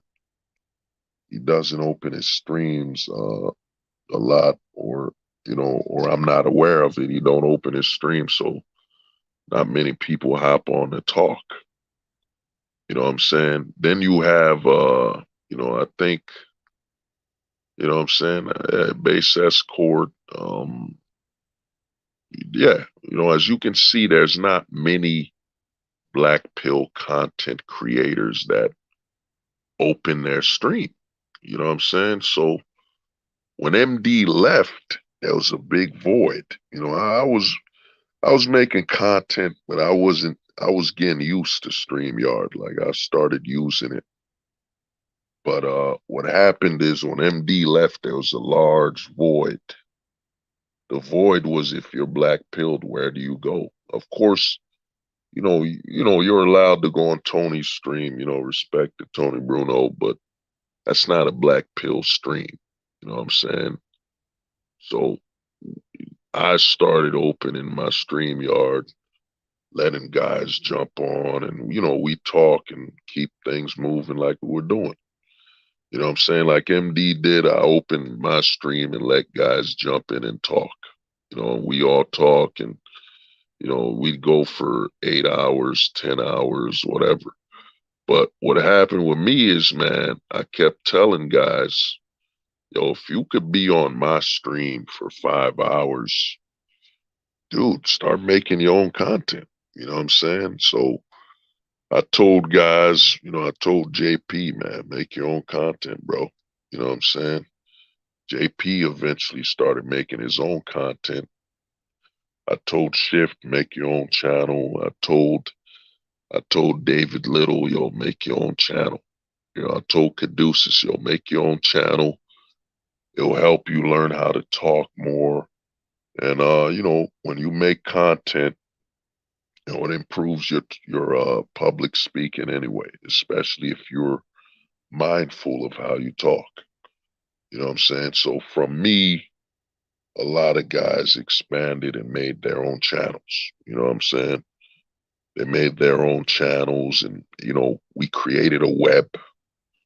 I had the Philosophy Discord server. So even though YouTube was shadow banning you, the Discord would let you know what I'm saying, if the content was up.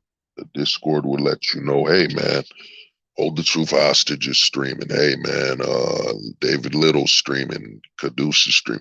The Discord was a way to bypass YouTube shadow banning and to increase our network. You know what I'm saying? So guys could grow and, guys could get support. We could all support each other. You know what I'm saying? That was the whole goal of Discord, with the ideal starting a Philosophy Discord and a way for guys to talk. Like, you know what I mean? You join the Discord, you could talk to people from varying times. You don't got to wait for people to be streaming or on the comment section. You join Discord, you're free to talk to each other, man. You know what I'm saying? You're free to talk, you know, unlike waiting for a stream or something. You know what I mean? There's a limitation waiting for a stream so you could talk and communicate with each other. You know what I'm saying? So created the Discord, told a lot of guys start their own channels, you know what I'm saying? And everybody made their channels and guys were growing. And guys could, David had, what was it, man? He had like when he started, he had he had like 10 subs or whatever. But when David Little went up live, when he went live and he was streaming, dude, he had over 20 people watching because, and what it, because we were sharing it on the Discord. And what we created on YouTube, when you have a Discord of guys networking, is you create a situation where the numbers on your subs don't matter. Because as long as guys are plugged into your Discord, you could start, like I could start a new channel right now, you know, with nothing. And I just let people know on Discord, yeah, man, I'm doing this channel because I got some heat on this other channel. So whoever was watching this channel will just jump on a new channel. And what it does for YouTube is YouTube sees, oh man, this channel is brand new and he's got over 20 people watching. How is that? And you trick the YouTube algorithm. You know what I'm saying? Now YouTube is pumping you up and pushing your views and making your channel get more subs and more awareness and featuring it. And YouTube doesn't understand how you're growing that fast. They do, because they can tell your link is from Discord and people clicked and went to watch. But YouTube just can't fully control it now. Now, what happened is, a lot of guys, man, it happens. You get man, when you're a trailblazer, when you're ahead of the curve, you can tell what's coming. You know what I mean? I've been trying to do that for years anyway. You're always looking for what's next. You know what I'm saying? So now other guys started a Discord. I ain't gonna put no names, and I supported it because I'm aware, dude, we're black pilled at any moment. Discord could pull the plug. So it's always good to have a backup Discord or an extra. It don't matter. You know what I mean? It's always good to have, in our situation, more alternatives, because at any moment YouTube could pull the plug. So, or Discord could pull the plug. So it's always good to have extras, you know. But what happened is, man, you know, some people left and some people did whatever they were doing. Because what happened is people got caught up in the views, man. People got caught up in the views and they forgot that all these views came from the guys sharing it, you know, multiple guys, even guys watching this, sharing it, Discord. Some of the homies hit me up and said, yo, hold the truth hostage. I'm sharing your stuff on Reddit. You know what I'm saying? Some of your stuff is being shared on Reddit. You know, I don't share my stuff on, like, I'll be real with you, man. I could have been at 1,000. I could have been at 2,000 a while ago, but I don't share my content on Facebook or Instagram. You know what I'm saying? I'm like, man, that's a different scenario. You know what I mean? It's a different situation there for what I'm doing.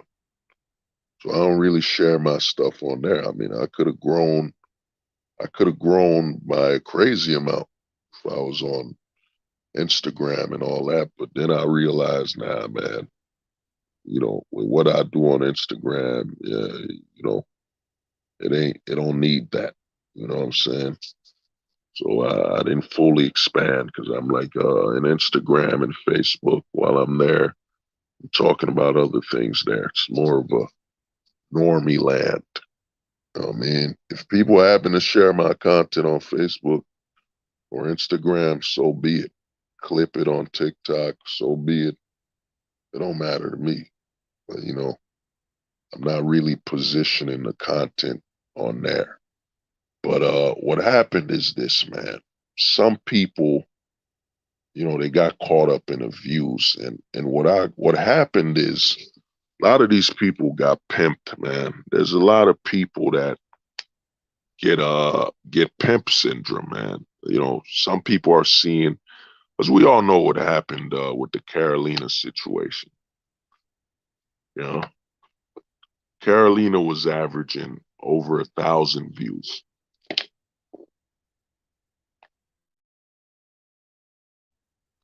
You know, Carolina was averaging over 1,000 views, and her channel only had a sub count of around 200. 200, because what happened is you had, when MD or Scribe appeared on there for an interview, MD had a bigger channel, so when he shares, he's gonna be on there or share the content, she's gonna get more views. But what happens is, and this is where the gray pill comes in, you know, these guys get emotional and they get attached. You know what I'm saying? And they don't realize they're getting pimped by YouTube anyway. So what happens is some guys, oh man, I got 500 views.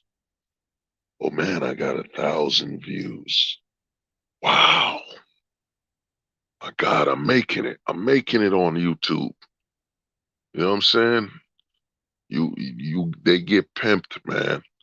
Dude, you could make, dude, you're at 500 subs, man.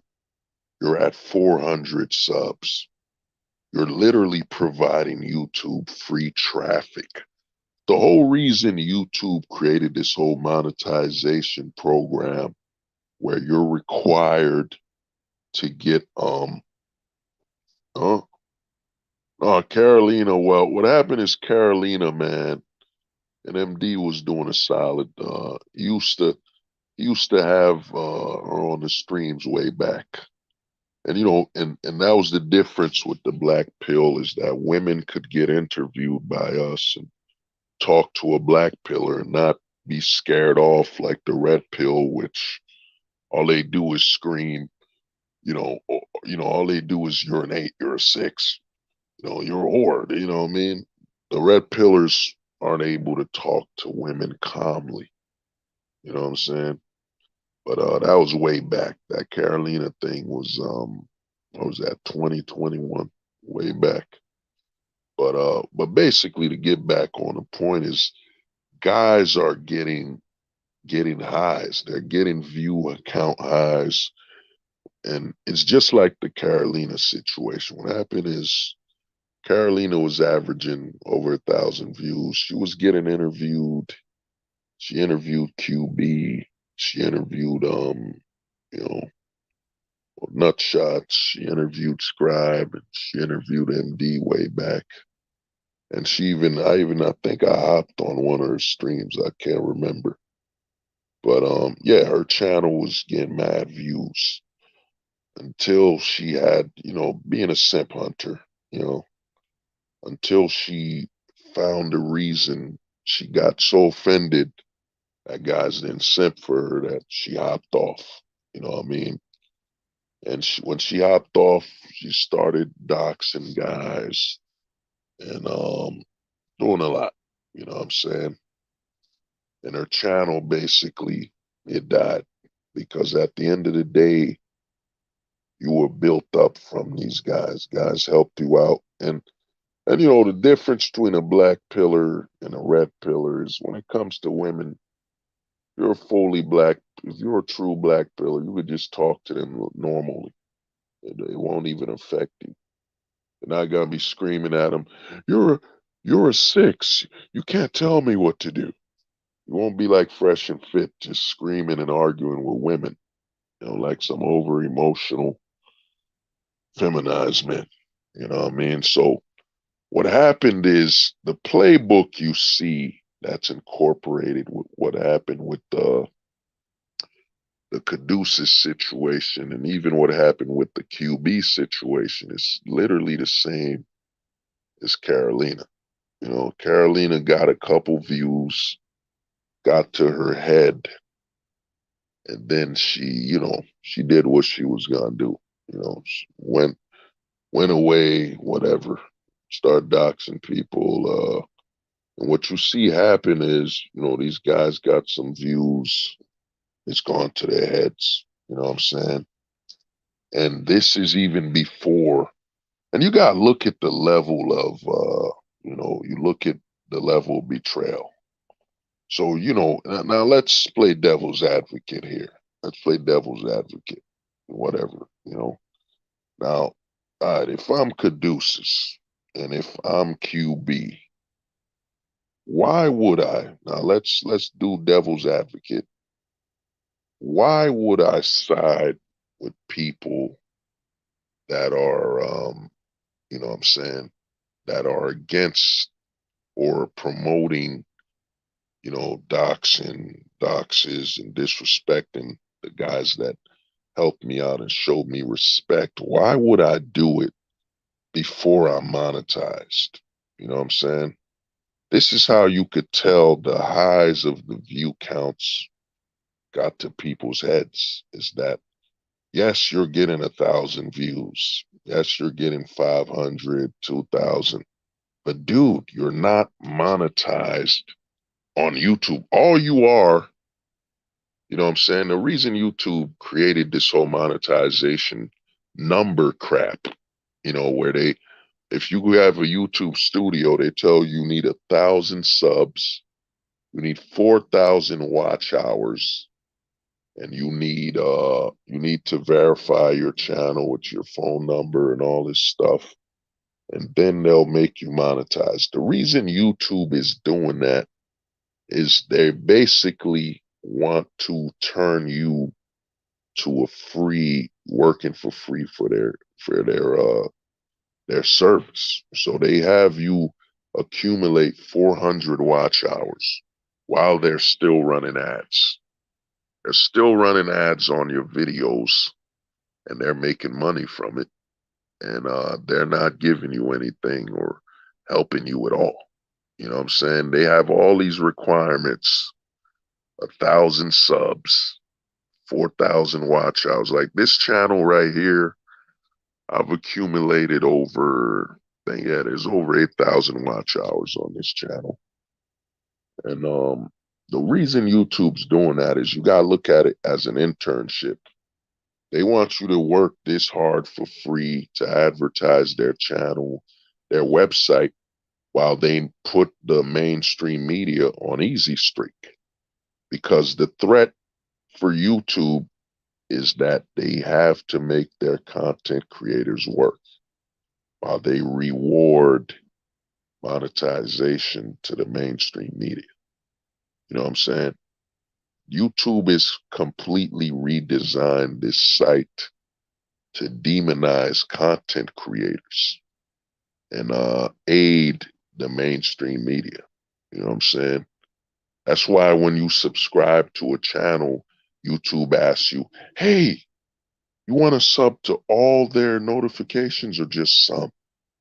Because they know the majority of content creators will be people that are, you know what I'm saying, normal people. It ain't gonna be the mainstream media.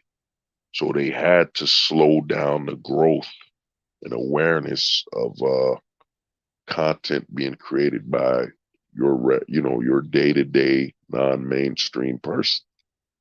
You know what I'm saying? That's why YouTube created all these issues. Because back in 2005, man, you made a YouTube channel. I had homies tell me I went viral, man. I hit 20,000 views. YouTube sent me this check. You know what I'm saying? YouTube basically had to create a way to make people work for them for free. You make content on here for free, and guess what? They can delete your subscribers, so they can always keep you at a certain number, so you never get monetized. You know what I'm saying? That's how it works. So now to play devil's advocate, why would with what happened with the QB situation, you and Caduceus situation, and you got to understand, MD was sick. You had Michael Slauson literally on a video aim a gun towards MD, threaten to kill him. You know what I'm saying? Then shared his docs, whatever. You know what I'm saying? Then you side with people that's gonna demonize a man that let you be on his content. Because here's the thing, man. Anybody could create a YouTube channel. At the end of the day, it's your platform. And I remember I would see MD, man, just because of one of the homies, and he was streaming for 5 hours. One of the homies came on and he'd be, all right, man, let's keep going. I'll let you rock for another 20, 40 minutes, whatever. Now, let's play devil's advocate. What do you have to obtain? This is where it becomes a gray pill move and emotional. So you got 500 views, you got 1,000 views. You're not on YouTube's payroll. You're basically, you're getting views and stuff, but you're basically a YouTube cheerleader or basically a YouTube hoe that ain't getting paid for working these streets. You know what I mean? Because, dude, they're not going to pay you or help you monetize until you reach this 1,000. You need 1,000 subs, 4,000 watch hours, and you know what I'm saying? You need no strikes, and you got to verify your channel. So everything these guys did in the long run, you look at it, you're like, wow. If you look at it from a devil's advocate, you're like, dude, usually when somebody stabs someone in the back, they usually do it when they got something to gain. You know what I mean? Profit, money, usually money. You know what I'm saying? Not just to high off some views, dude. You're not even getting paid by YouTube. You know what I'm saying?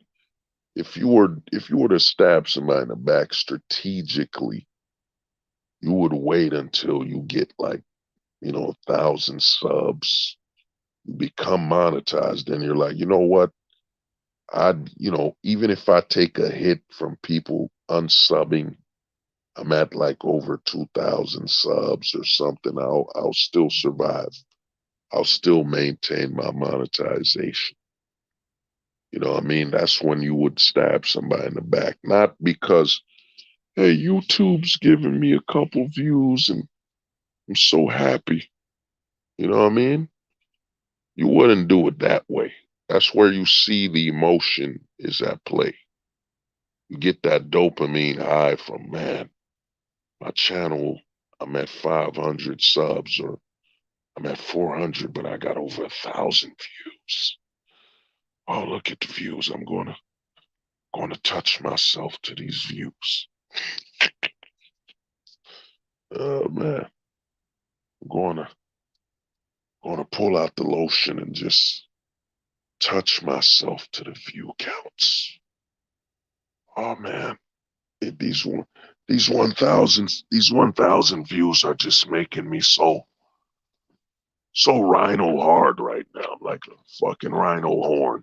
See 1,000 views. You know what I'm saying?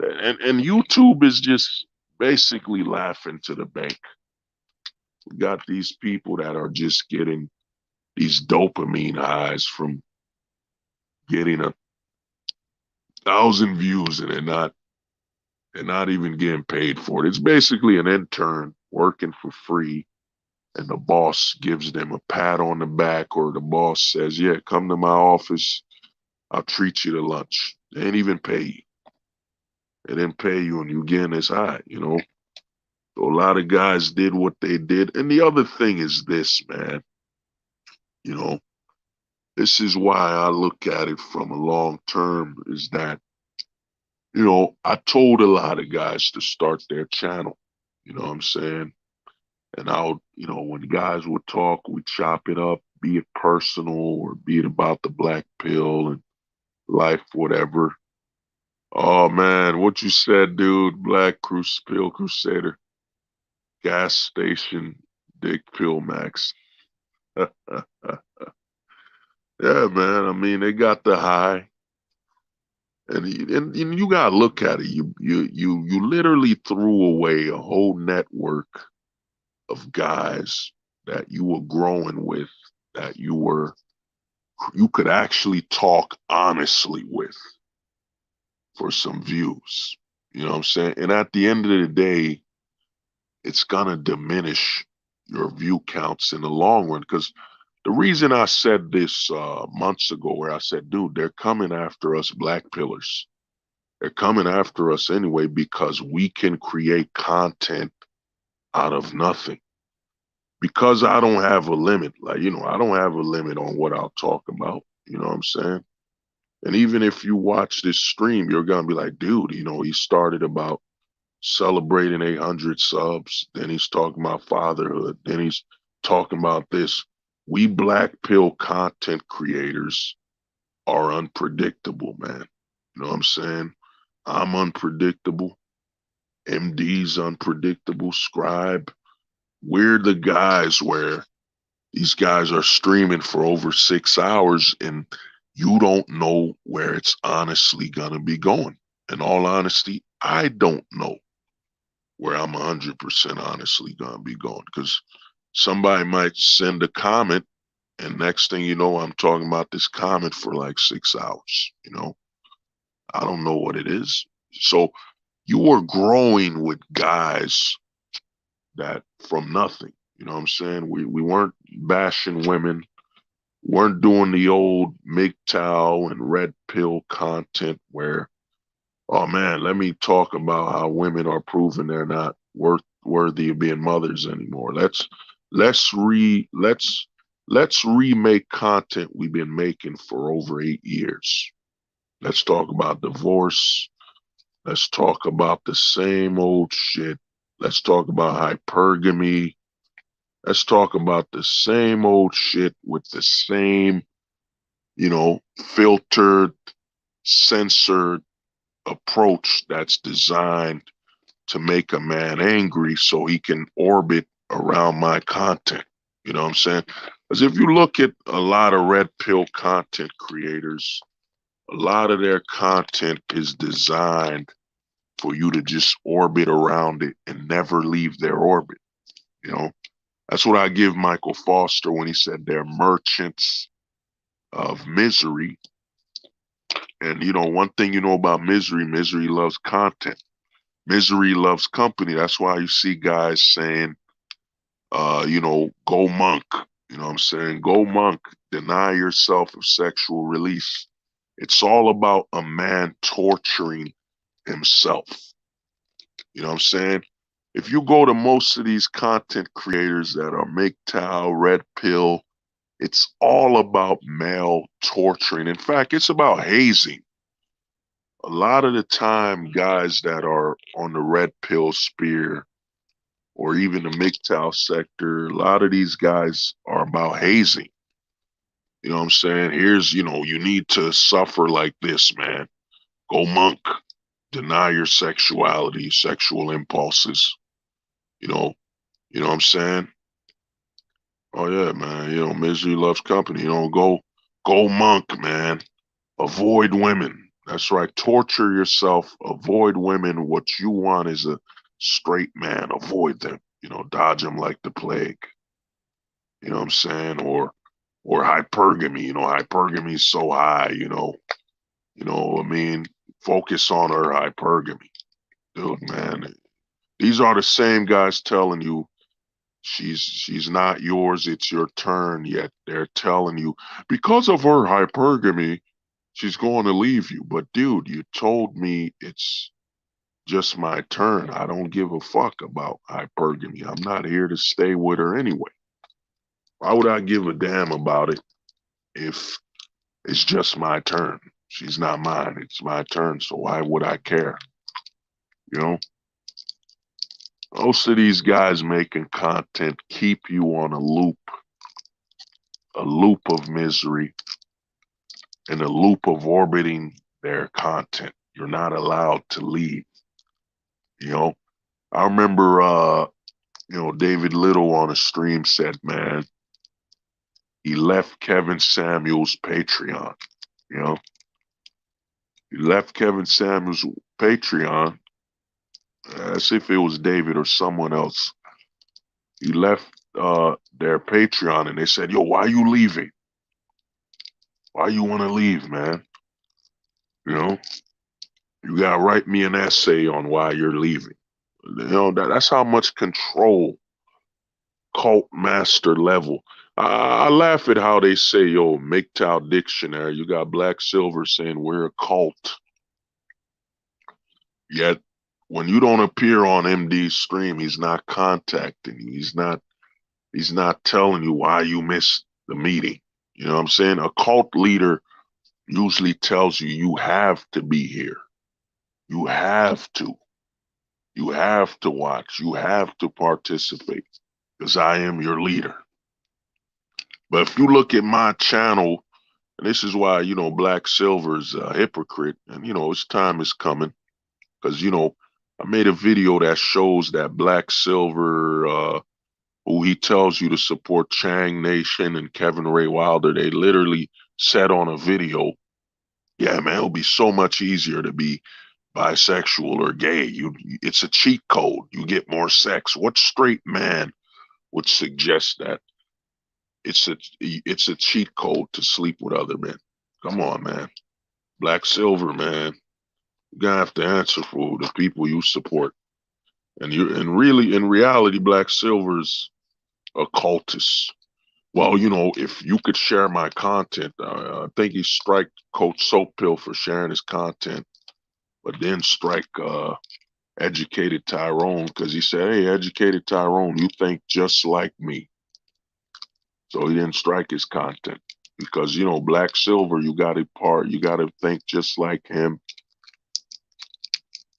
and be an idiot and a goddamn stalker of men, But, like I said, man, these guys, they want to keep you in a loop. Fresh and Fit, all these other channels, it's about keeping guys in a loop. And you got to look at QB's channel, you look at Caduceus channel. This all this success You know what I'm saying? All of it was built from literally the black pill community, which wasn't attached to anything outside of the black pill, you know, wasn't attached to MGTOW, wasn't attached to Undead Chronic, you know, wasn't attached to anybody outside of the black pill. So everything you built was literally built on top of the black pill. And of course you have you got Sir Yeetus, you got other guys joining in because honestly they're tired of the loop of content they're producing. They're tired of hearing the same thing over and over. Hypergamy, divorce, hypergamy, child support, same old shit every fucking day. I mean, I tell you this, dude, if you were watching MGTOW content in 2015 to about 2016, you literally don't ever need to watch it again because they're literally still remaking the same content from 2015 to 2000. You know, I remember Sandman did me a solid. He helped me promote a comic book I made called Simptagion. If you're looking for a great comic to read, you need to read my comic Simptagion, man, where basically I made it about a plague happens where, only men are infected with this thing that turns them to simp beasts, simp creatures. You know what I'm saying? It's on comangallc.com. That's COM manga LLC.com. But basically, man, everybody was built on top of the black pill, man. That's how gravitated towards our content guys are, because if you go to Rolo's stream, you know what you can and can't say. You know, all these channels are not about freedom of speech. It's funny that MD's being called a cult. I'm being called a cultist. When you hop on these streams, on MD's stream or my stream, you're saying whatever you want. You know what I mean? And I even disagree with you. And we'll still keep talking. A cult usually agrees with everything. That's why I'm Black Silver saying, well, they're cults. How? You could look through my channel alone and MD's channel. I mean, he had to hit some of those old streams because, the strikes that could come and, you know, but if you look at it, dude, I make my own content. I make my own time. I don't even mention MD on what I'm saying or talking about. You know, that's how desperate they are for content, man. They're stalking us and we don't even notice they exist. That's why you got Black Silver literally hasn't made one content on his own. Not one man could say, you know what, I learned something from Black Silver. I got a solution. You know, these are the guys calling you a cult because they gotta, what is it, ad hominem, they gotta attack you, the person, rather than your talking points because they can't prove it's wrong. You know what I mean? When you drop logic, the only solution is someone doesn't enjoy the logic, you know, the only thing they can do is either attack you, or try to demonize you in a way because they can't accept it. They can't accept you're right. One of the dangers of you when you're right, especially from the black pill perspective, is that when you're dropping the black pill at its purest, you know what I mean? It can harm a person who's been living a lie for so long. Like they're like, damn, I had a child, man. This black pill guy describes, he's so right. It's so true that if I accept it, I would have to accept that I've been living and doing the wrong thing for so long.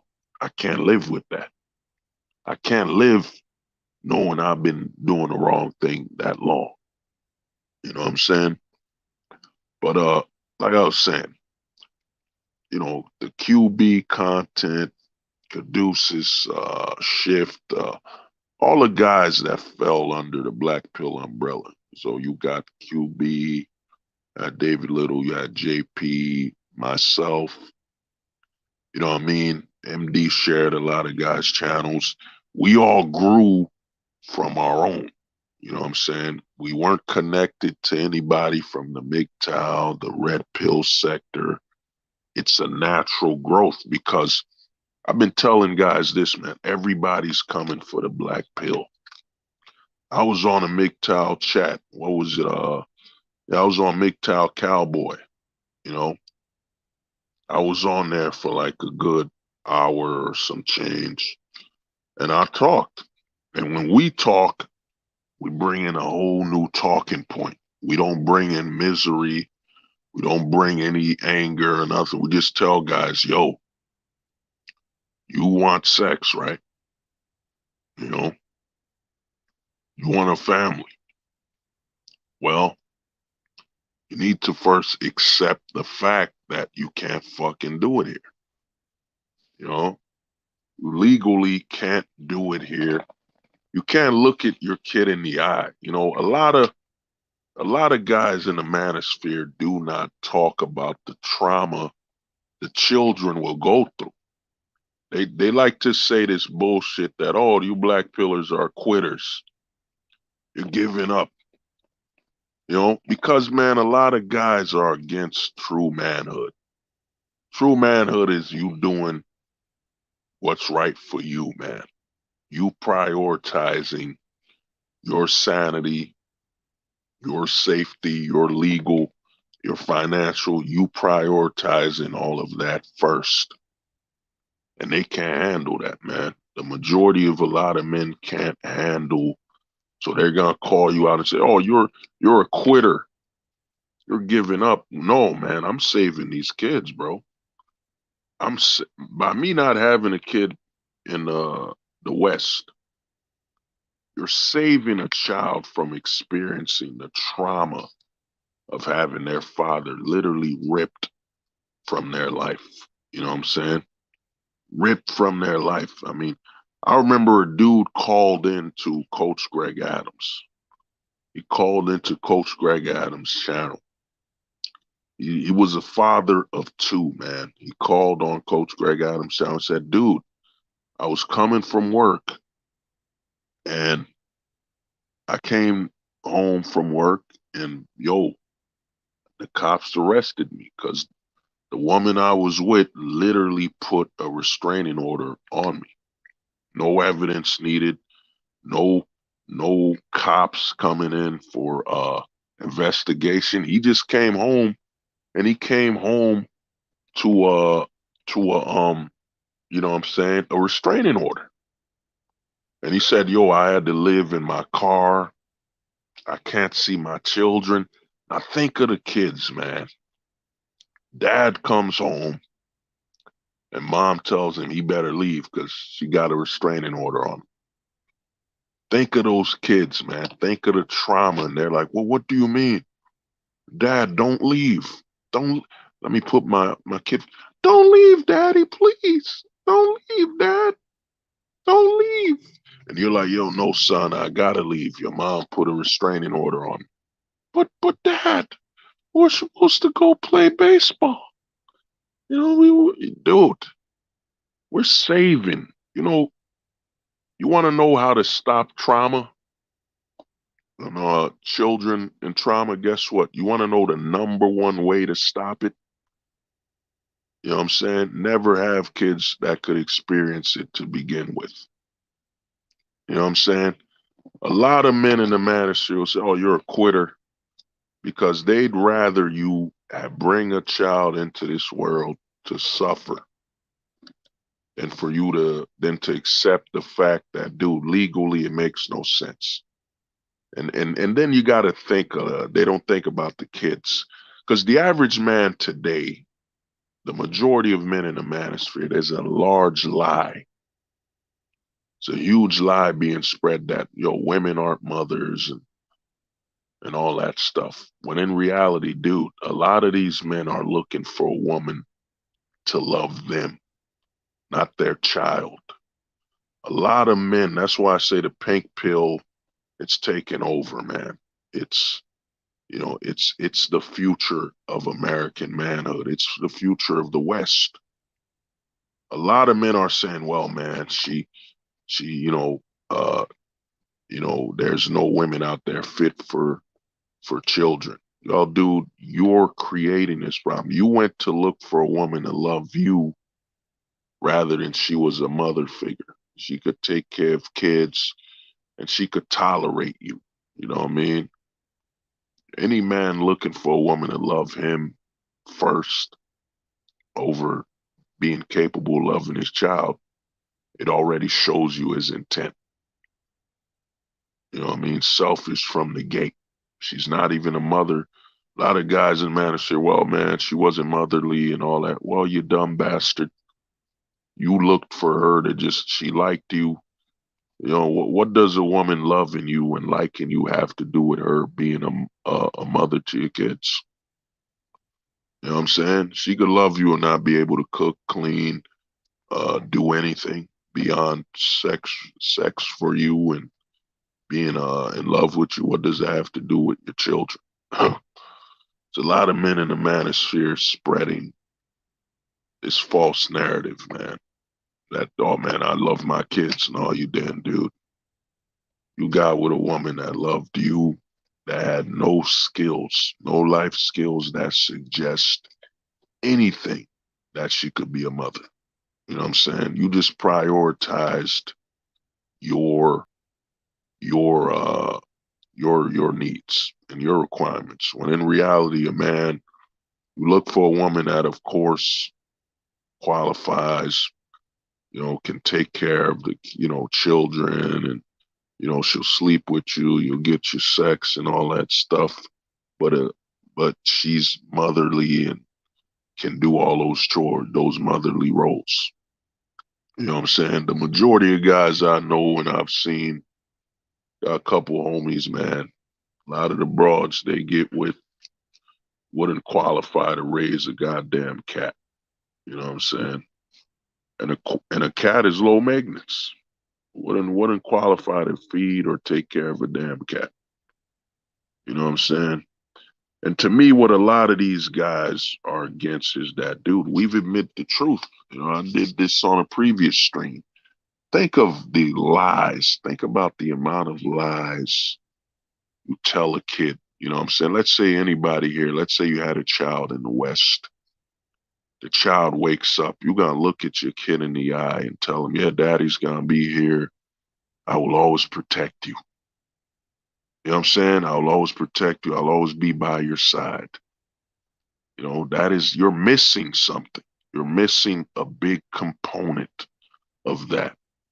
You can only always be there so long as mommy allows me. What you got to do is practice this, man. You got to practice as though you have a family. You know what I'm saying? And practice everything you say with your girlfriend. Just say you got a kid. Everything you say, always add as long as your mom lets me. Say that. You know what I'm saying? Hey, son, I'm gonna take you to the park. Say as long as your mother lets me.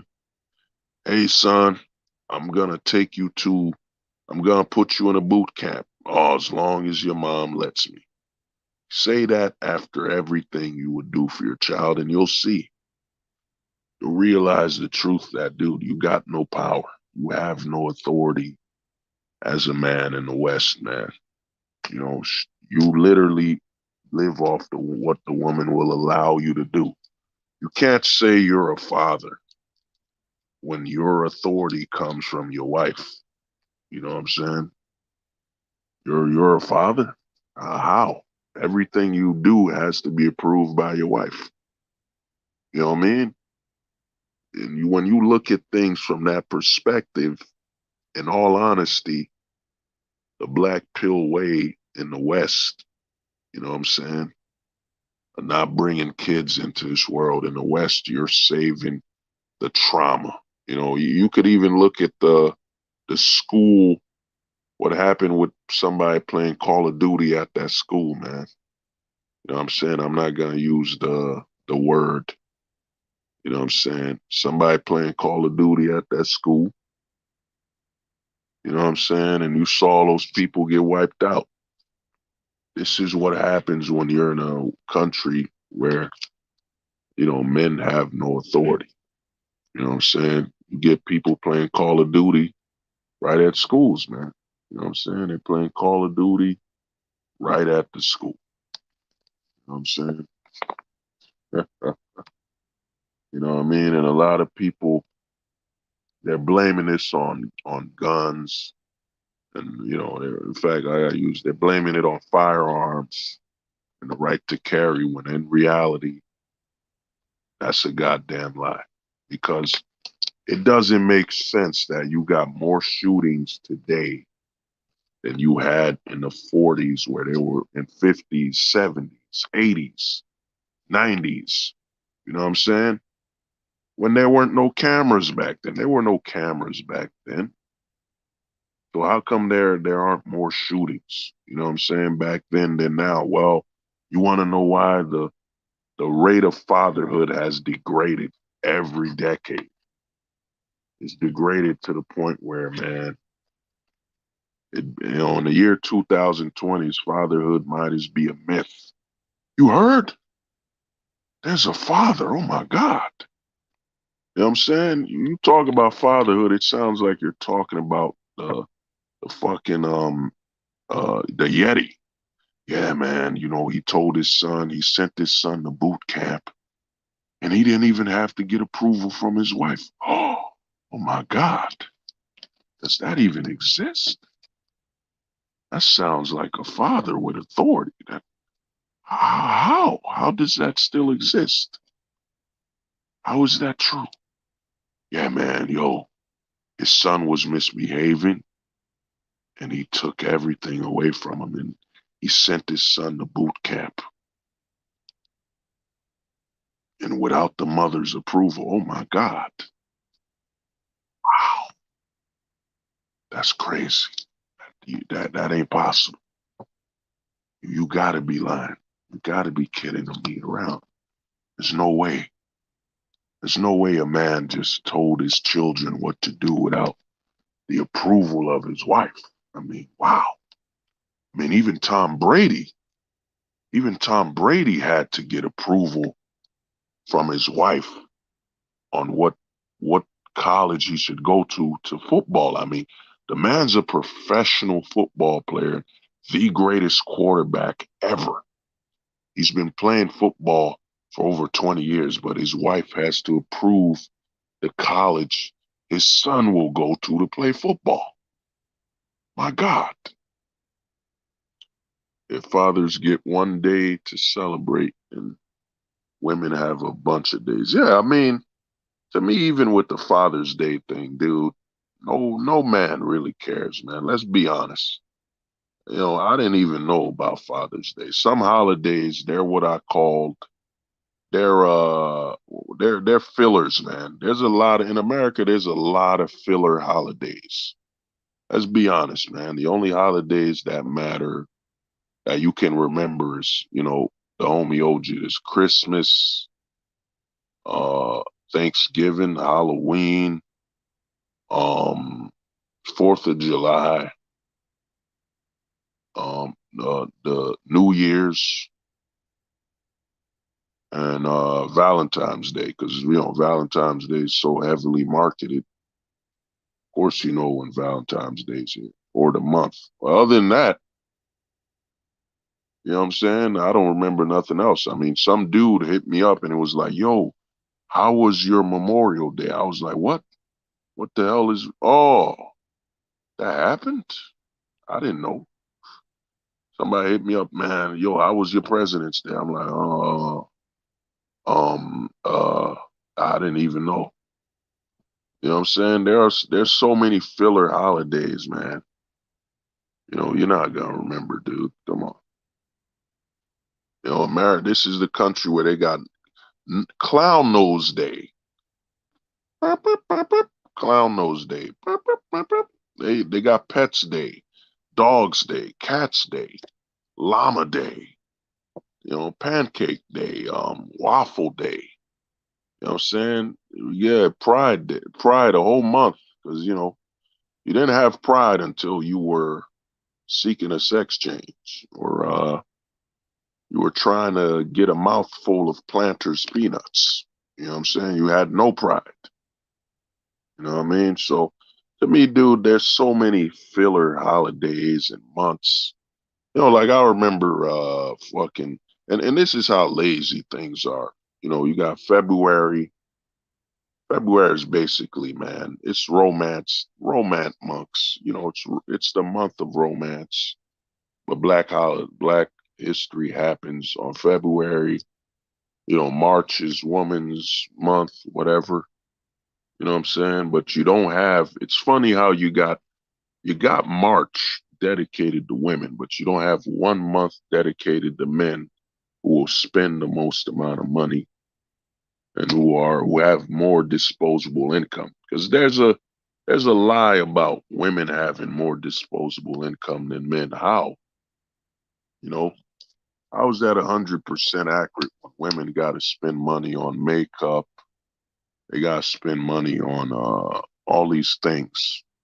You know what I mean? A woman literally exists with expenses. You know what I'm saying? That's why men could spend $1 million on Pokemon cards.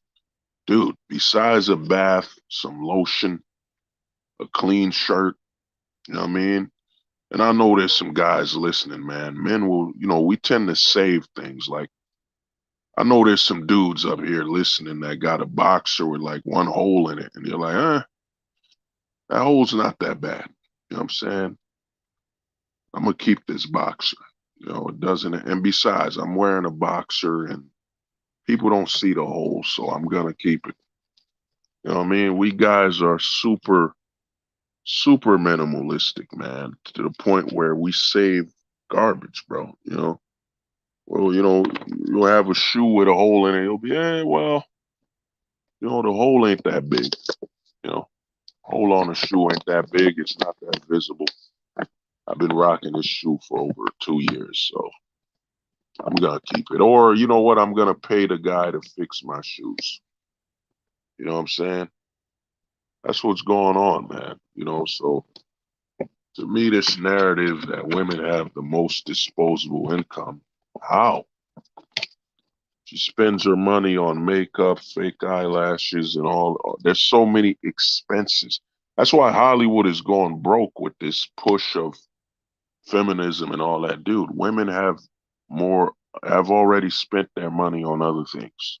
They don't want to spend their money to collect comic books. They don't want to spend their money to watch an action hero movie. Dude, they already have their money being spent in other locations. It's stupid. They got the most disposable income when literally, you know what I'm saying? If you were to price scan a woman, you'd be like, damn, makeup, the wigs, the weaves, the amount of money they spent, extensions, the magnets. You know what I mean? I look at women as their very body, it's like a goddamn rental. The amount of money they're spending just to exist. It's expensive. You know what I'm saying? Well, you see that narrative, but back to it, like I was saying, with everything that conspired with the Caduceus thing, Caduceus Gate. Caduceus Gate, the final edition, Caduceus Gate, you know, Rise of the Gray Pill. You know what I mean? Rise of the Gray Pill. And with everything that happened, a lot of guys, you got Black Silver saying, "Oh man, there's a whole war. There's a whole civil war going on in the Black Pill community. How? How much content have we made on this war? You know, Black Silver's channels like those mainstream media people that were saying, I don't know if y'all remember Ebola. You know what I'm saying? When they caught the media making up a lie. Oh my God, there's so many people with Ebola. And then they zoomed in at the hospital and saw there was one person being treated for it and no one else. Black Silver's so desperate for content, he's got to manufacture a war. There ain't no war. We're grown men. They went on their side, we went on ours. They sided with some levels of disrespect, and people just left them the fuck alone. You know what I'm saying? I left Caduceus alone. I left a lot of people. I just stepped away. What war? The best way to win a war is to do nothing. You know what I'm saying? And at the end of the day, people are already ending themselves, man. To me, I saw what happened when Caduceus did that video on why I left the Philosophy server, went public with it. I already knew what was coming down the pipeline. He went public with some thoughts he had. You know what I'm saying? On a server I owned, he went public, full fledged, and rather than talk to me privately and say, you know what, dude, I'm leaving the Discord. I feel I've outgrown it, so I'm gonna do my own. But instead, I'm gonna say some negative stuff about you so I can raise my own Discord server. A Discord server you actually hold the truth hostage, actually help build. You know what I'm saying? You help build this Discord. You know what I'm saying? So to me, yeah, oh, yeah, OG, Black Silver, man, he's desperate. It's funny how he calls this a cult, but he literally stalks black pillars, man. You know what I'm saying? I wouldn't be shocked if Black Silver had some black pills, like real black pills, like jars where, you know what I'm saying, they're really just sugar pills. He just colored them, they're black, and he just drinks them just to get more black pill content in his life, you know? But like I said, when the thing happened, mature, this is where I say the black pill is, you could tell the gray pill infection, you know what I'm saying? Tactics that are domestic. I'm going to put Hold the Truth down so I can grow my own Discord, which Hold the Truth actually helped. I knew that Discord existed. I helped it out. I'm the one who put the goddamn word block. I put the word block on it. I helped actually build it. And I said, yeah, this is good. This is good. We should have more Discords. That way, if Discord strikes us down or nukes it, we can always jump to another one. Dude, I helped build it. It don't affect me. And to me, this is where the danger, man, the danger of a guy like me, man, is that I can read people, man. The whole philosophy thing, like I grew up with something, man. Some guys here might even have the same scenario I'm about to talk about. What happened is, man, I was bullied. I was bullied in school. You know what I'm saying? Because I was the foreign kid. Wasn't from America, you know what I'm saying? From Haiti. I was the foreign kid, so I got bullied. You know what I'm saying? People used to chase me, want to beat me up. So what happened is, in being chased every day, being hunted down and all that, I started developing, I started to think in a rate of, I got to pre-predict what's next. Because, dude, if people are stalking you to bully you, jump you, whatever, disrespect you, and you just came to a foreign country, you barely speak the language, and you're trying to learn, you know what I'm saying? There's a lot of culture shock going on. When you're being preyed upon, you start thinking, what's the next step with a bully? You know what I'm saying? I know I ain't gonna win the fight. So how can I stay ahead of them? And that's been my mentality. You know what I'm saying? I'm always thinking ahead of people. Even when I have conversations with people, you know what I'm saying? It's a little hard for the people to keep up because I'm mentally thinking of what you're going to say before you say it. That's why sometimes I interrupt people because I'm like, I know what you're going to say. I don't even need to hear it because I know what you're going to say. So now I apply this way of thinking to the philosophy. I say, you know what? We need to walk away from astrology. I mean, astrology is all emotional, all this, the stars. The stars tell me how to live my life. I'm a tourist. I burned down this building because I'm a tourist. We tourists, man. You know us. We just burn things down for some reason. I had no control. The stars, like, I'm a tourist, so I just burned down this house because I'm a tourist. I'm a Leo, man. Reason I punched that dude reason I punched that kid at Tiger Showman's Karate. I'm a fucking Leo, man. I walked in there and I was just walking, looking at their training, and kid threw a high kick and I decked him, punched him right in the jaw because I'm a Leo. And us Leos just can't help it but to punch tigers, Tiger Showman's Karate, so what I said, with the philosophy, I started reading, man. Once you got this black pill thinking, you start reading guys. And the danger was a lot of guys that were, we don't talk no more. The danger was, damn, the truth is always reading people. He's always predicting the next move. He's even told me to make a channel and even told me how I would succeed. Even told me how I would succeed in everything. They want Chad and Tyrone Raw, but they don't want to commit her. Well, I mean, the thing is with the Chad and Tyrone thing is, let me tell you guys this, man. We need to stop crotch watching. If a woman doesn't want to do it for you, who cares? You gotta look at it as, she didn't want to do it for me. And why would I want a woman that just has sex raw? There's a lot of STDs in that. The manosphere has trained men to crotch watch.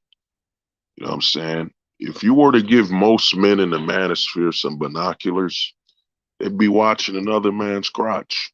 What is he doing with his crotch today? You know what I'm saying? That would be the headlines of the manosphere. In today's headlines, a Chad and a Tyrone's crotch got a lot of action today. God bless his crotch. He gets to do a raw. Age of crocodile, I'll tell you this, bro. It don't matter. It don't matter what the women want. It's about you getting what you want. You know what I'm saying? You want a chick that'll do you raw, bro. You go to where you can get that done. The problem with the West is they've trained a lot of men, bro. They've trained a lot of men to look at whether a woman wants to validate what they want, man. When prostitution was legal and polygamy was legal, men didn't give a damn about what women want. It's all about what I want and if I can afford to get it. That's it. Sex was seen as currency. You know what I mean? Remember the shotgun weddings? You got a man's daughter pregnant. He would make you marry her. Why? Because, dude, you're putting a bill on him. You're putting him, now he's gonna have to raise his grandkid. No, man, you gotta pay for that. You gotta be a father. As a father, that'll be payment, and you gotta marry her. You gotta pay for it. Everything comes at a price, man. Everything comes at a price. You know. Well, as for the abortion thing, man, Age of Crocodile. As for the abortion thing, we already know. I spoke about it. Plan to do a stream on that. But the abortion thing is this, man. As a man, we shouldn't care. In all honesty, Roe v.s. Wade, the only good thing from it is your tax money won't go towards pointless abortions because the government doesn't see women as adults. They only see men as adults, and we should be accountable for all our actions, which is accurate. You know what I'm saying? I'm not one of these guys in the manosphere that'll be bitching and saying, yo, man, it ain't fair that the government holds us accountable. Dude, we're men. We want to be held accountable, and you would want to hold your fellow man accountable. You know what I'm saying? So who cares if the government holds us accountable? They should. We want that. You know what I mean? We want accountability and responsibility so we can hold our fellow man for their actions. But the government removing Roe v. Wade, dude, the government sees this is America, the #1 private prison country. The government wants to create the illusion that the vote still counts, so they stepped away from it. I wouldn't be surprised if the government, in all honesty, I think one of the senators said it that they're gonna basically remove same-sex marriage from the government. You know what I'm saying? They're gonna let the states decide, as they should. The states will decide. You know what I mean? Roe v. Wade, dude, abortion is still legal in New York, New Jersey. The people should vote and be allowed. It's funny how the same type of women now say, well, it's not fair that the state won't do, the government is forcing this on our state. We should be allowed to vote. So your state should be allowed to vote if abortion is, legal or not. And the population is dropping. We all know the government doesn't like to admit when it's done something wrong, so it just passes a bill or removes or a bill or whatever. You know what I mean? Roe v. Wade doesn't affect us, man. Only thing men should be just celebrating that Roe v. Wade removes some pressure on our federal taxes. Being taxed for abortions, baby deleting, being taxed for baby deleting just because that woman wanted to delete a baby because she didn't want to use a condom. She didn't want to use birth control, which is supplied for free. She didn't want to use the day after pill, which is supplied for free. You know what I mean? We shouldn't be responsible for that. You know what I mean? Now, if it was the only way I'd look at it, the government should, if they were to have it, the government should, have a government mandated abortion clinic if they had their own for women that were had forced sex was forced, or they can't survive giving a baby, having a birth. They can't survive it. Yeah, you have to do what's got to be done. But the taxpayer shouldn't be responsible for irresponsibility of a female. That ain't supposed to be our problem. But to get back to things, like I was saying, man, with the philosophy, I started looking at everything, and everything became clear because I've had previous content. Like I had a content. Oh, my brother, man, touch knees. I could see you. Oh man, I'm trying to remember. I had a new song for touching knees that I forgot. I could see your knees being touched without knee pads. We're gonna touch knees, touch knees. Damn, I forgot the rest of that song. But yeah, the way I look at it, man. Oh, now I think I remember. Here I am, touching knees like a hurricane. Here I am, touching knees without knee pads. Oh man, that's a banger. But way I look at it, man, Roe v. Wade, it don't matter, man. As a man, who cares, man? Who cares? At the end of the day, that ain't my woman. Don't matter. The women turn in record numbers to vote them out. Yeah, well, Roe vs. Wade, dude, we're in the country age of crocodilia, of slut walks. There's slut walks. There's body positivity. I spoke earlier on this stream. Body positivity. There's so many scams going on and so pro self destruction. It don't matter. I saw the protests of Roe vs. Wade. It's just so hypocritical. I mean, you saw them holding a baby and saying, I'm pro life by killing something. You know what I mean? To me, it's funny, man. It just shows you how destructive the country is. I mean, you got to remember, this is the same country where they tell women, well, if it's not a fetus, it's not a human life. The heart didn't develop. No, it's still a human seed within you, and your body's responding accordingly. They've convinced women that, yeah, you could kill it as long as it's not 4 weeks. It's not human. You know what I'm saying? So my question is, so is that a dog sperm? Is that a cat sperm? Is that a dolphin sperm? I mean, has the rate of dolphins putting semen into women, has that increased or something? That's still a life. But this is the same government that wants to create, you know, murder is only legal when it's grown. You know what I'm saying? You wanna commit murder and get away with it. You got to be able to give birth, grow it within your womb. You know what I mean? So to me, in all honesty, those aren't the type of women you want to deal with anyway. In all honesty, a man should be asking a woman if she's had a baby deleting. If she did it and it wasn't for forced sex, that woman's disqualified for motherhood. You know what I'm saying? Black Circle was good, man. But yeah, like I was saying, the thing about the philosophy that worried a lot of guys is that, man, hold the truth hostage, man. He's been correct.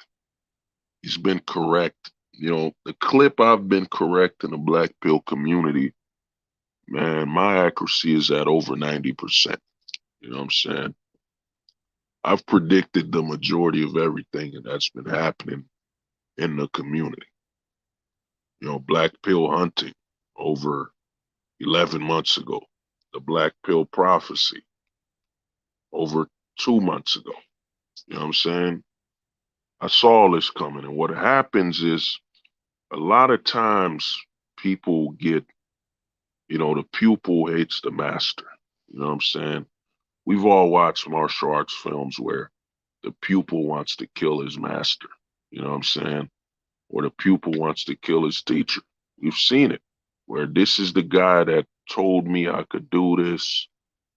This is the guy that helped me out. This is the guy that showed me nothing but respect. So he knows too much. And to replace him, if I can't replace him in the way he does content or the way his mind operates, I have to diminish his worth. And to diminish that person's worth, you have to put slander. You have to attempt to destroy them publicly. You know what I'm saying? That's why when that video came out by Caduceus, I'm like, man, this isn't gonna hurt me. In the long run, this doesn't hurt me at all. Because a lot of guys know me, we chop it up. And a lot of guys know I'm solid. You know what I mean?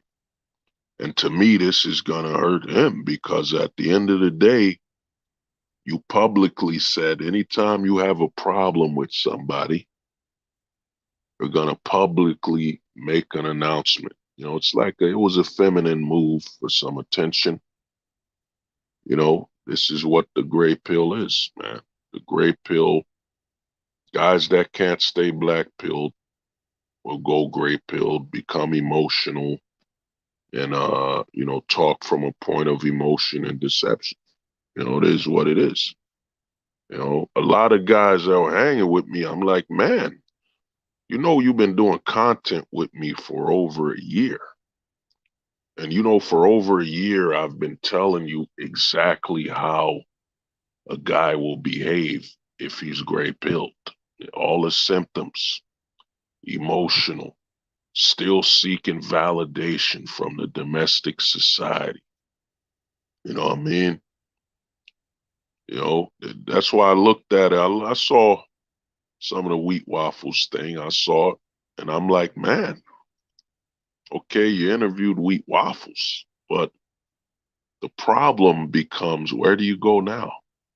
You know, that's one of the biggest people. And then you don't have a network of guys creating content anymore. So where do you go now? And what happens is, man, there's only a bottom now. Now you're gonna have to recycle. The problem with the, gray pill content, yeah, I mean, it was a paid interview with Wee Waffles. Cause here's the thing, man. I suggested that. I told Caduceus this, man, and I'm just telling some accurate stuff. I told him, dude, your channel's growing. You know, you're gonna be the interview guy. You know, you're interviewing people. You're basically um the black pills like Jimmy Fallon or something. You know, everybody had their niche. Everybody had their own genre they were doing. I told him you're gonna have to start paying some guys for interviews. You know what I'm saying? Because at some point, for you to get bigger, and for you to get more responses, you're gonna have to pay him. I told him, dude, Sandman, you could interview Sandman. I had a plan. I wanted to do a stream with Sandman. You know what I'm saying? I want to do a stream with Sandman, and Sandman's prices are affordable. He wanted, I think Sandman wants for an interview for like an hour and 30 minutes. I think Sandman wants like 60 or $70 or something. And to me, man, it's his time. If he puts a price on his time, and I mean, he's built his name up to what it is. You know what I'm saying? Sandman built his name. It's only right that he's gonna charge you for his time. You know what I mean? So to me, I told him, hey, well, I mean, that's 60 an hour. You know what I mean?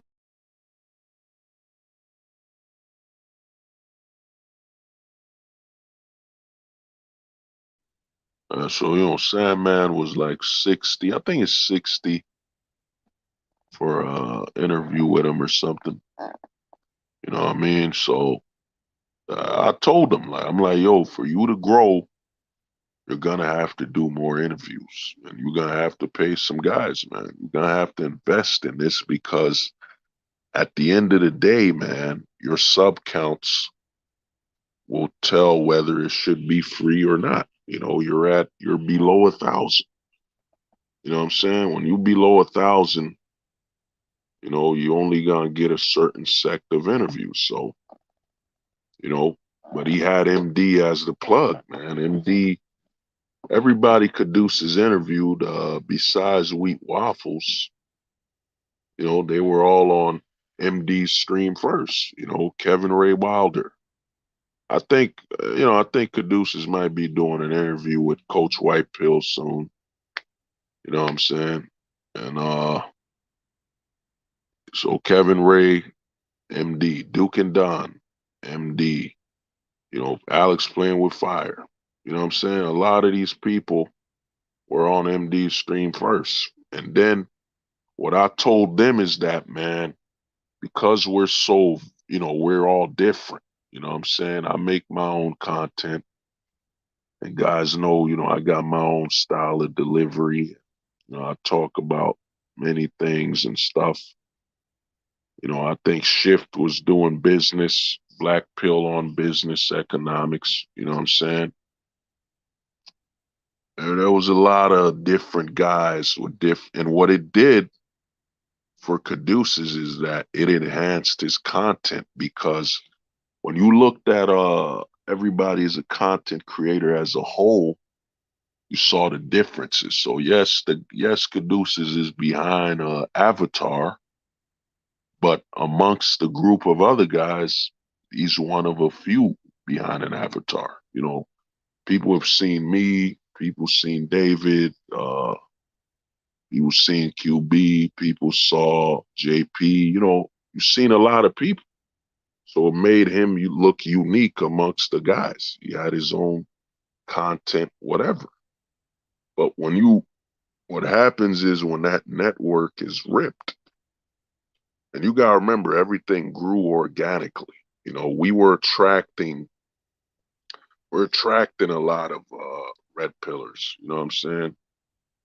We're attracting red pillars. We're attracting a lot of people to the black pill community because a lot of people are honestly tired of the same old message. I mean, the red pill, the lesser pill community, it's become mainstream, and it's mainstream to the point where you can't even escape it anymore. You go to any bar, any restaurant, I've talked to people, man. They're telling you the same thing. You know what I'm saying? She's not yours, it's your turn. I won't get married, blah, blah, blah. It's the same old crap, and people are tired of the same content. Like I said, if you watch the Manosphere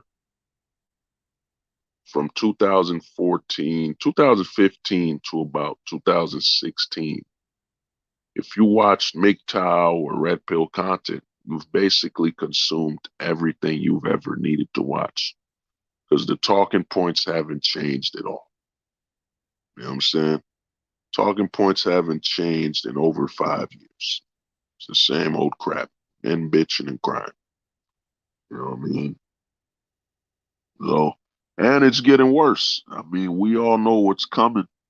The pink pillar's coming. The man who lets his woman sleep with other men. You had Lucario, Cuck Murphy. Shit is, that's why I said, man, we're the content because, we're predicting what's next and the black pillars are open to talking about it. We're not red pillars. Like you go on a red pillar can't talk about Lucario's dating situation because they're in with him on this scam, so, and they use him to highlight their project. You know what I'm saying? You could buy a course from a guy who's married in an open relationship, or you could buy a dating course from a guy who's married and not in an open relationship, even though that's a lie. You know what I mean? You know, with the threat of divorce, all men are basically in an open relationship. You know what I'm saying? Whether they want to or not. To me, man. But what happened is this, man. I said you could see everybody's moves, man. The danger that happens is, man, you got a guy like Hold the Truth Hostage who's predicting everything. You know what I'm saying? I even told people the next step. The next step of content creation ain't YouTube no more, man. YouTube is stale. And YouTube is limiting. You know what I'm saying? You can only do so much on YouTube. The fact that you got to go on StreamYard to talk to someone on YouTube, you know, and in the future, and this is how far ahead I am, man. You know what I'm saying? I'm ahead of everything, man. The funny thing is everything most people are doing, you know what I'm saying? It's based on my blueprint. You know what I'm saying? Get a Discord, for the Manosphere. Well, I can't say 100%. Shout out to Metacan. Metacan had a Discord for quite some while. You know what I'm saying? Well, he's been doing it. A lot of guys had Discord, but in the Black Pill community, I think I'm one of the guys that pushed it. But give me a minute. We'll be right back.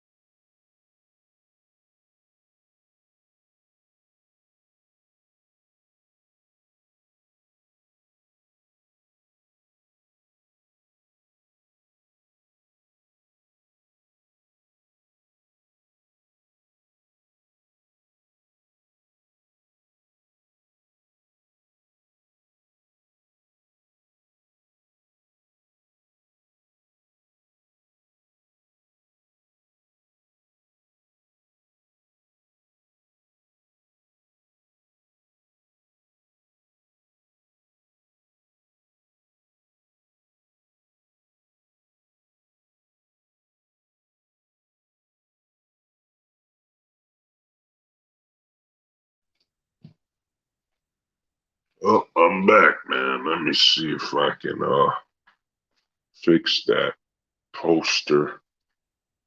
Put it back. Oh yeah. Well, man, yeah, man. I had to. This song's been all over my head. I'm like, I gotta get it, man. I gotta sing this song. You know what I'm saying? I gotta sing this song. It's part of Rainbow Rider Radio presents Touching Knees Maniac. You know what I'm saying? I had this song was in my head. I had to sing it before I forget it. You know, someone could clip it if they want. But you know, it was just gonna be a remix of She's a Maniac. Oh yeah, oh, Jose, man. Respect to you, bro. Get some sleep, man. You know what I'm saying? No problem, brother. Thanks you for sharing, man. Sharing your thoughts. But yeah, man, this will be the hit right here, man. Just an uptown guy with some pride, heading to Sizzle at night. He's been dancing with no knee pads when the rhythm's calling. He's gonna need touch another man. And he's gonna need touch that man like he's never touched knees before. Just an uptown guy with some pride, sizzling at the club. And he's been dancing with no knee pads, waiting for another man to touch knees. He's touching knees, combusto, and he's touching knees with no knee pads like he's never danced before. Just an uptown guy with some pride, dancing on the dance floor, and he's got no knee pads on when the rhythm's calling. He's touching knees on the floor. And he's sizzling like he's never sizzled before. He's touching knees. You know what I'm saying? It's like that song, he's a maniac to he's a knee maniac. You know, he's touching knees. But you know, like I said, man, what happened is you know, a lot of stuff going on, man. You know, I made the blueprint. You know what I'm saying? And what happens is when you're a guy who's seen too much, you know too much, you know what I'm saying? I made the philosophy server, give some black pillars a place they could talk, man, amongst each other. You know what I'm saying? And you have a community. And like I said, man, I seen all this coming. The writing was on the wall. I didn't see exactly some of it I was looking at. Nah, they couldn't keep escalating, you know. But the writing was on the wall. And to me, I think a lot of this got triggered, when MD's got monetized. And I told MD, man, it was great. It was a great, great scene. Yeah, Bobby, man, you know it, man. You know what I'm saying? I gotta see if I could do one more version of that song, if I remember all the lyrics. Just an uptown guy with some pride, dancing on the dance floor with no knee pads. And he's been dancing and sizzling like he's never sizzled before. He's gonna touch some knees on the floor. And he's sizzling like he's never sizzled before. You know what I mean? But yeah, I said, man, a lot of stuff that happened, Black Pill Manosphere, man, saw the blueprint, you know. And to me, I think a lot of it got triggered when MD got his channel monetized. Once MD got monetized, you kind of saw people getting jealous. You know what I'm saying? You started seeing the jealousy coming. And you're like, dude, that's MD's getting monetized. And, I told MD and I told a lot of people this, man.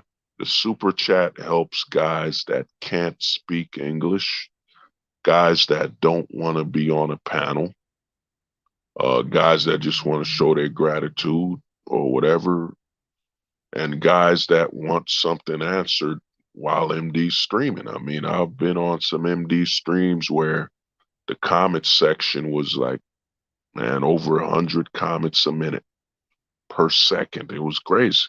So how you gonna get somebody's attention?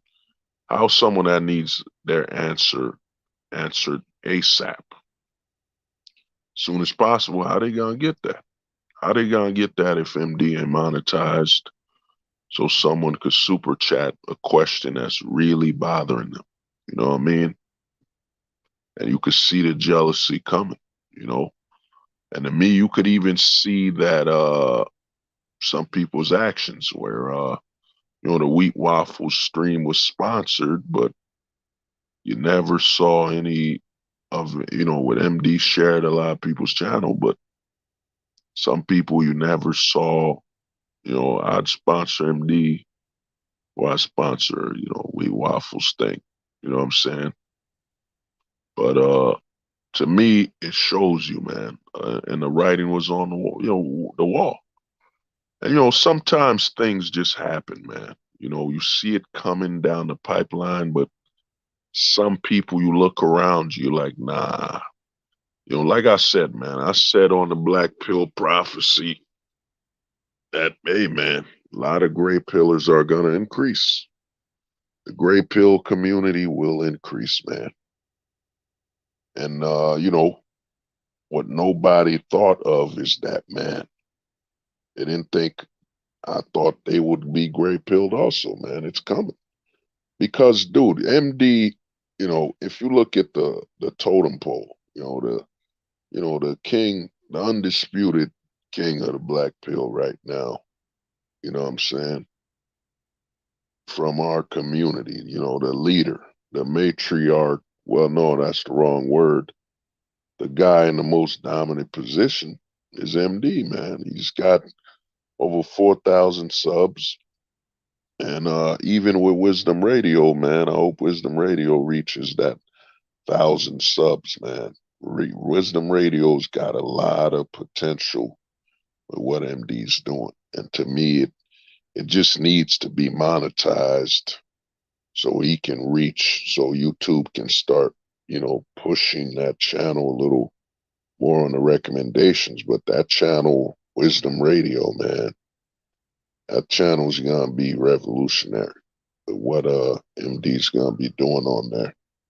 Because with Wisdom Radio, it's about wisdom, and he lets other people talk. You got a woman on there talk.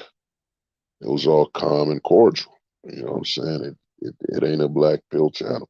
What I mean? It's more about wisdom and talking about what's going on. You know.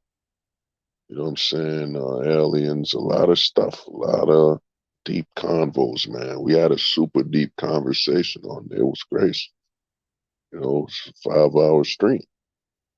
You know what I mean? So to me, man, the writing was on the wall, and I kept telling guys. That's why on 2020, whatever, 21, when I discovered the gray pill, I kept pushing it, pushing the narrative, gray pill, and the dark gray pill, dark gray pillars such as Wheat Waffles. You know what I'm saying? You got these guys growing, and I kept pushing the narrative. So a way to basically separate us black pillars from the guys that have black pill knowledge, but dude, they ain't black pilled. Wheat Waffles is claiming Wheat Waffles to me is 100% fraud.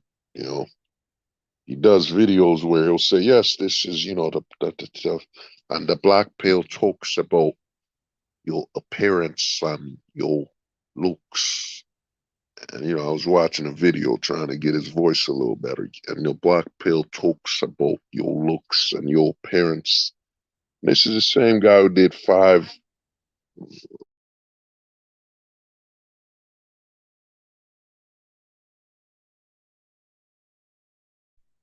You know what I mean? You have you'll have guys, you know what I'm saying, Wheat Waffles claims black pill, but at the same time he did a video on 5 reasons you should leave the black pill and well it's not good for you. You know what I'm saying? When he literally did a video on 100 black pill facts. The thing is, man, we had our source already. The thing is, with MD's channel being what it is, the Smash TV being as big as it is, you had MD as your source to push, bigger interviews, even make interviews that was small bigger, you know. But what happened is guys wanted to tear up the top before they even reached it. You know what I'm saying? And it shows. And what's happened is it's all good. To me, I just kept my distance from people, you know what I mean? And I'm gonna keep doing my content. But what's happened is this, man.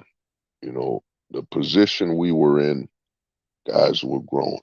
But at the end of the day, like I tell everybody on here, the black pillars are really rare, man. We're the super mind. We're the minority, the super minority. You know what I'm saying? The gray pill is actually the majority. The majority of guys claiming to be black pilled, they're either gray or dark gray. You know what I'm saying? Because at some point they're gonna crack. At some point they're gonna reveal the emotions of jealousy, envy. You know what I'm saying? Greed. You're gonna see it and they're gonna crack. Or even, as you could see before where guys were saying the black pill isn't a community. You know what I'm saying? When in reality, history has shown communities form. Even a truther movement was a community. You know what I'm saying? A community forms. A community. Just imagine if it was illegal to own a dog. You know what I'm saying? You have a community of dog owners. You know what I'm saying? That respond to it. The black pill should, yeah, in all honesty, yeah, the black pill shouldn't, but it is because the truth is that filtered, man. The truth, the stuff we're talking about, man, you talk this to a psychologist, man, you're done. You know what I'm saying? But with everything going on, like I said, man, the danger guys like me opposed is that, man, I'm thinking too far ahead, man. You know what I mean? And when you can predict the next move, and when you told guys, I said, I looked at a lot of guys and I told them, yo, start a channel. Focus on what you want to focus on, man. If you want to do finance, do the black pill needs guys that are black pillars on finance. If you're a musician, dude, make a musical channel, bro. Talk about some black pill stuff here and there. Black pillars need to find some musicians that are black pilled. You know what I mean? You want to interview people? Yeah, do it. You want to start a channel, man. It will help you out, get your confidence up, and all that. Everything started from this community. In all honesty, we got people lurking. You even got people stealing people's quotes. I mean, I remember watching Undead Chronic stream where he was going after MLD and these dating coaches, and you using dating roach, but you wouldn't even accredit MD for that terminology. You know what I'm saying? You got guys stealing our quotes. We're the source now, man. You know what I'm saying? Anybody who watches comics, you know, we're the source wall, man. Everybody's coming to us, man. They're stealing our terminology. You know what I mean? Majority of the terms in the black pill community, I'd say a majority of them was between me and MD. You know, A lot of terms. And some other guys face LMS, and a lot of guys, you know what I'm saying? That's where it came from. You know, Simp Hunter, there's so many quotations. And a lot of guys, we created lanes for them, because, that's your homie who create for your friends. But at the end, man, like I said, the gray pill will reveal itself. Greed, what I'm saying, emotions. The attachments will come. You can't hide it forever. You know what I'm saying? And guys started to crack, man. You know what I mean? You started to see guys getting some, instead of seeing that, yeah, I'm interviewing this guy outside of the black pill community because they want to be interviewed by us because we bring a different perspective they can't even fathom, or they're not comfortable enough to fully pursue. Instead, guys got consumed by them, man, and you see what happens. For example, if I'm black pilled and I know the goal is to geomax, you know what I'm saying? I'm not gonna really value anything domestically. You know what I'm saying? I'm not gonna value validation from people domestically. It don't mean nothing from me. From you, you're trapped here. Your mind is trapped in domestic, so your validation has no worth. But what's happened is, like I said, man, I mean, I'm looking further ahead. I'm gonna tell you guys, man, the future of this whole black pill community, black pill 3.0. You want to jump onto Stereo app. The Stereo app, because what's happening is this, man. YouTube, a lot of guys I talk to tell me, yeah, man, I'm listening to your YouTube while I'm driving or I'm working out, whatever. So why do you need video content anyway? The future of the black pill and most manosphere content will be audio. Audio, man. Audio only, no video, no comments. The problem with the comments section is while you're driving, unless I'm reading every comment out loud, you gotta stop to read it. You know what I'm saying? Instead, the future of this black pill content will be outside of YouTube, not a clone of YouTube, not out of, you could still have Odyssey, you know what I mean? But the future of this type of content is audio only. And the future is gonna be apps such as Stereo or Treehouse, apps where people can gather and talk, send audio messages. The future of the black pill content creator will be an audio only. Well, because I just talk. It's gonna be the future, and that's Black Pill 3.0. Black Pill 1.0 was guys on what I'm saying, from the from forums, you know, forums sharing their content. Black Pill 2.0 was YouTube, video sharing sites and so on. But the future of the Black Pill content creator will be audio cast, man. Audio only, bro. That's gonna be the future. So Stereo, I've been on there, and here's the thing: I've been on Stereo since what, 2021. But at the time, I wasn't completely aware of what that meant. You know what I'm saying? But I've done interviews on Stereo where I've spoken to some women about birth control. Even my last video I uploaded about, RIP love, that was on Stereo. And the guys that were talking were people I didn't even know. They just hopped on. You don't need StreamYard. They could just hop on. And that's the danger of a guy like me, man. I'm predicting the future. I'm always looking towards the future. And the danger of that, when you associate with some people that can't keep up, is they start looking at you from a perspective of, man, this guy's constantly progressing and pushing forward that you can't stop him. You know what I'm saying? And eventually you'll become obsolete. Like, to me, Black Pill 2.0 is YouTube, man. It's YouTube and video sharing. And the thing you got to understand with the Black Pill is we're always evolving. You know what I'm saying? That's why I started saying 3.0, 2.0. It's to let guys know, yeah, man, we're evolving. This isn't a red pill, man. This isn't guys just preaching the same crap for over 10 years now. You know what I'm saying? I mean, it's messed up that Likas, you gotta look at it, John. Tom Likas, a lot of red pillars credit him. And they've been talking just like Tom Likas. Tom Likas been out since the 80s. You know what I'm saying? And he's still in the US, man.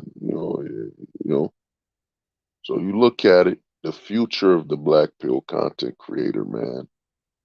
Shout out to Spec Streaming, man. I had the honor of he hosting a chat. There was another homie, he hosted a chat. The future is audio only, man. You know, because we Black Pillars, man. I'm talking to you on my phone right now, man. We don't need no big camera, all these setups. A lot of YouTubers, man, they're gonna be losing a lot of money, because YouTube intentionally hurt them. When YouTube made the playing in the background a premium function, they basically killed the future of the YouTube content creator, the podcaster.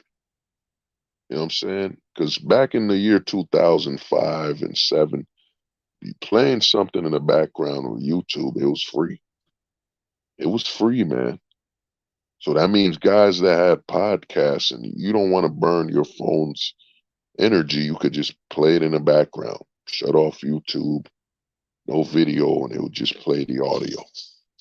But YouTube making that a premium function, something that makes it more simplistic to use, it basically doomed the YouTube content creator that just talks.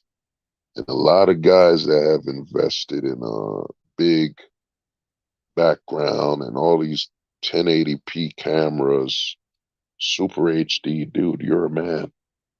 Nobody wants to see me talk in 4K, man. You know what I'm saying? We're just talking here. We're heterosexual men. We're just talking. Just as long as my audio's clear enough and the background noise isn't wild. The average man, which is the majority, don't give a damn. So you're gonna see all these guys spend hundreds of dollars getting these 4K cameras and all this stuff.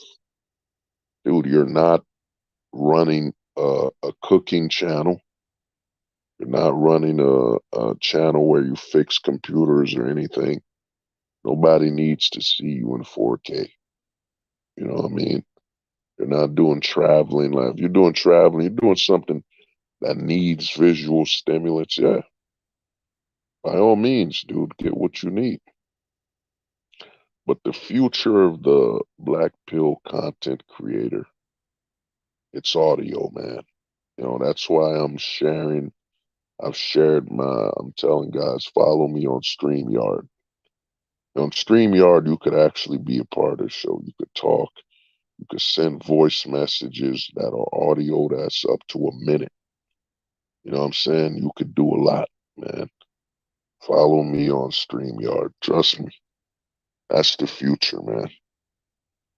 It's not doing stuff on here, man. Problem with YouTube, there's limitations. You need video. YouTube's point of entry is 2, you know.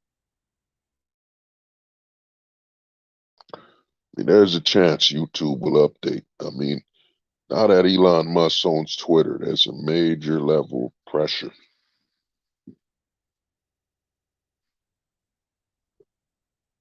Major level of pressure. You know what I'm saying? That'll be applied to YouTube to better and ease their content creation. But to me, the future, like I said, it's gonna be on stereo and audio content. You know, what I'm doing is I'm gonna, of course, still upload on YouTube, still live stream and all, but I'm gonna slowly but surely progress to stereo, do content on there, then repost it on here. You know what I'm saying? And, you know, so to me, man, it's coming. You know, YouTube is a limiter. You know, you need 2 points of entry, video and audio. But with stereo, you only need one. But but like I'm saying, man, with what's going on, I was too proud. It was too hard to sleep. You know, I was predicting so many movements and telling guys, and you gotta look at it. Everybody branched. Me, I've been creating content, so I didn't branch from the MD tree. You know what I mean? A scribe, a couple guys from MD, and from my branch, I spoke to JP. I told a lot of guys start a channel. You know what I mean? And grow, push forward. And what's happening now with Black Pill 3.0 is, man, talking points will be more evolved. It's not just relationships and all that. We're talking at a higher level, man. A level that the black, the lesser pillar community can't keep up with. Level that the MGTOW community, nobody can keep up with this type of conversation. You know what I'm saying? So we're evolving, man. But other than that, you know, it was growing, and the philosophy, the biggest danger of what I was doing with philosophy is I was reading people. I was pinpointing at what a guy is. He's over feminized. He's a pink pillar. You know what I'm saying? He seeks female validation above all. He's pink pilled. You know what I'm saying? And when you're able to read other guys and say they can't hide anymore, they can't hide their identity, man. And you can pinpoint what they are. And what's happening with philosophy, what I'm doing, and hopefully I inspire some other guys to do this as well, man. Start making some essays or, you know, other alternative content, man. You don't got to post on YouTube to be making Black Pill content, man. That's going to be the big message of Black Pill 3.0, man. You could do whatever you want, where you want to do it, with this type of content creation. Doesn't need to be a video sharing site, man. But with what's going on, with what I was doing with philosophy is I was making guys invisible. I had some interviews lined up and people canceled the interviews with me because, man, the frequency and the level I'm talking about, it will make them invisible. It makes them obsolete. There's some channels I've hopped on where, people jump on my channel because they're like, damn, this guy made the guy I was following, his talking points obsolete. Some people have canceled some interviews, and it is what it is. I expected it to happen. You know what I mean? Because the threat of interviewing a guy that makes you obsolete is the fear of emotions, man. The emotion of jealousy rather than seeing, hey, man, this is a highly intellectual brother, man. Even if he knows certain things more, man, we could grow. We could grow by, conversing, you know. You know what I'm saying? So to me, man, it's happened. A lot of people are avoiding it because, hey, man, the deeper Hold the Truth hostage goes into this philosophy stuff, he's making guys invisible. Because if you can pinpoint a guy is purple pilled, red pilled, Gray pill, you know their limitations of their talking points. And when you know the limitations of someone's talking points, you will tune out because they become predictable. You know what I'm saying? And that's what this stuff was doing. That's why the narrative was, hey man, the pill, philosophy, where it had to get some slander and some dirt thrown at it, you know. When even though you've talked to some people for months, it is what it is, man. But to me, I'm gonna keep pushing forward, man. I want to thank everybody for the 800 subscriptions, 800 subs. Shout out to MD, shout out to JP, shout out to Scribe, man. Shout out to Woody Johnson. You know what I'm saying? We building, man. We're progressing and we pushing forward. And I want to thank everybody for their support. And we're gonna push content further. Like I said, man, follow me on Stereo. Join the Stereo app. You'll be able to get into a lot of conversations. And the manosphere isn't really in stereo. I was looking it up and not that much, man. Not that many content creators over there. But other than that, I want to thank everybody. Y'all have a safe one. And we 800 deep, man. 800 subs. 800 deep. Pill ill, y'all niggas better listen. I'm black pill ill, y'all niggas better listen. I'm black pill ill, y'all niggas better listen. I'm black pill ill, y'all niggas better listen. I'm black pill, I'm ill with this will. I'm black pill, I'm ill with this will. I'm black pill, I'm ill with this will. I'm black pill, I'm ill with this will. I'm black pill, I'm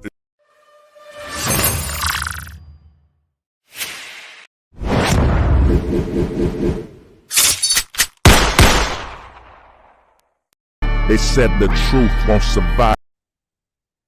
They said the truth won't survive beside the lies that maintain the decaying faces of this place.